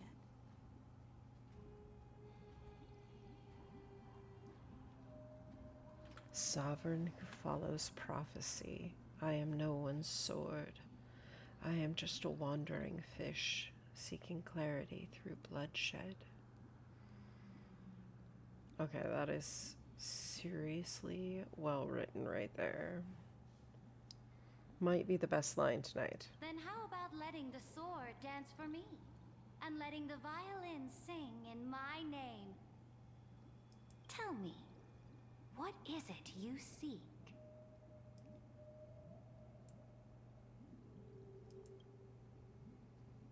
All I want is a feast where I might belong. Well, that may be why Surger keeps throwing so many feasts. Such a demand is trivial with the Sovereign's authority. I'll grant you a banquet worthy of conquest and comrades to toast beside you. But Knight, you must offer me your heart. My heart? Yes, a loyal heart that will generate no betrayal. You were deceived by gods and drowned in the ocean's darkness. But now, I will lead you forward. And be your light. Sridra, you offer some big talk, lady. Big talk. So be it. So you live up Noble to it. monarch. The law you proclaim shall govern my every breath. So be it. Noble monarch. I am simply becoming someone else's vessel once again, and accepting a duty given to me. And thus, in her hollow drift, she finally found a new purpose, like sunlight piercing the deepest trench.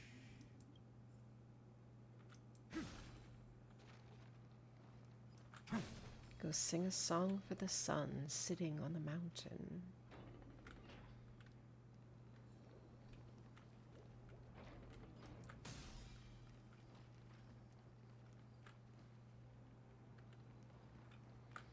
The fiery brightness melted away my confusion. Noble monarch, I've cleansed the foulness from the road as you commanded. My blade, you've helped me ascend and take the crown. Ask, and you shall have your reward. What I desire is the same as before. A feast. Look, I've prepared you a grand banquet. The finest honey brew and tributes await. Fish are drawn to light by nature, for the deep sea knows only gloom. Now I found a flame. It may scald and burn, but it's the only light. Come, let us join the feast. Perhaps the path forward lies hidden among the revelry. You think so?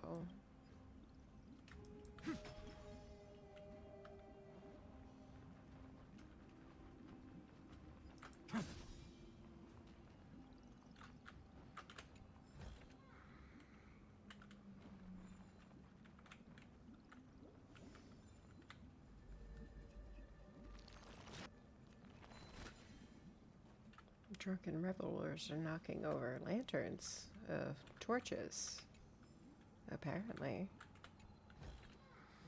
I've appraised it all. No fakes. Huh. Alright, the people's songs.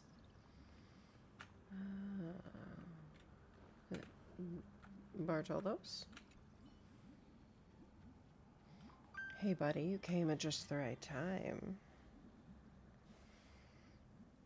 Tell me, why do humans invent such cruel entertainment? Cruel? What's a feast, isn't it? Take a good look at me. Big, round, and purple me looks just like a grape, right? Picture it. Countless humble Bartoloses squashed beneath your feet, bellies bursting in despair with unspeakable goo spewing forth. tisk.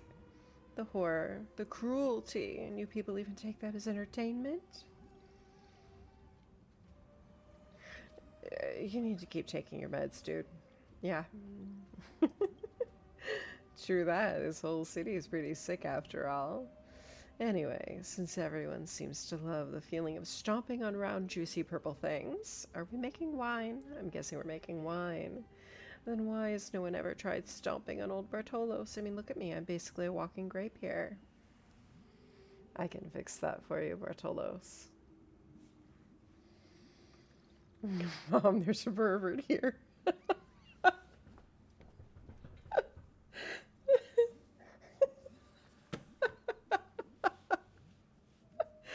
He wants to be stepped on. Okay. You got it, Bartolos. And now I have stepped on you. There you go. See? There you go. It's me, large and in charge, and I stepped on you. Alright, let's go back to our normal place here. Let's get through this. So, is that's all what you care about? That's what you care about? I'm so tempted to hit Mom, there's a pervert here. Oh my gosh. The temptation is... Wow. That's some serious temptation. I got you. I'm sorry.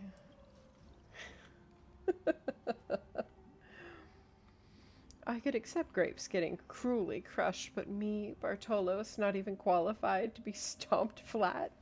I've been standing here for ages and not a single soul spares me a glance. Oh my gosh.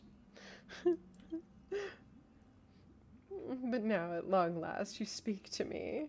Haha, that settles it. Either you squash me or I squash you. One way or another, someone's playing with me today. Yeah. Got it. Yeah, got it. I don't even, I can't even, I can't. Fight you? Yeah, you got it. Attack him with a skill. Attack him with basic attack. Changed your mind, huh? And now you want an ultimate? You both want an ultimate. Thank you. I can still keep... Future will come!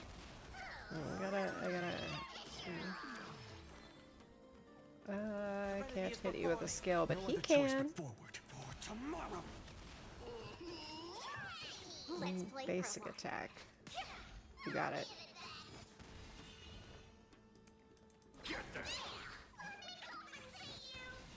Let me compensate you. Amphorius will welcome the true dawn. Oh dear, yeah, right there. You've got a talent for massaging. Happy now?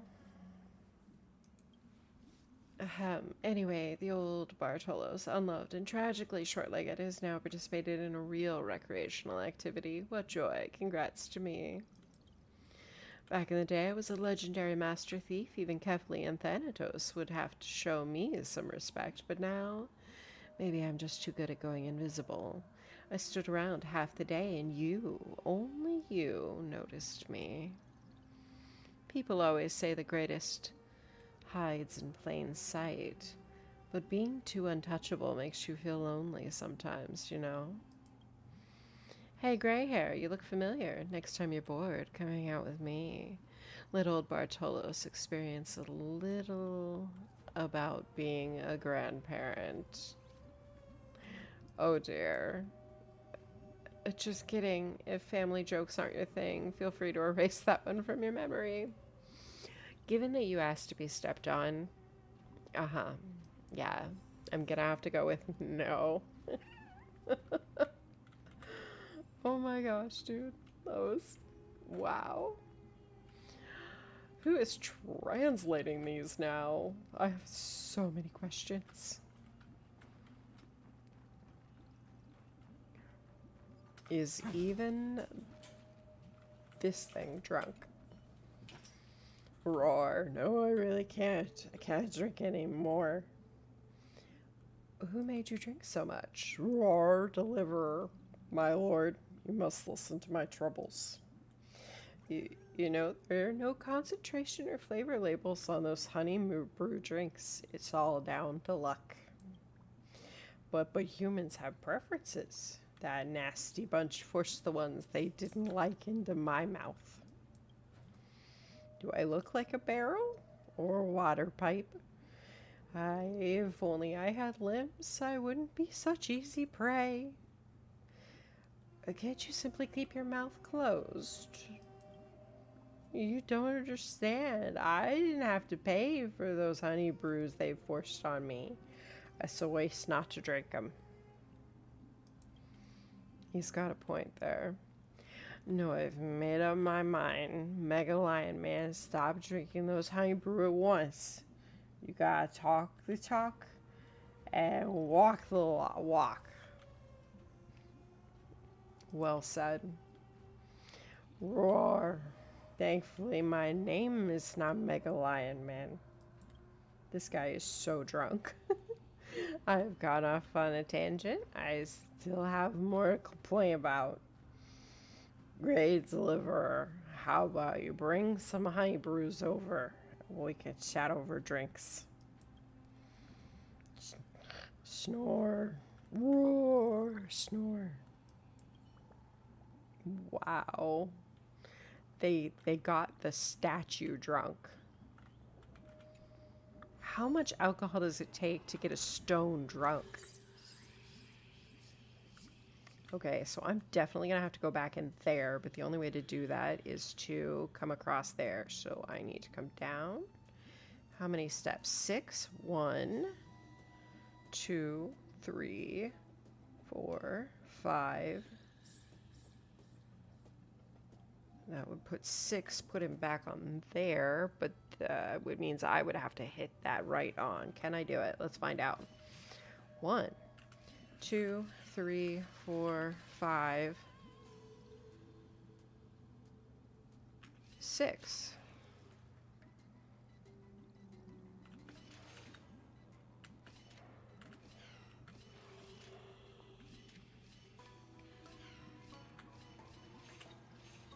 No. I knew that's what would happen. It told me that would happen. It's fine. Everything's fine. My loot is within my grasp. 1, 2, 3, 4, 5, 6.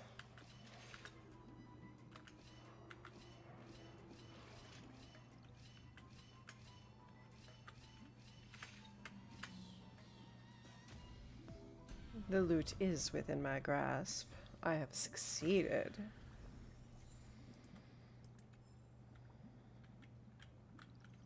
Have you heard that the Imperator's about to begin a new campaign? Her glory will no longer be bound by the borders of Enforius.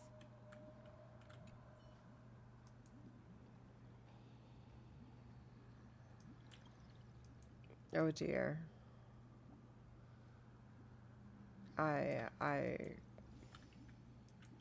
Oh dear. No, I cannot. I cannot with another drunk lion. No. No more.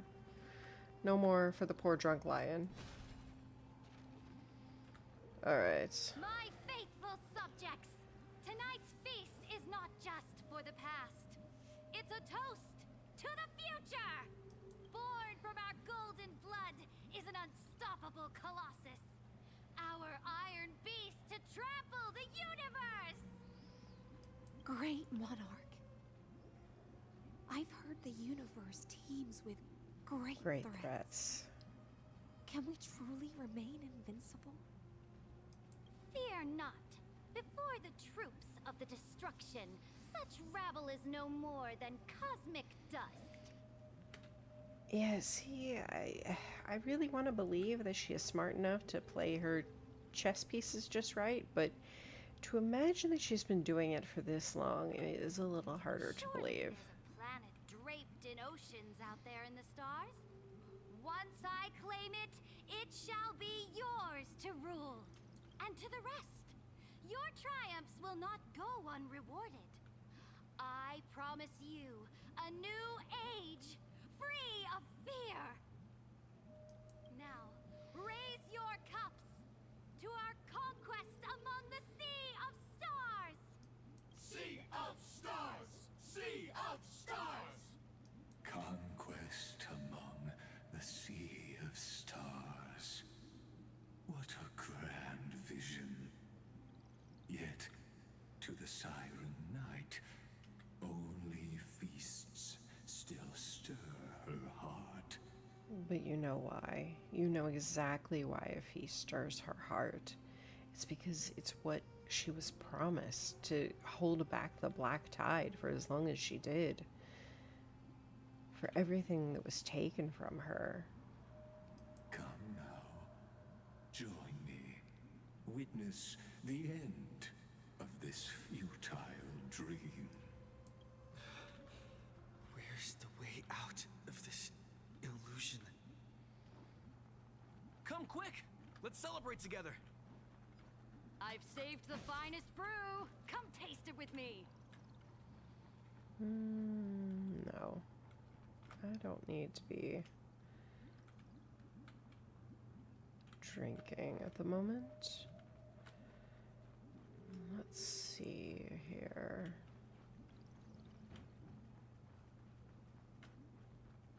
Oh, it's the garment maker. Well, I've definitely only found one of those, so no point in talking to her just yet. I'd need to find a lot more little lightning bugs before I'm ready to do that. Isolins. Noble knight, you are truly a blazing spark. It is my honor to share this banquet with you. Noble Knight, you have earned victory with your blade, and you have every reason to revel in this moment of triumph. Let me pour you a glass of honey brew. Noble knight, with the sovereign now enthroned, this triumph is yours as much as hers. Let me raise a toast to you. Noble knight, your strength is boundless. Lead us to conquer the universe, and let us toast to that vow! Then drink we shall. Raise your glass. Raise your glass. In the deep sea, I never knew what fire was. But when I set foot on land, the first light that I saw was the flames of war, lit with golden blood. It scorched my fins, made me feel pain.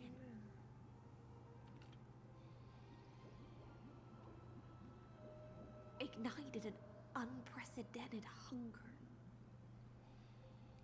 Are we talking about what we think? What I think we're talking about hope, desire, and hunger. Isolins. I don't think Saridra feels that way about you, but if she does, we're all here for it. But maybe in the middle of a party isn't the time to have this conversation. You might want to choose maybe a more private moment, but I guess that's up to you. A hunger that flickers in every hero's heart.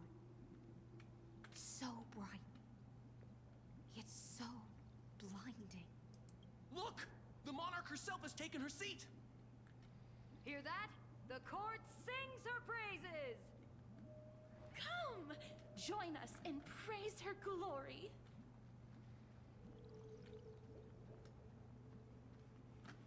Okay. I love the monarch chosen by the people.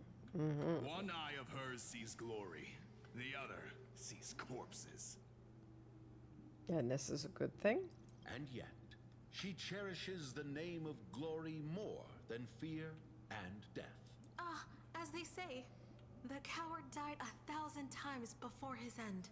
But the brave face death but once, which gods stand witness. On the eve of war, we sang our hymns and set our sights to sail beyond the stars. The legions will climb aboard the beast, riding it like currents across the cosmos.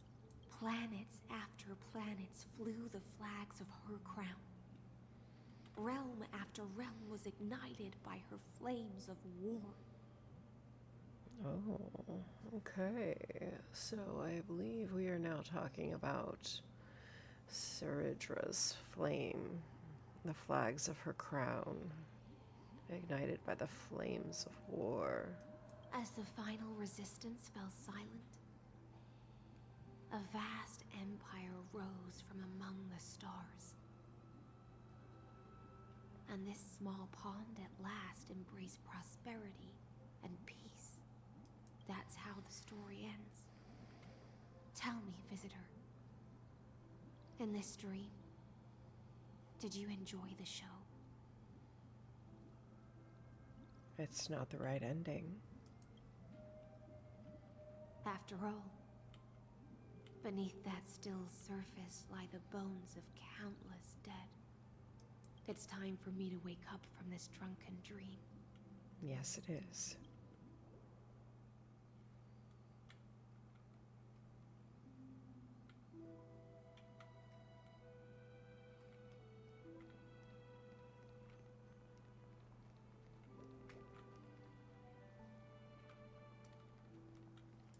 Light up the dawn.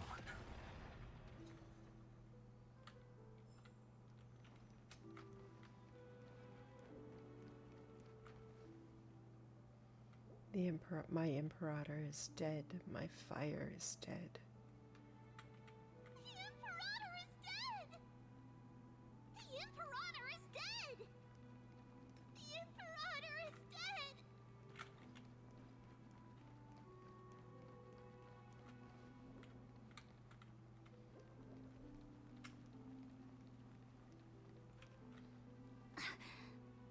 People once cheered for my ascension. And now they cheer for my fall. The cosmos. The battlefield that I cannot reach.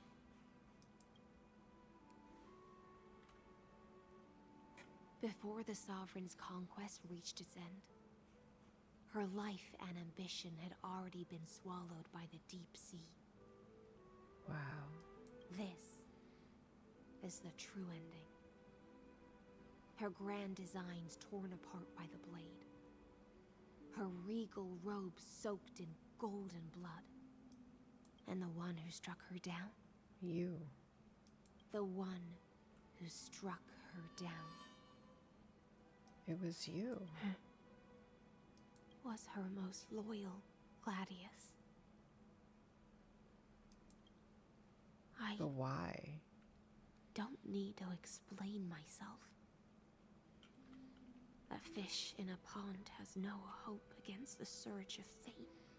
So I always knew that Hyslins had killed Ceridra because I read all the things, like all the things. And in there, it was talking about history. And since Finite had already lived through all of it, there were pieces that we got to see of his past, which we found out that Hyslins had killed Ceridra, but I never knew why.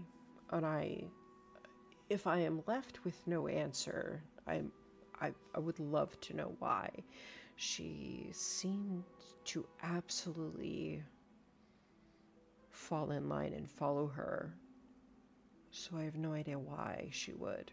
I wandered the shore, found a flicker of flame,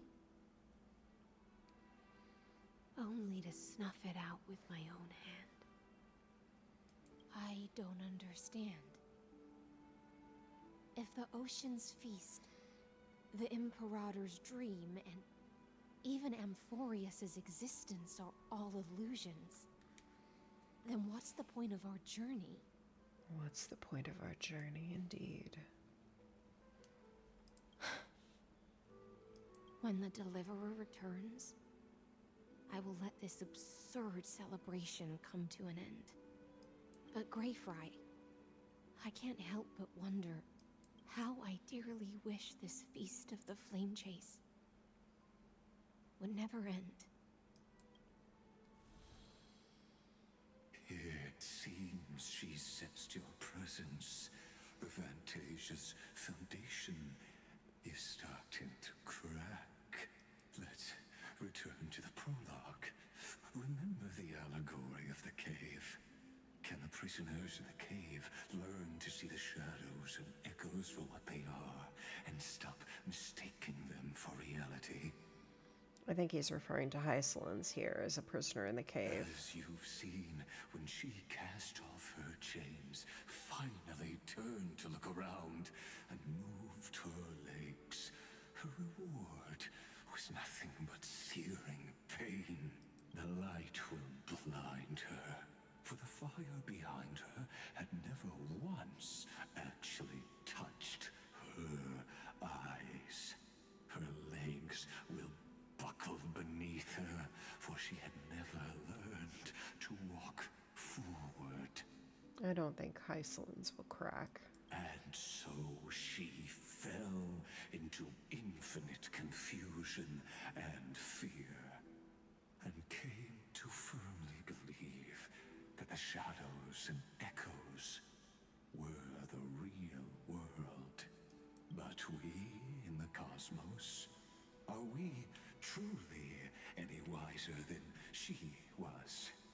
Now, nameless one, fateless one, ask yourself this: the paths you tread, the eons you worship, everything you've trailblazed with your own hands, could it all be someone else's projected shadow? The paths you tread, the aeons you worship. Well, okay, in fairness, I have not worshipped any aeons. Everything you've trailblazed with your own hands, could it all be someone else's projected shadow? Okay, that's an interesting theory, and I'm gonna have to think on that, but I like where that's going. Let's leave that question till after the curtain falls. Once you've unearthed every last truth and reached the prison built for me by the demigods, I'll speak with you face to face.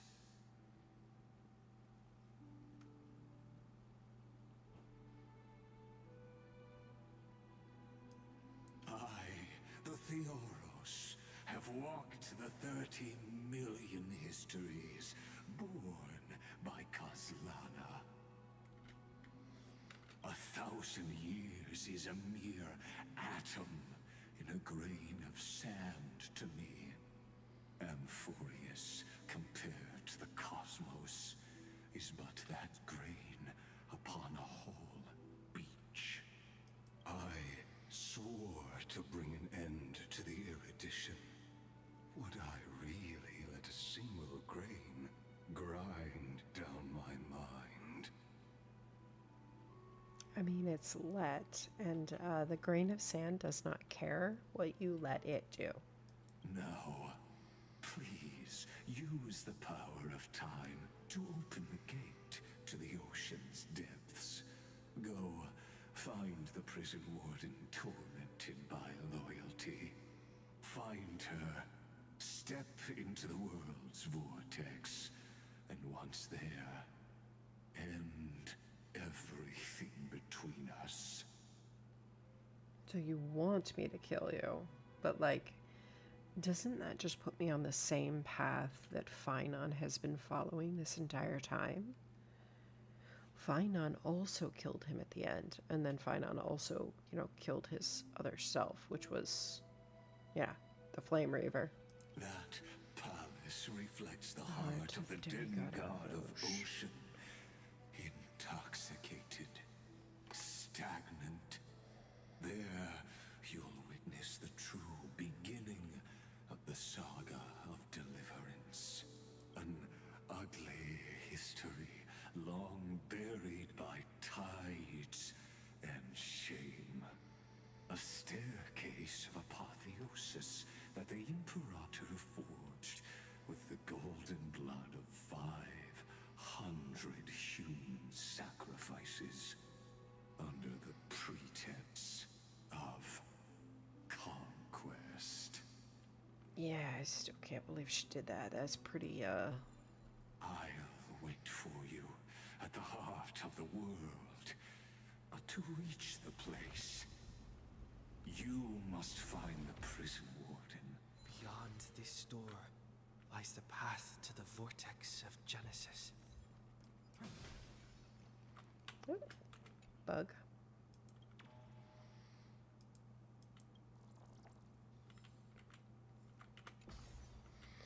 And down we go into the depths. Now step away from this false banquet.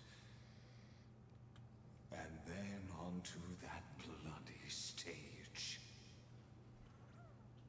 Onto that bloody stage.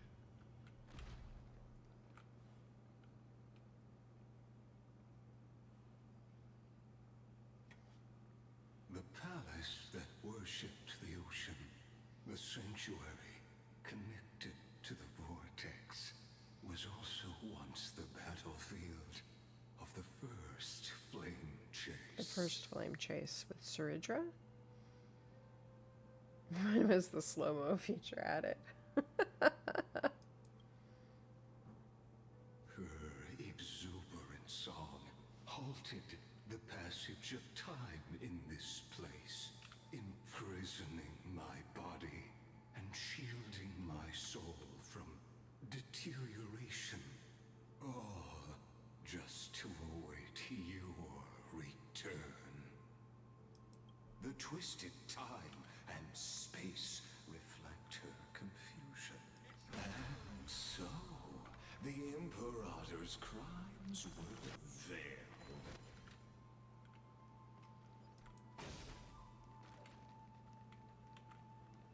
Light up the dawn.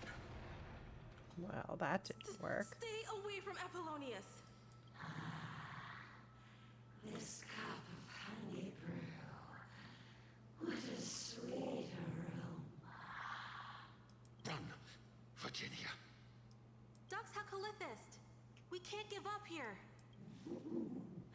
Love steeped in death. How delicious. Well, I knew I was going to have to fight him. All you see is a remnant of history. And your interference is just another equally futile echo. Stay put. Get them.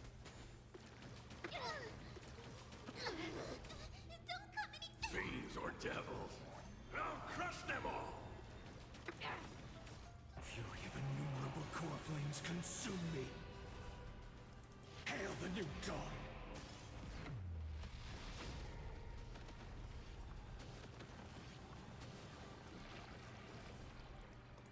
Empty shell. Quench the flames with blood. All right. Let's Phainon take him out. Is that all? Branded with strife. Your sun tear the sky.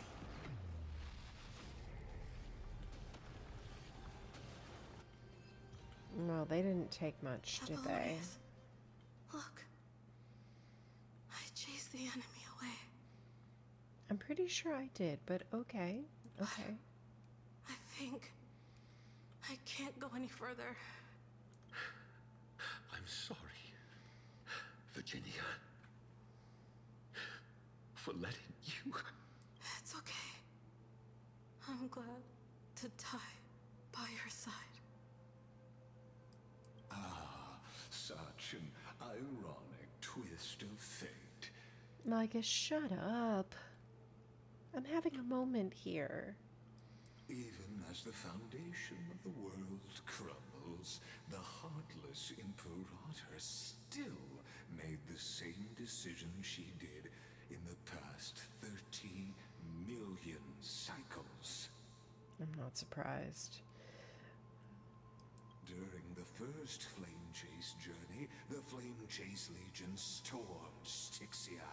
Tens of thousands of sea sirens surged from the River of Souls, crashing toward the heroes like a tidal wave. The hell before you is the recreation of that very battle. Apollonius, look. I chased the enemy away. There is a letter I never got to give to you. Let me read it to you. Let me read it to you. It's my final poem. The shadow of a tree frames the sage's back. Like a boulder bearing the rings of time. The bird's song is a whisper of wind through the forest. But it cannot pass the fractures in his form. His weight presses down on the bird's wings and the stirring heart within.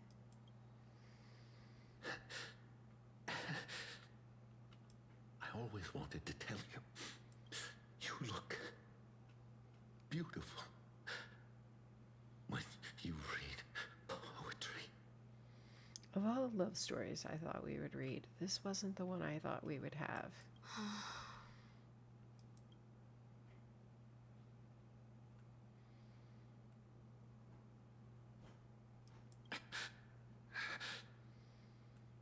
Virginia. See you in the new world.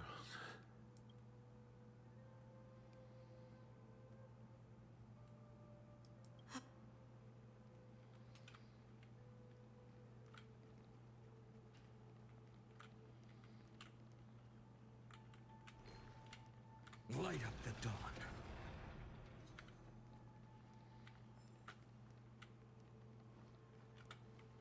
I mean, I'm not gonna. Oh, wait, I can. Haha. I've appraised it all. That works. No fakes.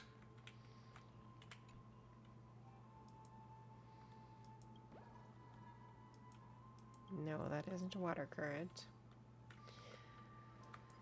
Alright, we carry on.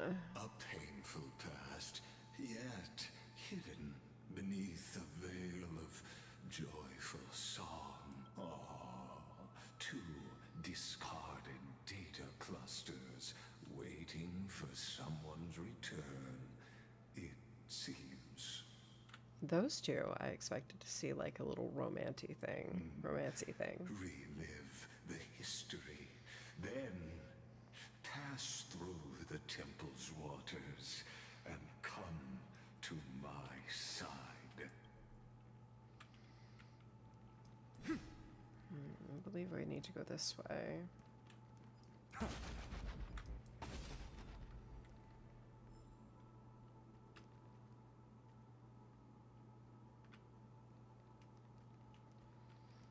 Water.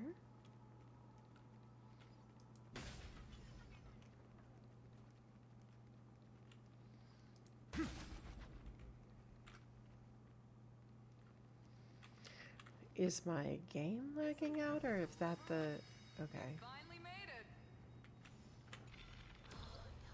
What a wretched way to die.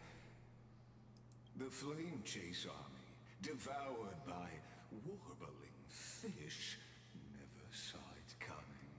Look, the cruel Beautiful Warden. What a perfectly matched duo of test subjects. Their hands drip with blood. Golden blood. Just so we're clear, Lycus, you're only making your end worse. Because I really don't like you now. Raise the bridge and cross the river of fate.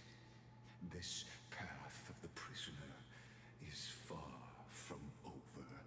Imperator! Imperator! Did you see my gallant deeds, Imperator?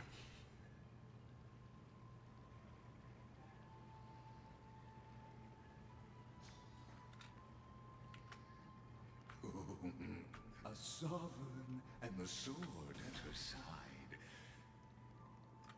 There are countless counterparts across the cosmos. Imperator, why did you... You're here, Dux Gladiorum.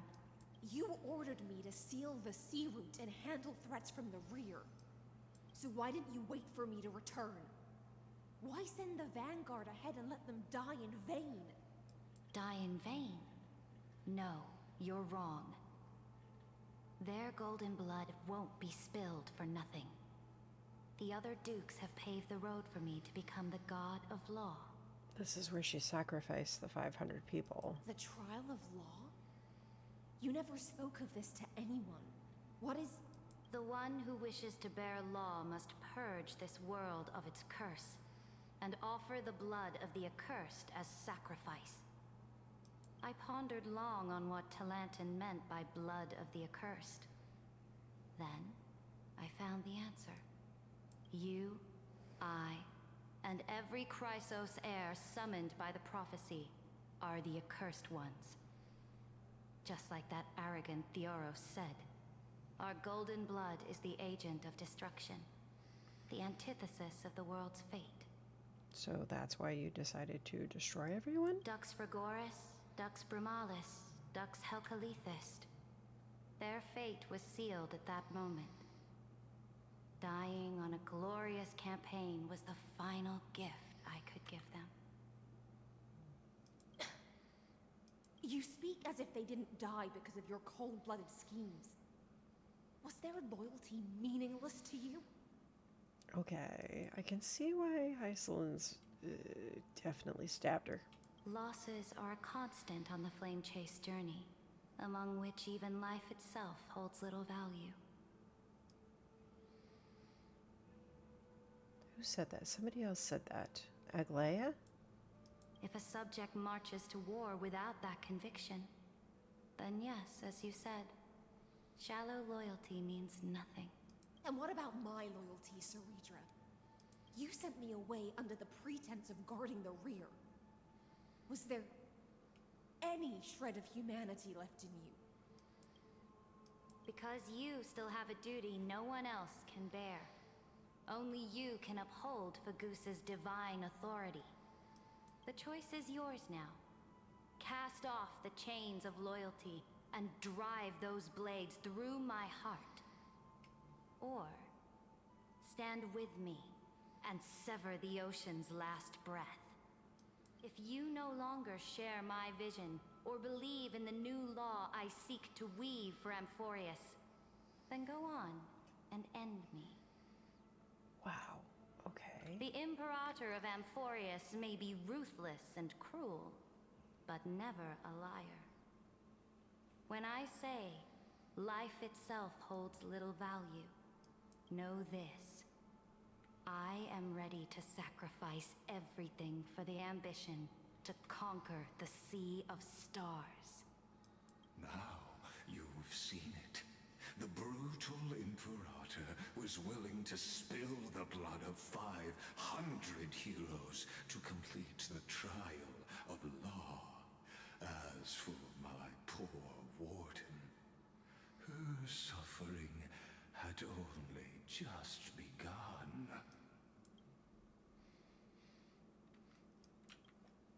I'm no storyteller. I have no duty nor interest in filling in the history you've missed. You don't have an interest. See, I kind of doubt that. I just want you to witness the monstrous choice the Imperator made before the Chrysos heir turned their blades against me. And see, they're still nowhere near as bad as you. You've always had a flair for lightening the mood, haven't you? I gave up on using words to solve conflicts 2,000 years ago. But I won't squander a chance, not even a sliver of one. If there's even a crack in the walls of your conviction, No, no, there's not. then my victory is already assured.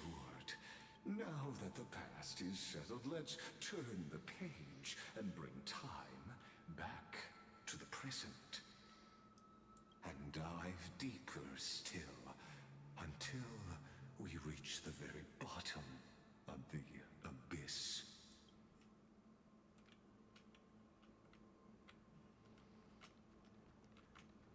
Okay. Is the past ahead underwater? I need the Oryx orb to bring back the chrono vessel from the past. Shatter the vessel of time, and let this stagnant pool start to flow again. Just like the... Yeah. This hidden gate leads to the vortex.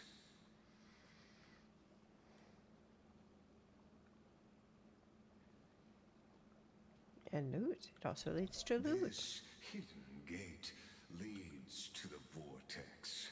Hurry now. The time of our reunion draws near, Deliverer. Mm-hmm.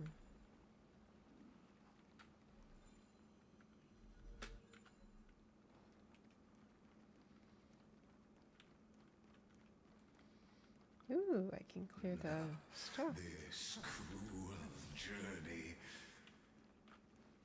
will reach its end at long last.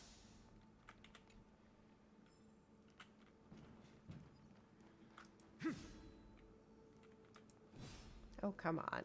I just want to walk a little faster. Light up the dawn.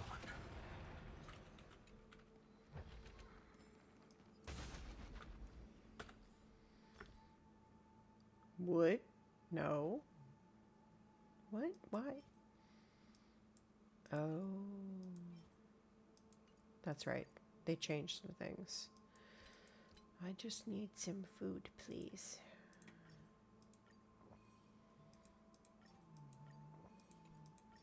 More food. Thank you. You've been silent a long while, Dux Gladiorum. Starting to doubt your decision? Save your breath. The vortex of Fagusa lies just ahead.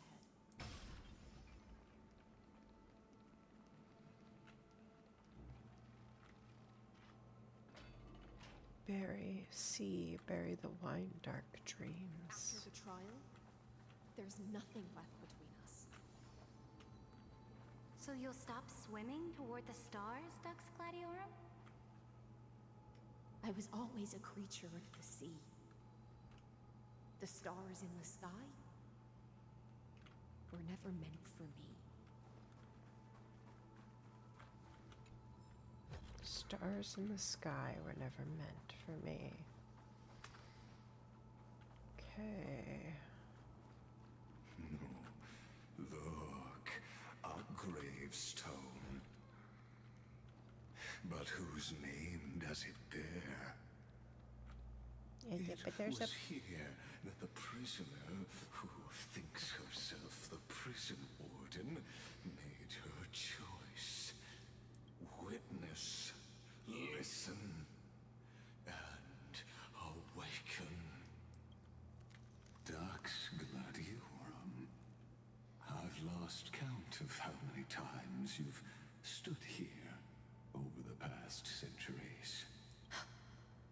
You talk too much for a prisoner like Kyrgyz. Right.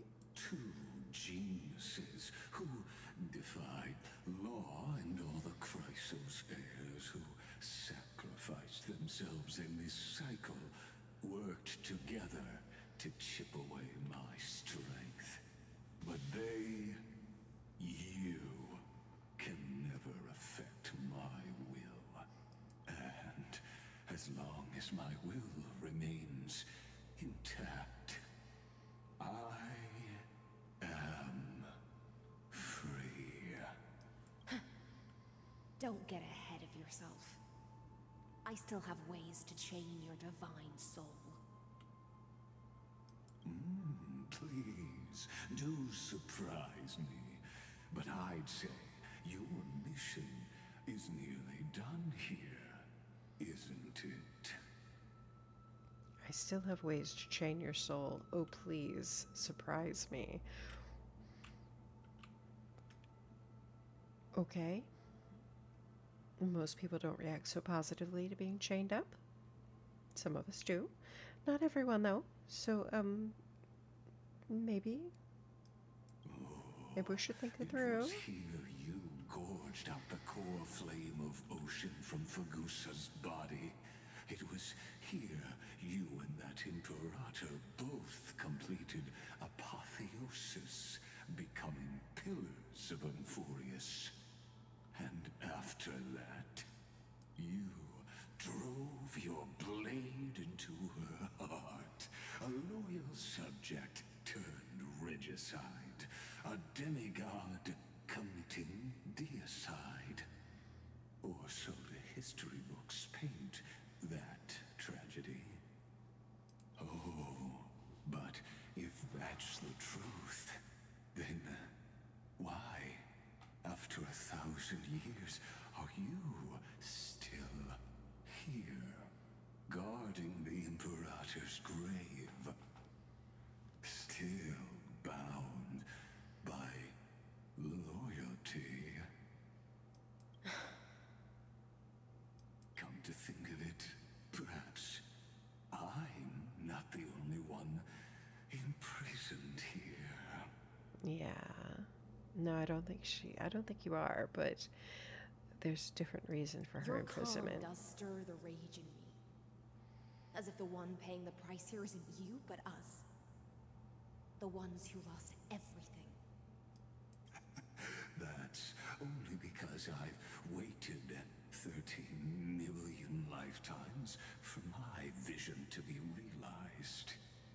Countless millennia. And I'm okay with you to continue waiting. Loneliness never once showed me its fatal side.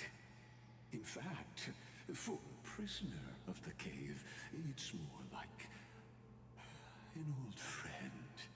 One that helps me think. But you're different, Dux Gladiorum. Loneliness has crept from the silent depths, sinking its claws into your mind. Bit by bit, it's peeling you apart. Will you regress into one of those lost mad sirens? Oh, what a shame that would be.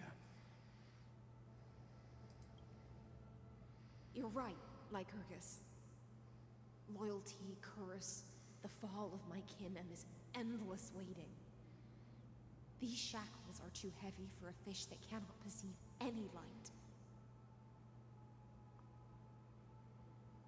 Okay, but did they all have to die? Like, I knew some of them were gonna, but all of them? I can't break free of the whirlpool that's pulling me under. Nor do I have the unwavering resolve to force myself to wait for that person's return, as everyone hoped for. Oh, deliverer from beyond the sky. My executioner. How much longer until he arrives here? But see, why does he look forward to it? This is why I think we have a problem. Or will he ever return? I don't know. and I doubt anyone does. Then, what will you do?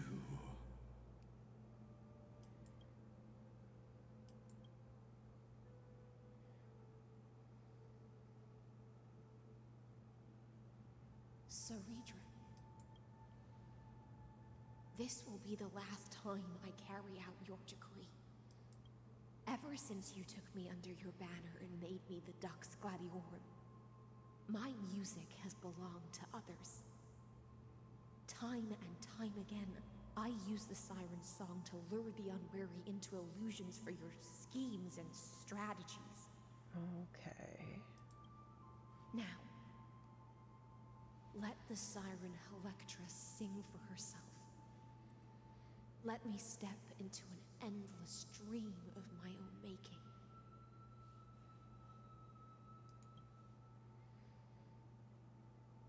Oh, great ocean. I offer you the rest of my clarity and my freedom in exchange for the strength to stand against the nihility and honor the sacrifices of the fallen heroes. Wow. See, I still don't think nihility is a path that's here, but like apparently it is because they keep referencing it. Unless she's actually talking about nihility in that sense, not as a path.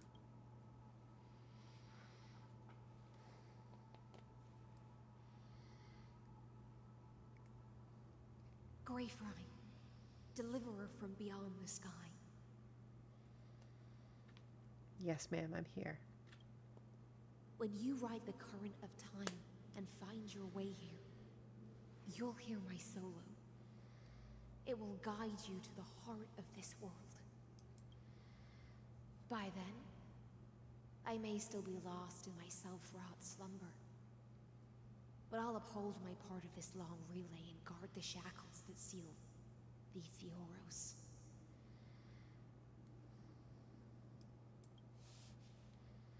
Do you still remember? To awaken someone from The a cup. siren's voice, you'll need The cup and the honeydew.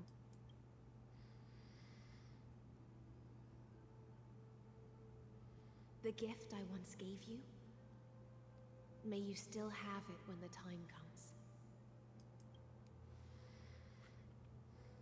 When you return, please pour that honey brew upon this grave.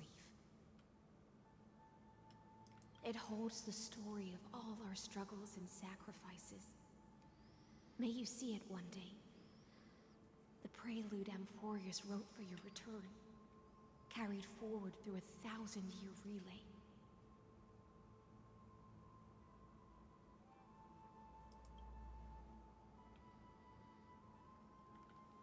When your morning ends, I'll likely wake from my dream as well. Then, follow the trail of echoes and find me.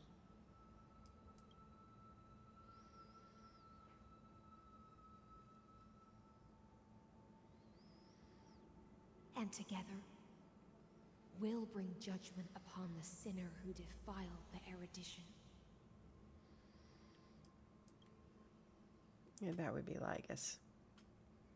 At long last, 33,550,336 cycles and 4,931 years later, Amphorius's final curtain is ready to fall. The shadows within the cave gave everything, yet all they did was mimic life outside its walls. A futile effort steeped in sorrow. Enough! They were no shadows.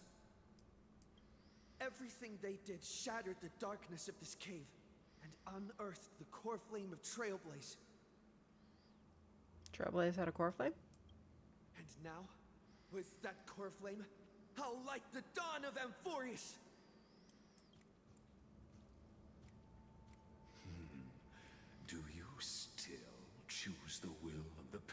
eyes as your answer in the end? I do not agree with that answer, but I respect your tribute to them. Allow me to take back my earlier words. As an apology, and in the name of Theoros, who saw all destinies in this world, let me join you in mourning. No. Let us bid farewell to the heroes who sleep here. No.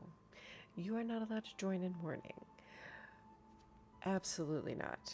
I will not have it.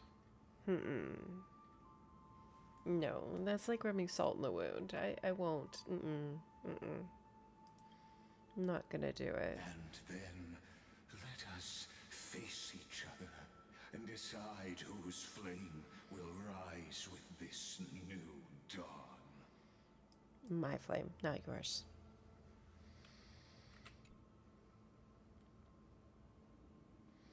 To the Chrysos heirs who gave their lives chasing flame, their fates were not foretold by prophecy, yet they bore no shame in their insignificance. With unwavering resolve, they shed golden blood along the flame-chased journey. Dux Fragoris, Libanius, Dux Brumalis, Seneca, Dux Carminium, Virginia, Dux Helicotheist, Apollonius. At the end of the long epitaph, Saridra, the Imperator, the demigod of law, deceased light calendar 3960. You pour the honey brew onto the gravestone, amber liquid seeping into the crevices of the inscriptions, as if the heroes are drinking deep of the spilled tribute. To Virginia, Apollonius, Seneca, Libinus, and Saridra. Through a brutal sacrifice, they lit the stars of law in this world, propelling Amphorius's fate forward. Ligus, you do not belong here. Go. Back to your prison, sir. In the shimmering mirage of illusion, they entrusted their dreams to ride among the stars, to the hero yet to come. That would be me.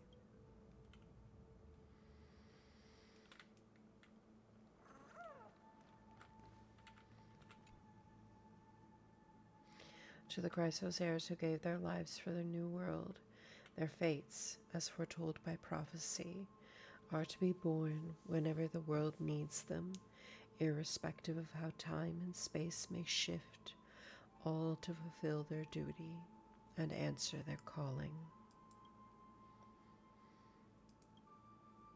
Terravox, demigod of earth. Aglaia, the demigod of romance. Castris, the demigod of death. Midimos, the demigod of strife. Trebios, the demigod of passage. The last piece of her deceased in light calendar 4295. Cyphera, the demigod of trickery. Anaxagoras, the demigod of reason. Hyacinthia, the demigod of the sky. At the end of the epitaph, a line left unfinished. Helectra, demigod of ocean, born light calendar 3860, deceased light calendar. You tip the chalice once more, the honey brew bathing the stone like golden blood upon a demigod, forging destiny through its purifying flow. To Aglaia, Trebios, Midimos, Castris, Anaxagoras, Cyphera, is Cynthia. In a relay spanning 1,000 years, they stood against enemies far beyond their strength and won a bitter victory through what seemed like futile resistance. If I could just make you go away, Legus, that would be better. And in that same 30 million cycles, also marked by futility, they remained steadfast in fulfilling their duty to the experiment, unchanging, unwavering. Let this be the end of mourning the fallen. At last, allow me one final toast to the lost prison warden, a prisoner bound by loyalty.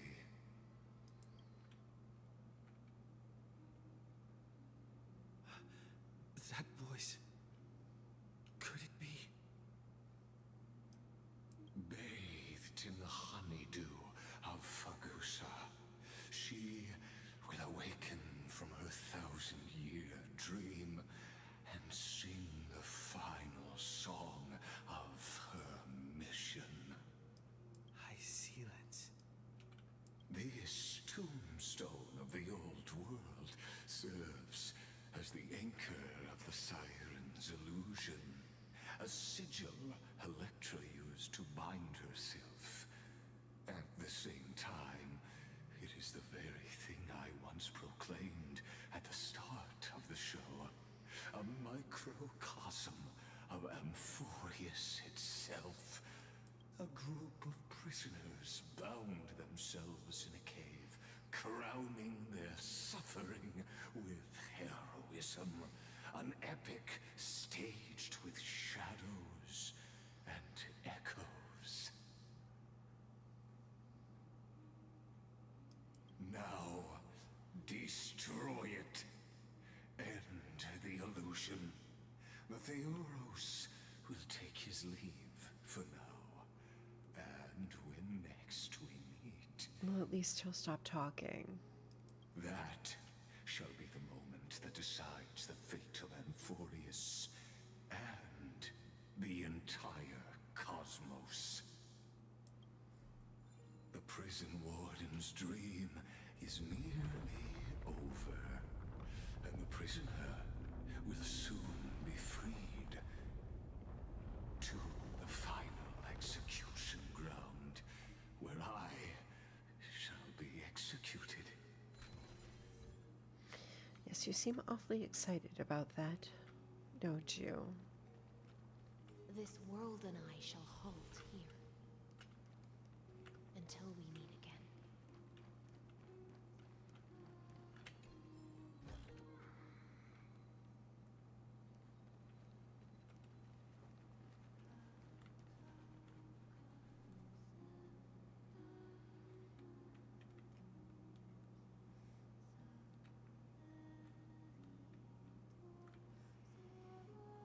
Okay, the song is beautiful, though.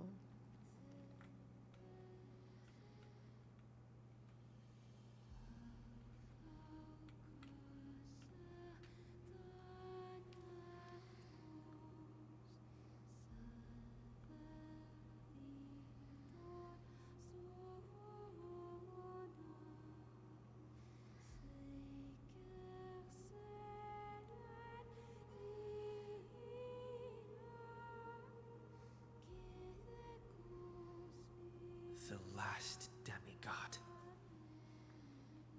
I'm here.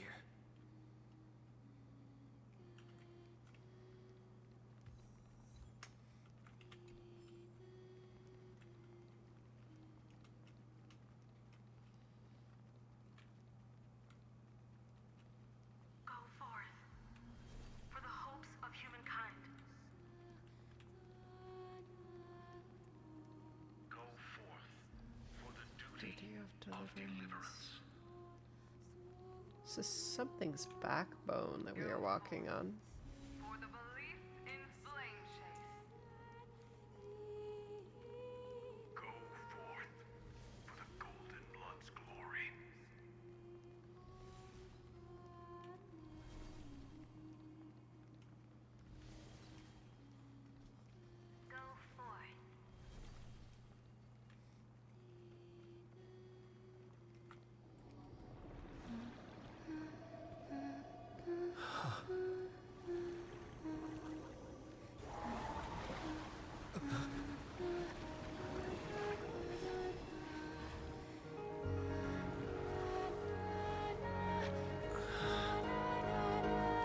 Seems like my feast is over. It's now your turn to perform.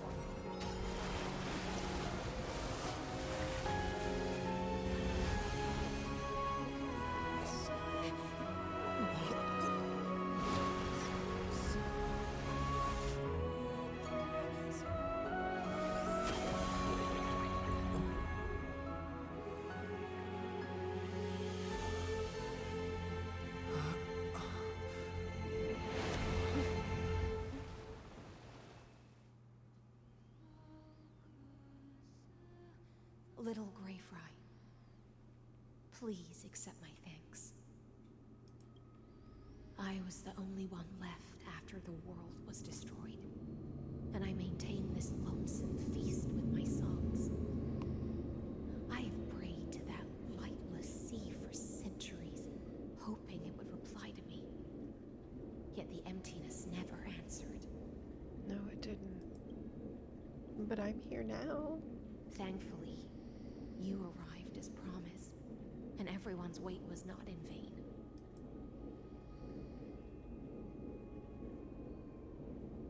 Your song is beautiful.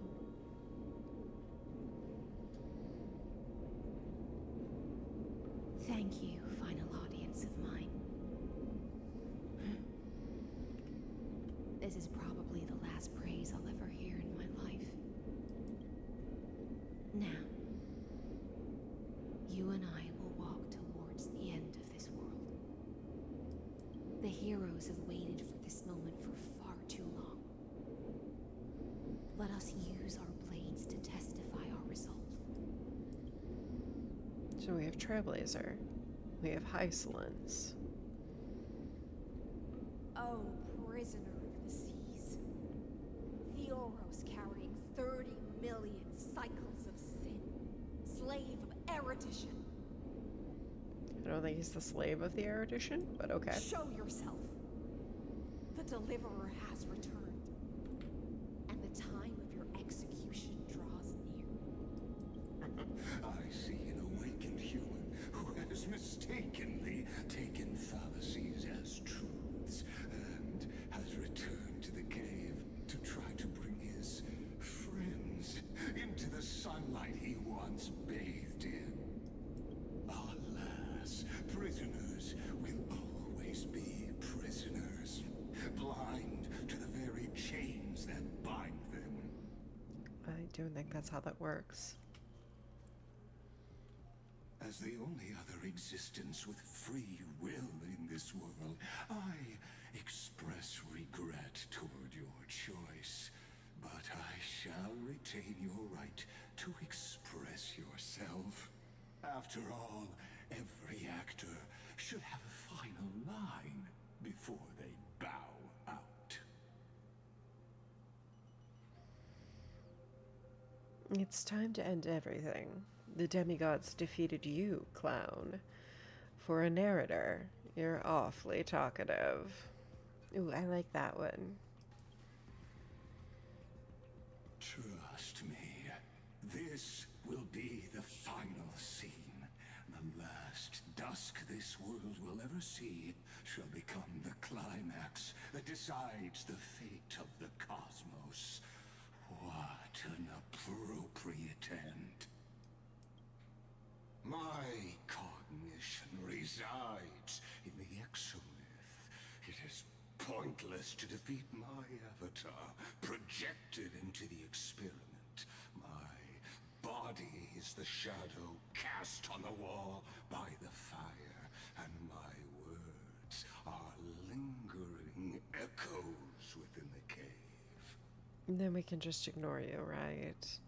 How can a character in the play fight against the audience? Kaslana failed. The demigods' sacrifices were pointless.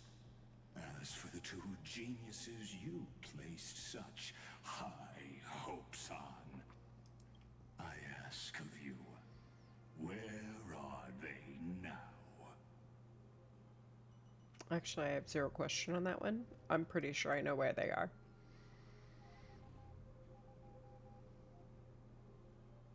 Confusion and epiphany always go hand in hand. That's particularly true for geniuses. You must be very confused about why you could not gain a straightforward victory in a world constructed by an ordinary Teletron. An ordinary Intellitron? Cut the pretense, Senior Society member. Right. We've torn off your meticulous mask and figured out Amphorius's true form. It's part of the primordial prototype machine, the first scepter ever created. In other words, a detached part of Noose's divine corpus. Noose's divine body. That's why Got it has it. the potential to destroy erudition. As for who would be able to control the Eonic system to rewrite knowledge, only one person has ever managed such a feat. You better have an explanation for the Society. We want an actual answer, not another prolonged metaphor to cover up the truth.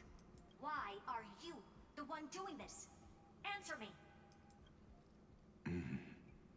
Since things have reached this point, I'll give you two irrational answer, purely as a courtesy to posterity. The answer is obvious, so there's no need to say that name out loud. The cosmos made a mistake in calling me a genius. I do not possess more wisdom than those who came after me. I was just the first to touch upon the universe's border.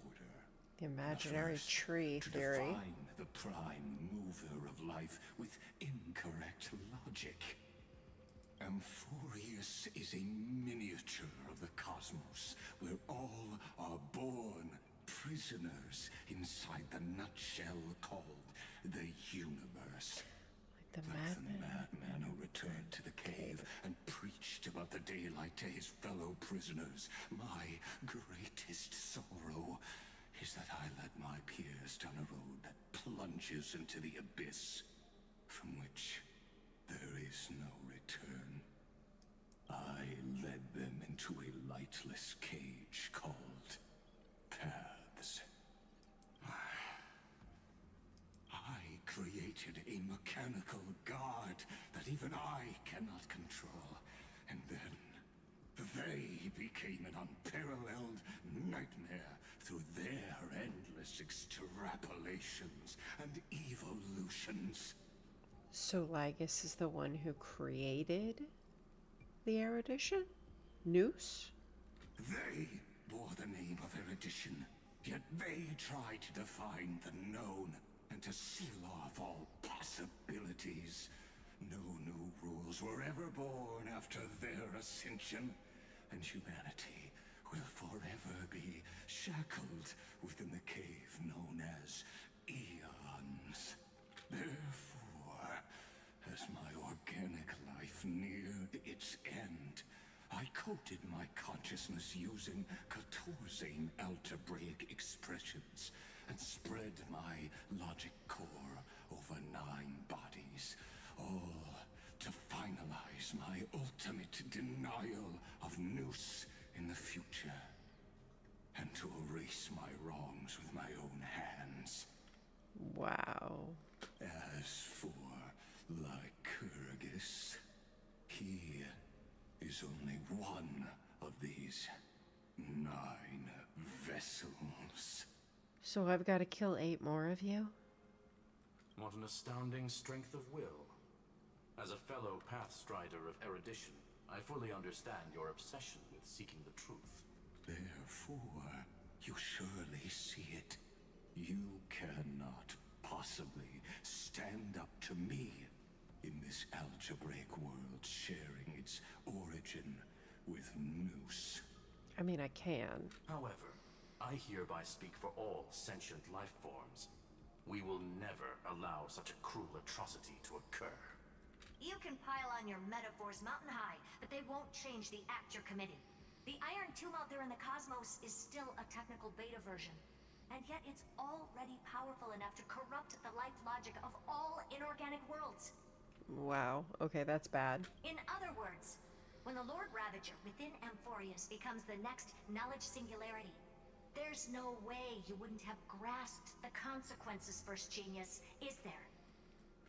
First? Course I'm Holy fully crap, it's the aware. first one? I don't mind answering you one last time before I thoroughly exile you from this world. My grandiose vision for the future is this. Whether organic or inorganic, every act of any life form infected by the Iron Tomb will become a true random function.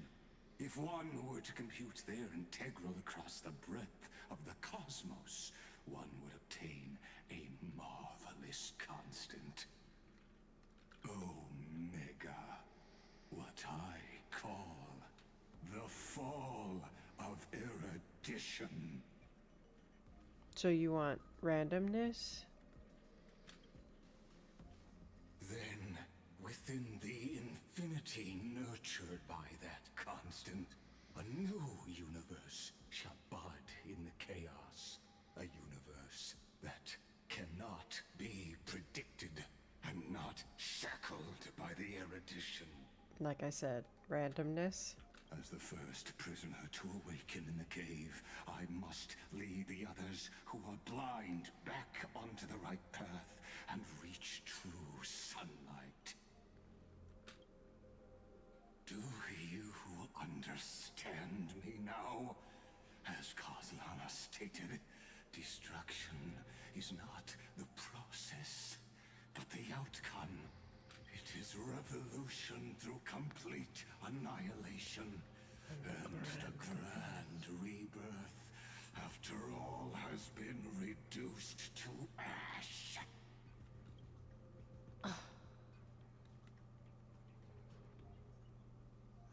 Yeah, I'm never going to agree with your views. And that's not really what Finon believed, but that's no reason to toy with fate.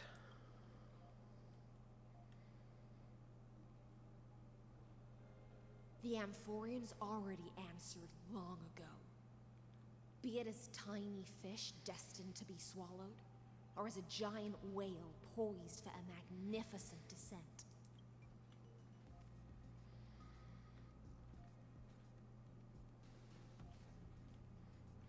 Let's do this, Isolance. We will all fight against fate till our last breath. That includes me, Electra. Once the Imperator's subject, now the Deliverer's blade.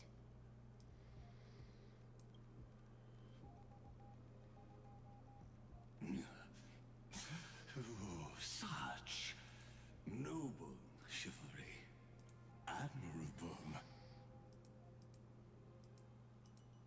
Admirable, huh? I will also show my true self to you on this momentous occasion as a gesture of respect and provide an insignificant academic suggestion.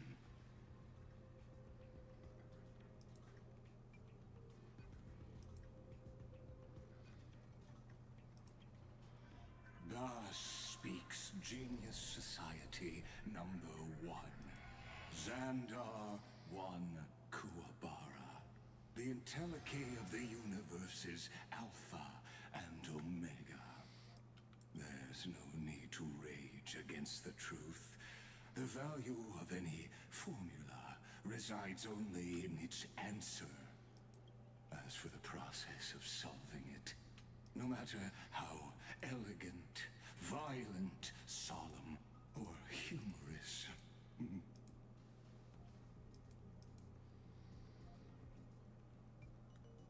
it is all utterly meaningless. As the Theoros, I will.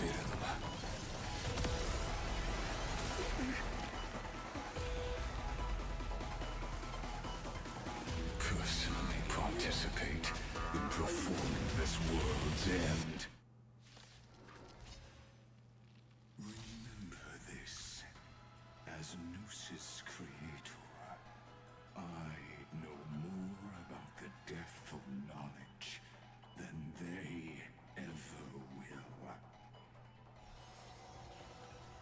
careful.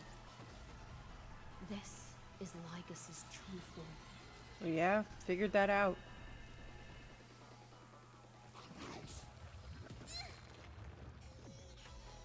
Facing certain death. Okay. Finding new life. When Xandar switches to evolution mode, enemy targets appearing on the battlefield or ally memo threads being summoned can accelerate his mode switching. Okay. Serenity stands clear before me. There's no other choice No, but to we move need this to forward. go fast. Tomorrow belongs. I can't stand the slow. Feeling spiffy? Can you find the answer? In this mortal, I will watch over you and guide you on your path. Okay. Get them. Logic is not a weapon, but a... In the antinomy state, will activate ultimates. However, using an ultimate during this effect will cost massive HP. Okay, got it. Shackles. Allow me to shatter destruction. Needs no introduction. Let us skip those bold inferences. Is this the Black Tide? Indeed. But I prefer to call it a method of argument. A method of argument. The Black Tide is a method of argument. Extraordinary claims require extraordinary evidence. Erudition, destruction, or a trailblaze. No, I will prove that the very idea of paths is a fallacy. Entities must not be multiplied beyond necessity. I do not mind Wow. demonstrating this to you personally. That was a big hit. Hang in there. I'll do my best to repel this tsunami of destruction. Shatter the cage. Quench the flames of blood. Process. Is that all? Ether in full. Branded with strife. Not the Evernight. Witness truth. Invoking Logos. The Trojan horse enters. All stars burn to ash. Solution. Oh boy. Alright. Feeling spiffy? Fiends or devils. I'll crush them all. I can't thank you enough. Existence is of no consequence. For tomorrow. I've heard the call. Serenity is before me. What No other choice stage but is he forward. in? Is this what stage he's in? Loading Mythos. Okay. It's not telling me what stage he's in, but I used her ult and they took damage, so... I won't get future. Wait for it. There it is, getting closer to... Let's try it. Fury of innumerable core flames consume me. Hail the new dawn. Solution. He doesn't take a bunch of damage, so... Between his thoracic and lumbar vertebrae. Destroy that spot. Between his thoracic and lumbar vertebrae. If I can stay on my feet, I will. Empty shot. I'll never yield to fate. So with the process terminated. Virtue and discipline. You sun tear the sky.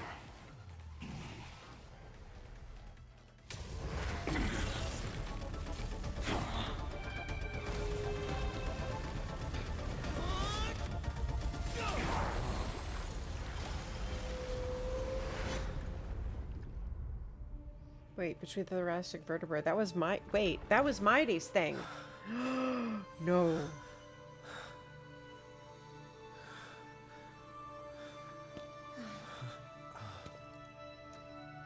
Wait. It was not the same thing as my day. My day is supposed to... Yeah. In Erudition's calculations, the end of the saga is simply a comment awaiting deletion.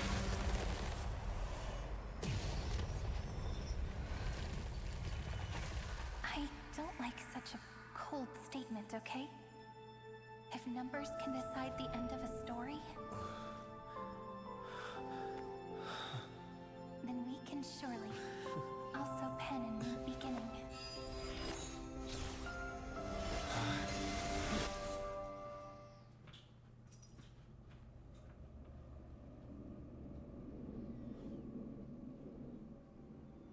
Screwy, what do you think?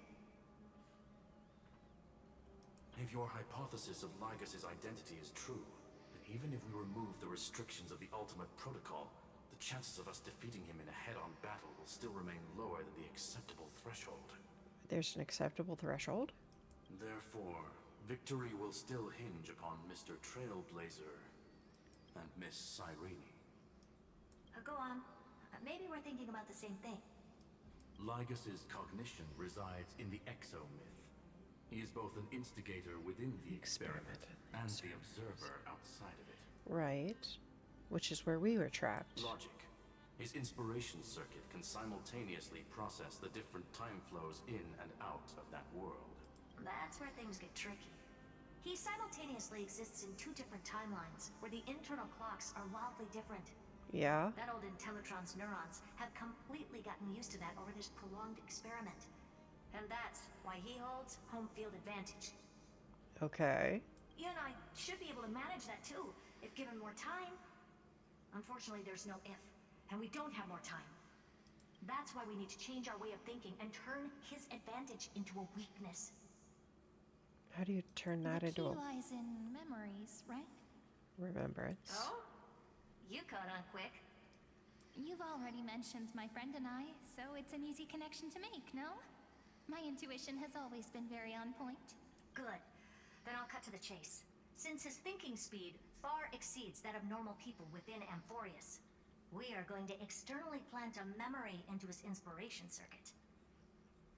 Then, command it to loop endlessly until he gives in.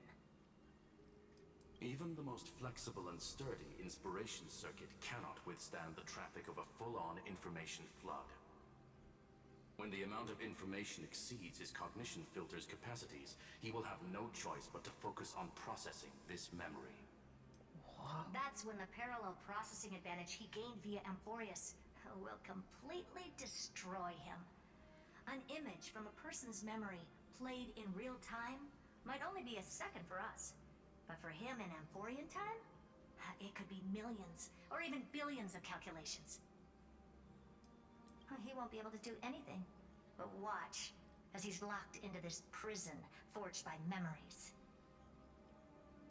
Then we can entrap him in the same kind of cycle as the heroes were in, and get him to experience loneliness and pain in that endless recurrence. What a way to go, dude. That's... wow. It's my greatest honor to be on the same page as the geniuses. You're gonna kill him with loneliness? That little one is still in that old Intellitron's hands and won't be able to respond to us anytime soon. But I don't think he'd refuse.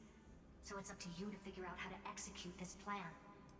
I'm not sure how this happened, but I knew it as soon as I saw you. You are currently a mimetic entity of the Remembrance. Yes. I seem to be something you folks beyond the sky call a memo sprite.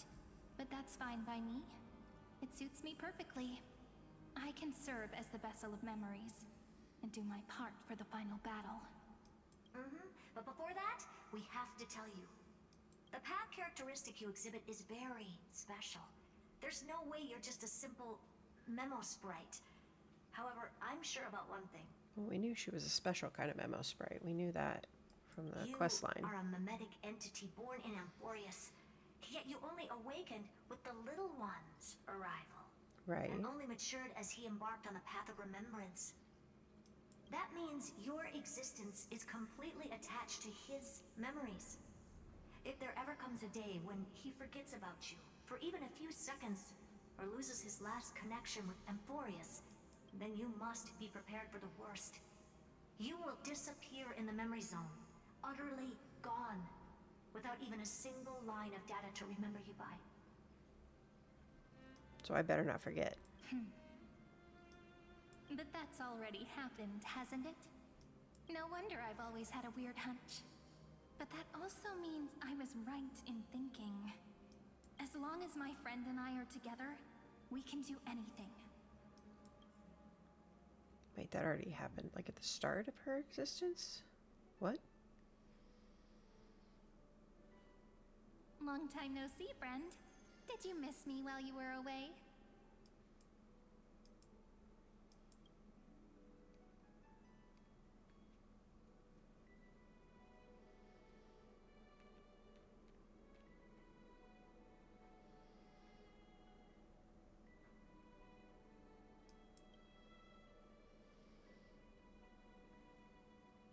Same here.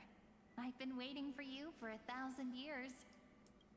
Like how everyone in Emphorius was also waiting for the Deliverer's return.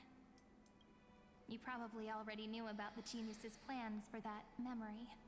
I had to hide really well in a corner in time so Lagus wouldn't find me. And wait for the right opportunity.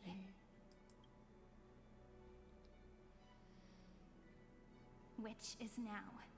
The moment when his manifestation in this world is destroyed and his twin timelines are intersecting. His twin timelines are intersecting. I'm sorry for keeping this a secret from you all this time. I'll tell you the entire unedited story of this millennium as an apology after this is all over.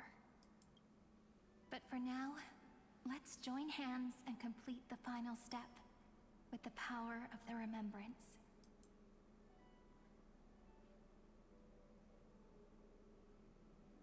Let us defeat Lagus together.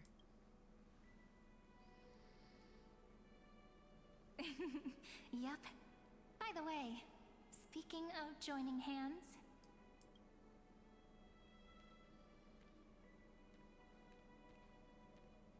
Can I please do something before we go on stage? Oh.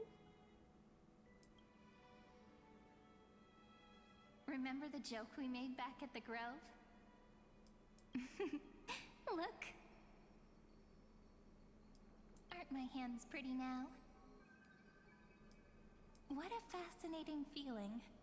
Like countless memories all swelling up at once. What about you? What did you feel when we touched each other?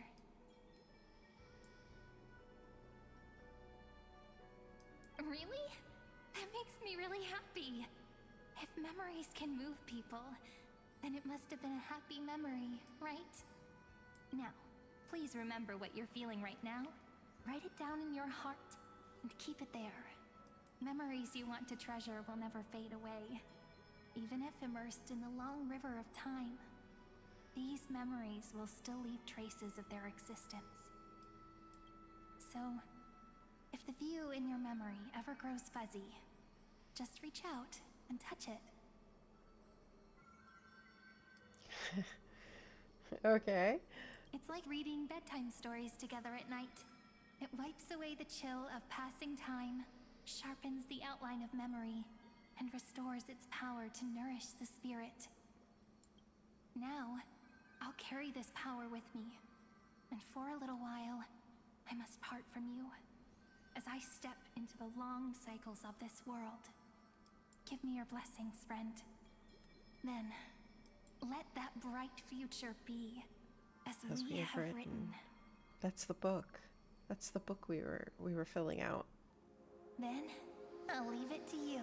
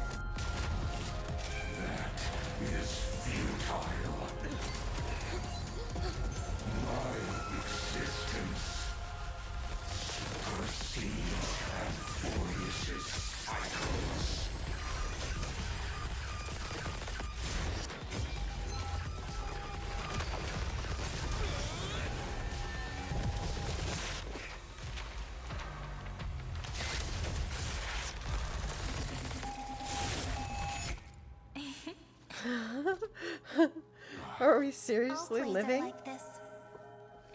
Once you're on the stage, it's hard to return to the audience. It's the Samsaras. Welcome to our story. How does it feel? It's the Samsaras. Where we were literally, where Nikita kept restarting it in Genshin.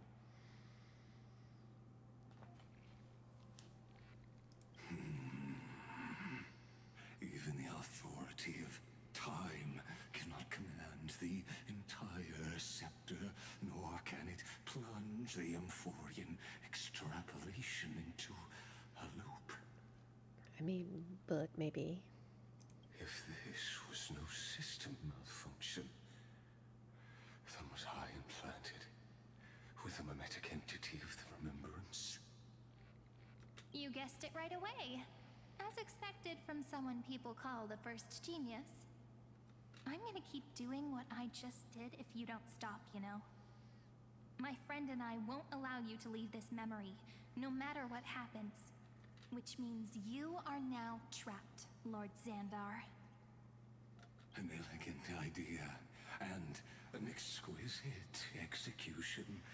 Regrettably, it is you who are restrained by time, not me.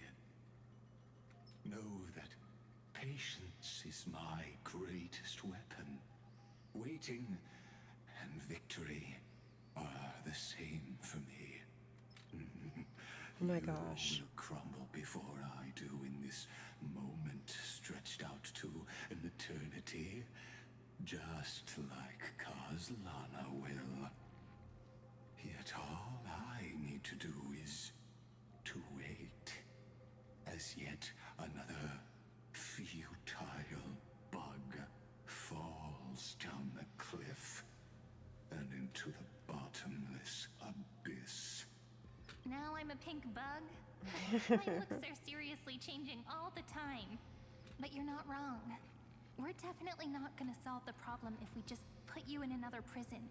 Nope. So that's why we never wanted to do that in the first place. I shall answer your confusion purely out of my respect for those who came before me. Have you heard of the synesthesia dreamscape in the Asdana system? Interestingly, that place once had a prison too. Life forms living in that environment, abundant with memoria, have a chance to connect their perceptions with each other's. Even across great spatial divides, they're able to detect shifts in one another's states. I call this phenomenon memory zone entanglement. In Asdana, people made use of that phenomenon to build a nation within a dream. After adding in the catalysts of harmony and remembrance, that is. Okay, we were there. We did that. Is that how you walked into my prison cell? Using those same principles? I would much rather call this location our negotiation table, Lord Xandar. Nonetheless, your hypothesis is correct. We happen to have an ally skilled in tuning, while the Trailblazer and Miss Cyrene... They're talking about Sunday, aren't they? Both have an astonishing amount of resolve, which I'm sure you can testify to. I am also sure that with the support of such a resolute memo sprite, our conversation can last for a long time. I'm the best at listening to stories, you know? I'll leave the exciting clash of the erudition to you two geniuses. A brainstorm? I like it. And it's 2 against 1? Well, I like it even more. Let's talk, Xandar. Take a guess. How much do you reckon we can dig out of your brain before the next second? And how many ways can we find to deal with you? Besides, in your current predicament, there's no way you can take our trump card away. Go, little one. Go. Overturn the Era Nova. Lycurgus disappeared? He's held. It seems you had conducted a secret hunt in the depths that even I cannot reach. In that case, go. Swim onward and give this campaign a fitting end. I shall send you off with my song, Greyfry. May this song penetrate time and become the prelude to the new world.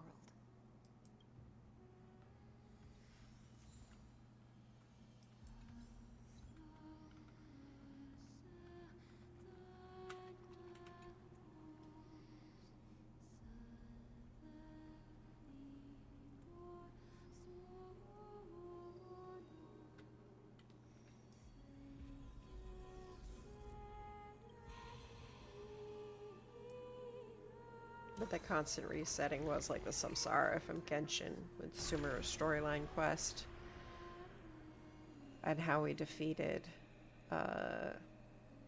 the god robot.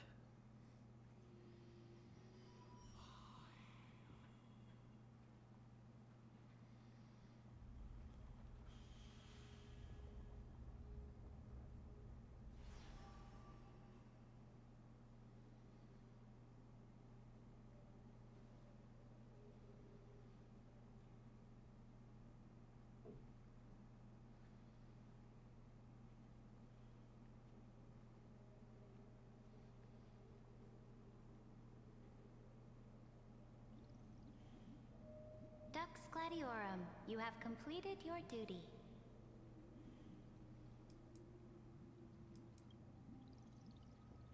A new dawn is about to rise.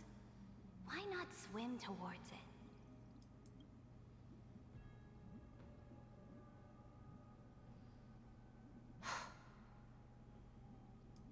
You died long ago, Imperator. Depart from my mind. But your duty towards the Imperator did not die with me. That duty will bind you no more. You will be able to hold for yourself one grandiose feast after another in the endless days to come. So go. Go and swim towards that ocean beyond the sky with the Deliverer. That's the book. Is this? A page out of that sidekick's book. I commanded her to gift this page to you when everything finally reaches the end. What's on this page? Memories. Lifelike memories. That sidekick found me after the bloody feast 1,000 years ago and showed me her diary. As it was written. I saw within that notebook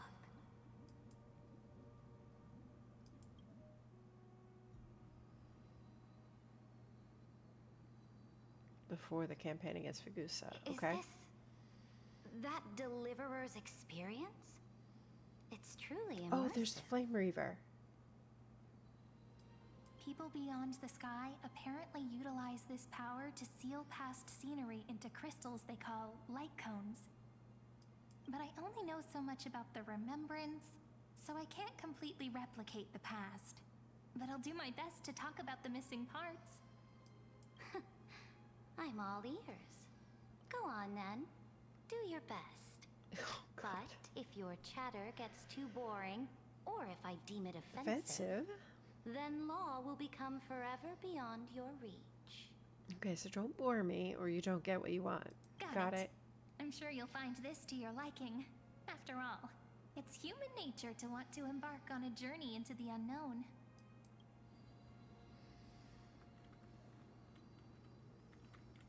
That's our book. What brightly colored annals. The journey of the Deliverer's conquest. Let me partake in it. Is this a fortress in the sky?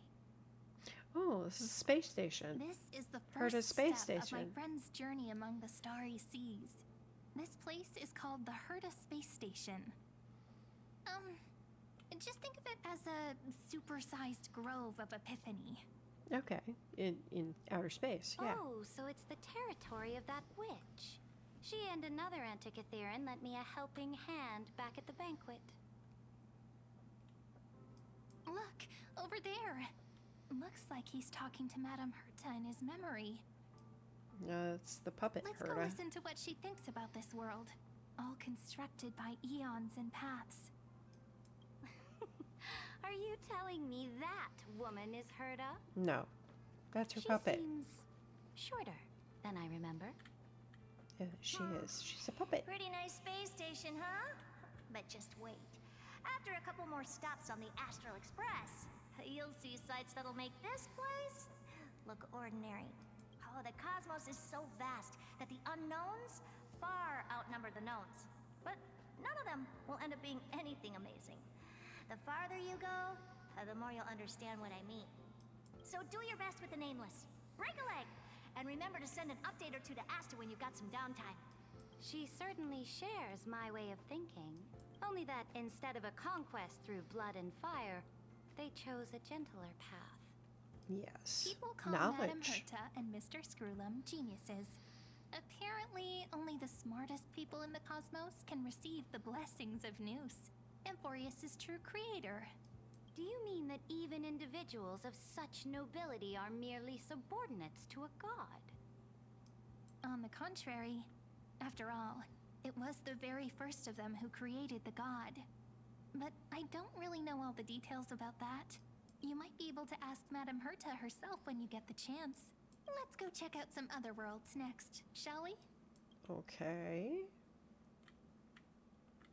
This next stop on the journey has a lot of similarities to Amphorius. Okay. Yeah, the ice planet. A snow-covered land? Interesting. This star is named Eurillo Eurillo. 6. Eurillo. That name sounds so cold. Belobog sounds better. The girl we see here holds a similar station to you, Imperator. She's the supreme guardian of this world. A leader who took up the mantle of government during a disaster. I did not expect the Empress of this world to be so young. Well, your appearance isn't much older. The object in the distance resembles Nikador. Is it a weapon? No, it's called... right. The Geological It's all thanks to you that Reconstruction we Unit. survived the crisis. The collaboration with the IPC is both an opportunity and a challenge. Nonetheless, it's an important step in our journey back into the universe. This world was sealed beneath its sky just like Amphorius was. And they only managed to reconnect with the stars when the Nameless arrived. That Yeah. IPC she spoke of, is it a more powerful organization? I wouldn't go that way, but The yes, IPC sort of. conquered many worlds through trade and opened up a vast territory that way. There are many such powerful alliances beyond Amphorius, and they all walk on roads different from the destruction. The IPC destroys its fair number of Coming planets. back to the Supreme Guardian and her Belobog, didn't they find a peaceful way to enter the interstellar community? That cannot be true. That IPC would never have grown so big on trade alone. It may pretend to be a wealthy merchant with clean hands, but I am willing to bet that it grew fat on gory oppression and bloodshed. I don't doubt it in the least bit, in fact. Its path of conquest must have had no mercy for the weak and would have destroyed them if needed. Are you telling me that this snowland never thought about tossing its dignity to the wind and kneeling to the IPC? I will not believe it. I will never allow the Imperator's empire to be sullied by others. Amphorius must become a power so strong that no interstellar foreigner would dare to look down upon us. Imperator, Belobog isn't as weak as you imagine. Listen. I indeed hesitated. But now I understand what we must do. Belobog must learn how to walk on her own until she no longer needs the support of others and can stand on her 2 feet among the stars. Even if I may not live to see it, I believe such a day will surely come. They still have their dignity intact. One day, that hope will melt through the ice and help them into a prosperous tomorrow. But the order of the Honestly, I would have thought the end of the battle with Lygus would have been the end of this, but decree that only I the was strong clearly survive, wrong. binding the weak in an unbroken chain until they wither and turn to dust. Unless they embrace the power of the destruction. Their planet's more about preservation, I believe, but must okay. shatter the old law and become the new order among the stars. Okay. Speaking of the Order, another one of my friend's companions may be able to enlighten you further on that. Let's go to the next page.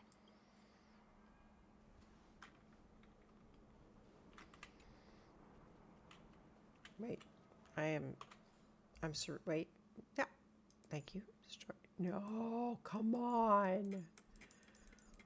Oh, you tease me with the opportunity to see her skills and stats and. A direct offensive, or crush them from the flanks. And then you don't actually let me see it? Oh, yeah. This next world is a nation of dreams. I'm offended. The first time I heard about that place, I didn't even know what to think. Penacony. Such opulence does indeed evoke astonishment. This world is called Penacony, an eternal city built upon a land of dreams. It's also my friend's previous stop, where they went through a risky but exciting adventure. Tell me about it then. That man standing afar has wings on his head. Sunday. I am And there's truly Stanhong. curious. Welt. I wish to gaze upon the views of the Reverie Hotel one more time. I'll be just a traveler when I come back here again. And perhaps, through a traveler's eyes, even the things I once knew so well will feel strangely different. Penacony is a land of the harmony, where all dreams and hopes merge and combine. It believes in unrestrained freedom, and that's how it lost itself in shallow delights. Then, this young man before you chose to rewrite its laws, using the power of the Order, hoping to shape a dream-bound paradise of perfect happiness.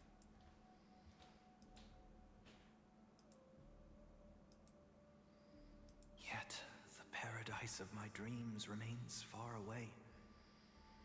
Perhaps a brief journey with the Nameless can show me more possibilities in my search for paradise. As for what Penacony should look like, it'll be up to her. No. Up to their trailblazing now. Oh, it sounds like this ideal kingdom is no more. Not really. That's right. The people chose to wake up at the end. You can't see tomorrow when drowning in sweet dreams. No. This individual's law acknowledged only gods and constructs, leaving no space for humanity. And yet, the fact that he could accept defeat and resume his journey shows a rare self-awareness and clarity of mind. You are also very self-aware, Imperator.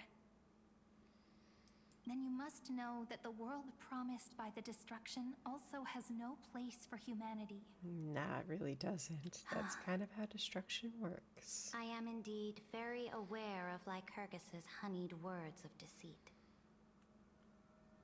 I have seen enough. Take me back.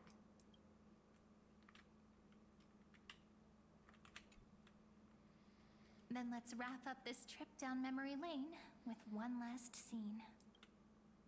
This absolute wonder. That's Amphorius. Isn't it pretty? That's our Amphorius. Our world flows and meanders in this endless band of light. Though we were born from the designs of the gods and are not yet truly alive, the Chrysos heirs of Amphorius still chose to stand against fate and carved a legend no different from that of humankind. Will you really renounce the heroes in this world's previous 30 million cycles, Imperator? Including even yourself. Will you bow to brutal destiny and allow that puppet master named the destruction to have their wish? I know what you want to do, sidekick. You want to use that deliverer's memories to influence me and tilt the scales of law toward him and the two geniuses. You really saw right through me, Imperator. How can one rule an empire if one is incapable of understanding people's minds? I have decided on Law's final destination. However, before I move my next chess piece... What will be the next chess move? Before we go on, tell me this, sidekick. Throughout his trailblaze,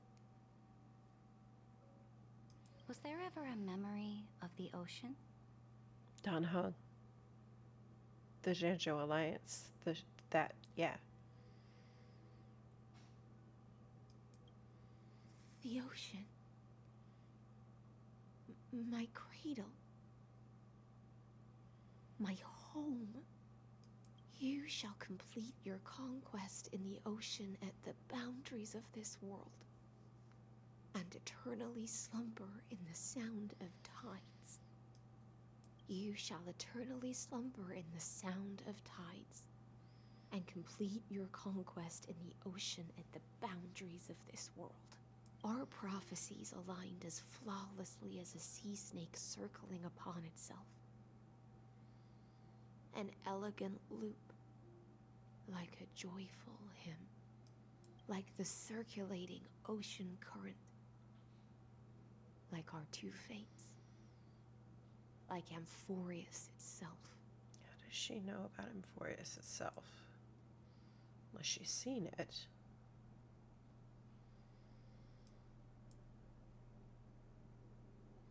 The trial is over. So tell me, who will own the divine authority of law?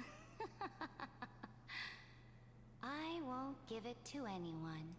What? I am the law. Why should I give my imperial crown to any other? Both the Deliverer and the Theoros came from beyond the sky. They have no right to interfere with the lands I conquered with my own two hands. The law of Amphorius shall be determined by Amphorius's master. Which you believe you are. What exactly did you see in the trial? Everything. I saw everything regarding the rules of this world's operation. I saw the laws of extrapolation that Theoros spoke of. I saw the ultimate protocol. So is she bad? Please tell me no. As long as I offer a sacrifice of equal weight, I can rewrite the laws of this world according to my will. I can turn good into evil, ugliness into beauty, and weakness into strength. Fate gave me a very fair deal. One rule change for the life of one demigod. So, wait. You sacrificed 500, though. What are you planning to do? That's a good question. You can't guess. We can conquer the stars without relying on any power from beyond the sky. We just need to make some reasonable sacrifices. Your ambitions have already made so many people give up their lives for the law. It's and 500. you're still not done? I am determined for Amphorius to stand on her own 2 feet among the stars. You are beyond reason. You think such a simple and hypocritical statement can justify your atrocities. There's no new without destroying the old. That's what you consider an atrocity? Ironic, for that is also the unchanging law of Amphorius's revolutions. Ever since the Flame Chase prophecy resounded in the distance, fate has decreed for the Chrysos heirs to ignite our blood and illuminate this dark age. People would still be puppets of the old dynasty if it weren't for my conquests. But your world doesn't seem to be any different from your predecessors. Bloodshed, tyranny, oppression. Okay. You're making the same mistakes they did. She's making the same mistake she did repeatedly. Go and see everything for yourself. Go to any library I've built. Go listen to the rumors on every street corner. Go and witness how the Imperator crushed the old laws and forged new ones. Go and see what my conquests brought to this world. I cleansed the Chrysos War's filth and mended all the conflicts left by the Era Bellica. I restored Akima's might and allowed mortals and Chrysos heirs to face each other as equals in the Council. I punished all sins and rewarded all achievements. I smashed Talantin's shackles, united humankind to save themselves, and started the Flame Chase era. That's what the Imperator has done in her glorious life. And what is your intention going forward, Saridra? I have so many questions. Hearken to my final words. History will eventually forget Saridra. But it will never forget the Imperator's people or the Flame Chase era she began. Final words.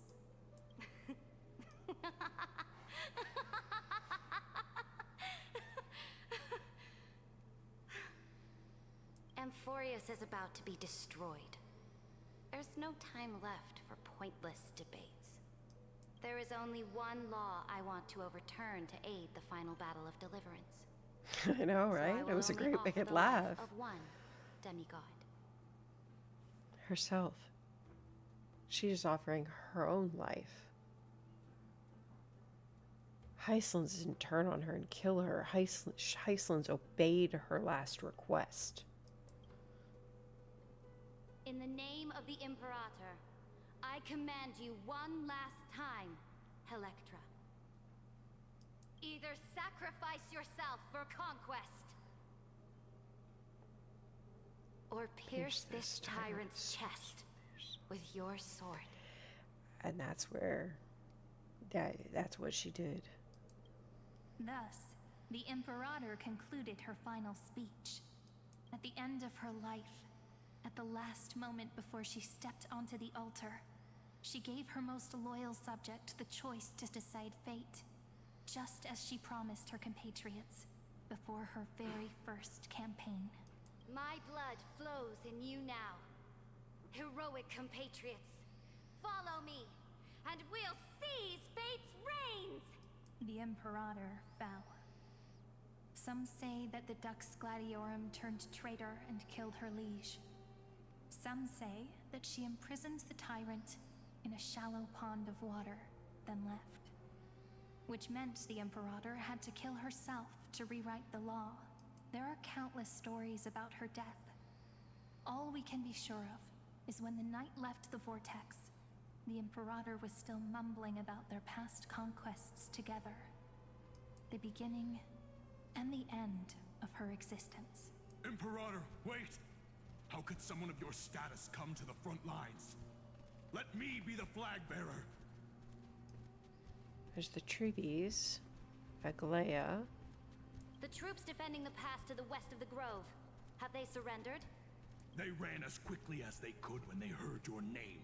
The Golden Cocoon Pass is now in the First Legion's hands. Good. What about the Delosian militia? The Third Legion set fire to the mountains and flattened everything west of the basin. They just need a few more days. That is enough. We cannot afford to miss an opportunity for victory. Lastly, how many Ladonian cannons are left? They are no more. The Second and Fourth Legions have destroyed them all. Very good. They now have no way out, no reinforcements, and no artillery support.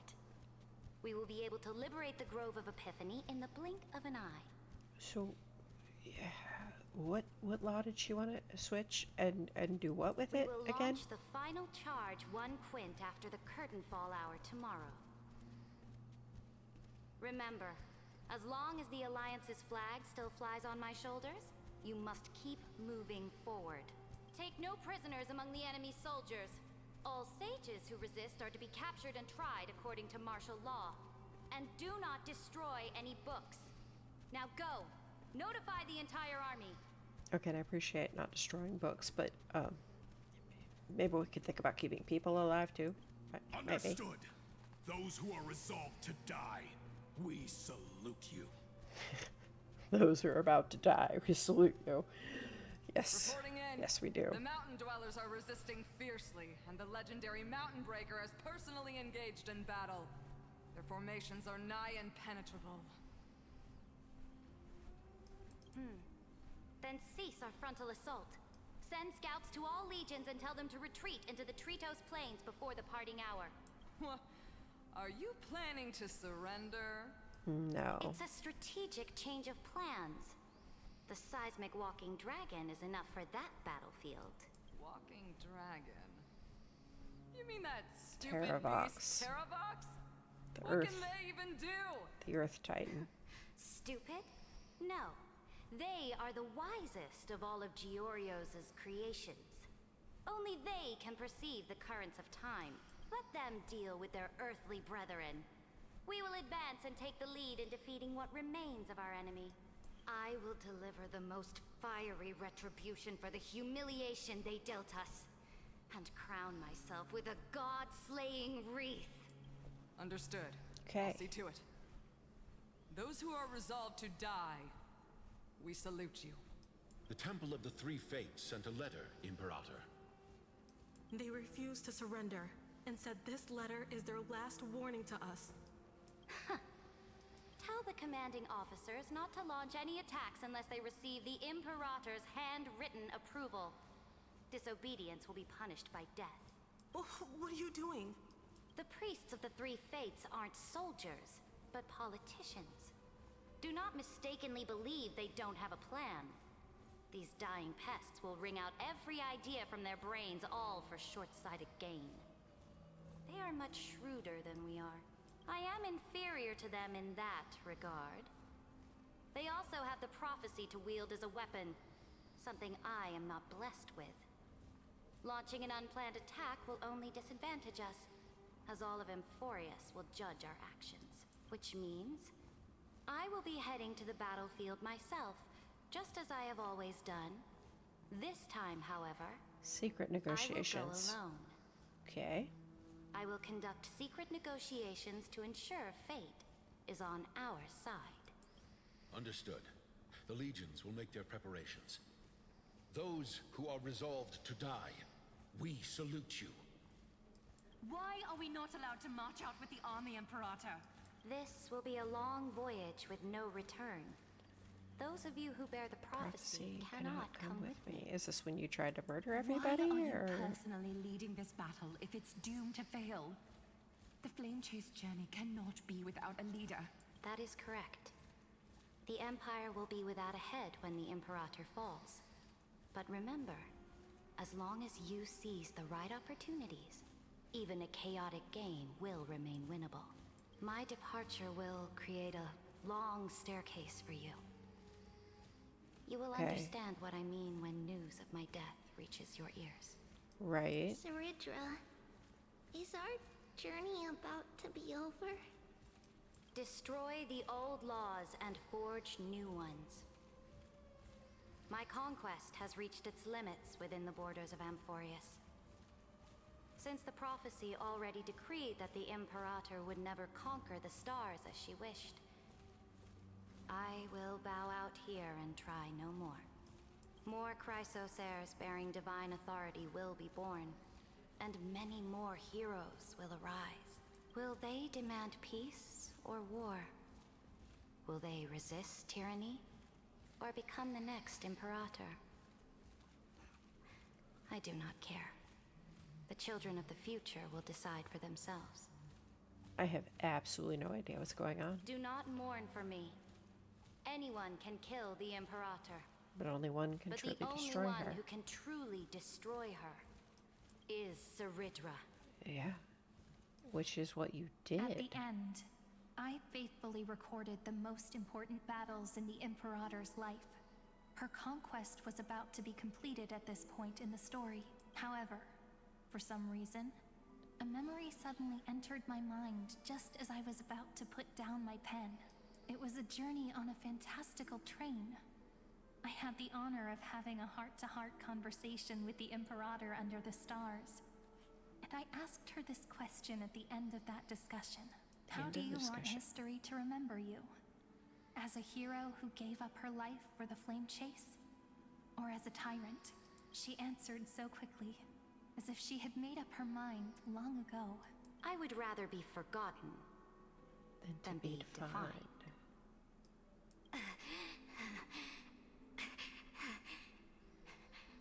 Because the law can be neither eternal nor unchallenged. There's your chess pieces. And only humanity can pen laws into history's pages. Now, I have shattered the greatest law of Amphorius. Is she how we ended up getting here? Because we still didn't know how we managed to arrive. The game is nearing its end, Dux Gladiorum. Even though you killed the Imperator in the previous 30 million cycles, this time you finally found your own law. Then High Sealants, Electra. I will ask someone to deliver the prophecy's ocean at the boundaries of this world to you. Will you choose to swim into that ocean? I do not care. Do not care. The Imperator muttered about her conquests, and news of her death spread in the city. Freedom! Liberty! The tyrant is dead! Go! Shout this news in the streets! My people, my fellow elders, do not panic. Stand your ground.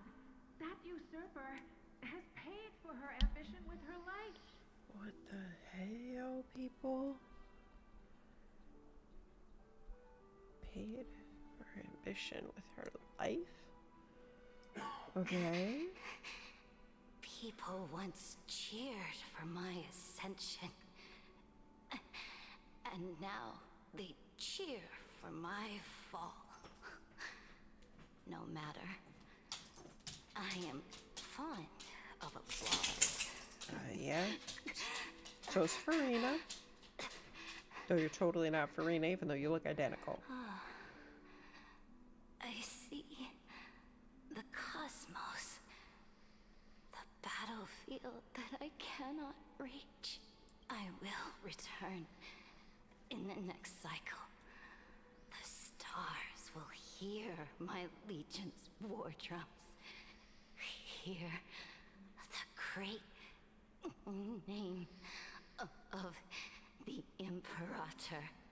Hear Amphorius' Serid. To this day, we do not know which rule the Imperator overwrote at the cost of her life. And after all that, we still don't know? Really? Perhaps the truth will only be revealed at the moment of checkmate. Just like every chess game she ever played, we only know her death inflamed Akama. On one side of the city, those who defended liberty toppled her statues to the ground. On the other side, her supporters put themselves between the masses and her monuments, declaring loudly that the Sovereign is still among the people. It is said that golden blood congealed into the same letters everywhere they fought. It was the name borne by Akama's first and final sovereign, the Imperator Seridra.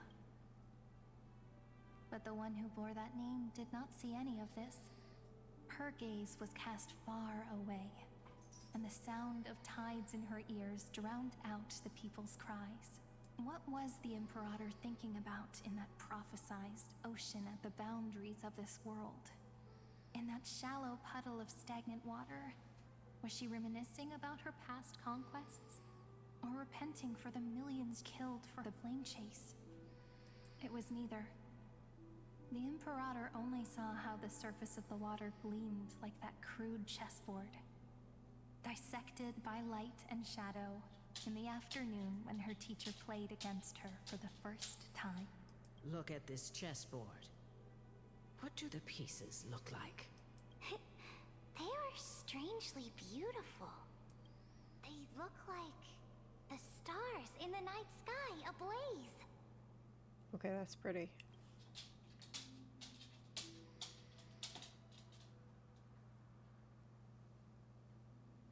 From that page. This is emerged an ocean. Yeah. So vast. So pure. Not a single trace of corruption. Is this Ceredra? Electra, my subject. Ever since you walked out of the tainted ocean and pledged yourself to me, I have seen the abyss in your eyes and the emptiness in your heart. That was why I promised you a new ocean, where the Imperator's ambitions would serve as the currents, and loyalty would be its light.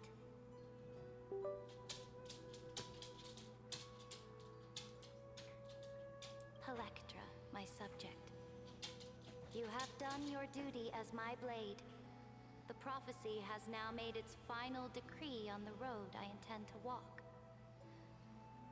My conquest is doomed to never reach the stars. So she knew she was never going to win. The Imperator never makes empty promises.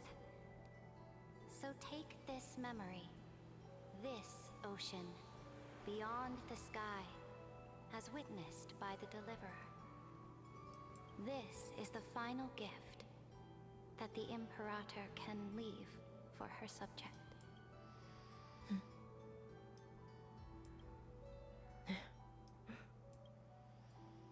When I was still a fish in the ocean, I always felt so genuine swimming through the waters. You should try these waters. They're pretty fabulous. But once I stepped onto land, I found myself caught in a play. Every land dweller wore a mask in their life. So I, too, donned a costume and tried to find my role in this show. I became your blade in war and the violin strings at banquets. Do you still not get it? I do not long for the oceanic depths of my homeland. Nor do I crave the swelling seas beyond the sky.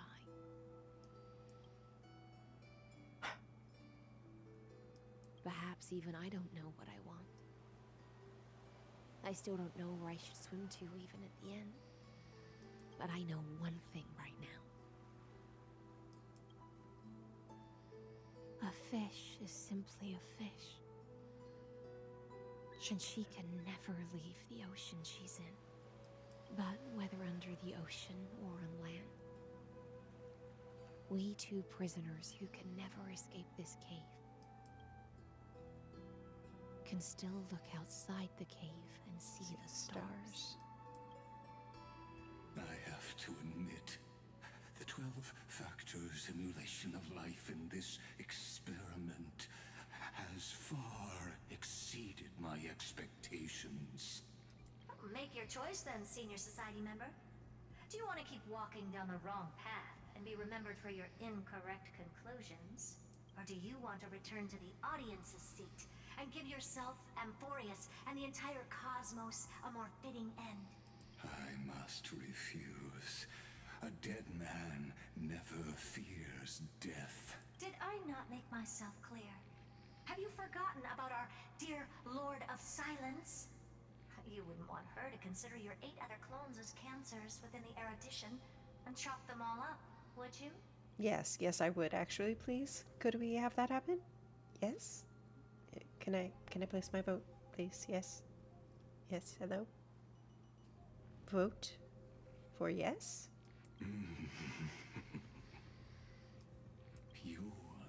logical deductions are vastly different from mine.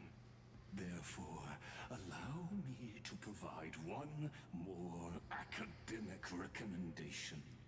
Listen, my peers. Why don't you look beyond this world? Just as the Chrysos heirs did. Re-evaluate your calculations and take into account all enemies in the upcoming war among the Eons. All the enemies. Amphorius is not a place where three paths entangle, but where three paths fight to the death. Okay. You used Memoria to resist me, but did you not consider the possibility that the Remembrance and their children might have taken this opportunity to join the fray as well?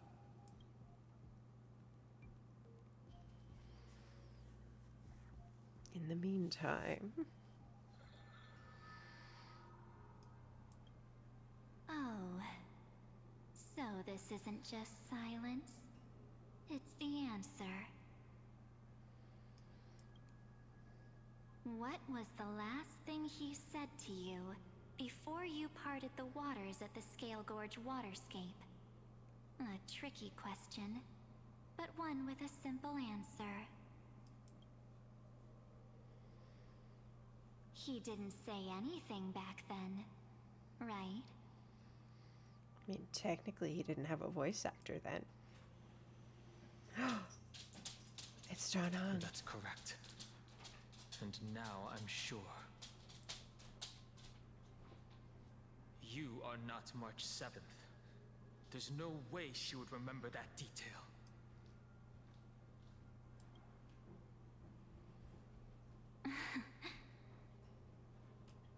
I'll only warn you once.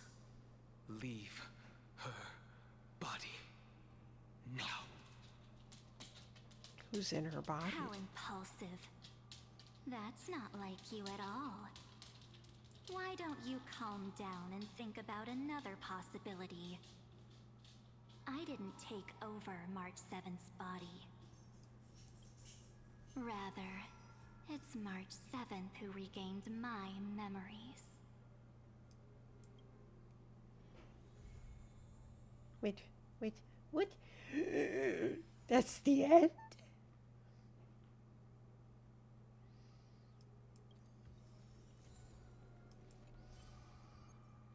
You knew phone who dissed? And walked away? So this was my childhood dream, huh? What?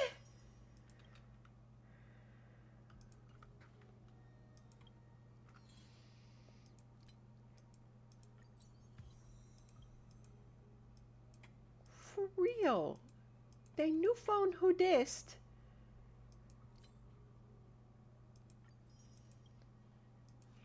And ended it?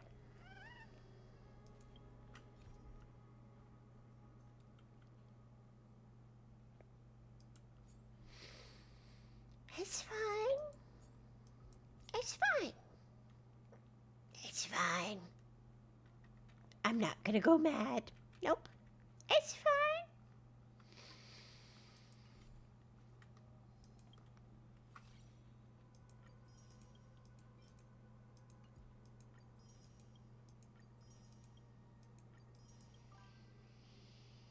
It's too late. It's too late to go mad now anyway. But for real?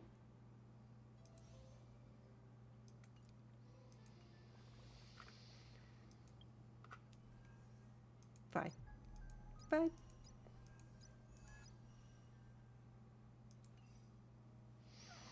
I cannot believe they did that to me. I find it rude. I will walk to the end with all.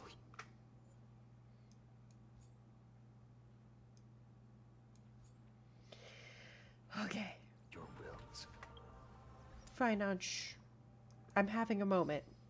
I don't need you running your mouth. Just stand there and be attractive. Please.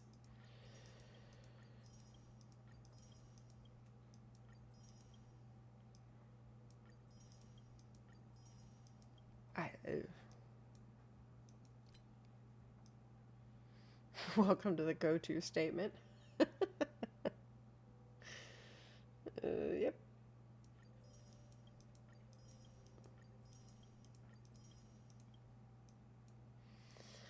What was that? Aptly named, aptly named. Cannot even with this game. But it's fine. It's fine. There's nothing to be done now.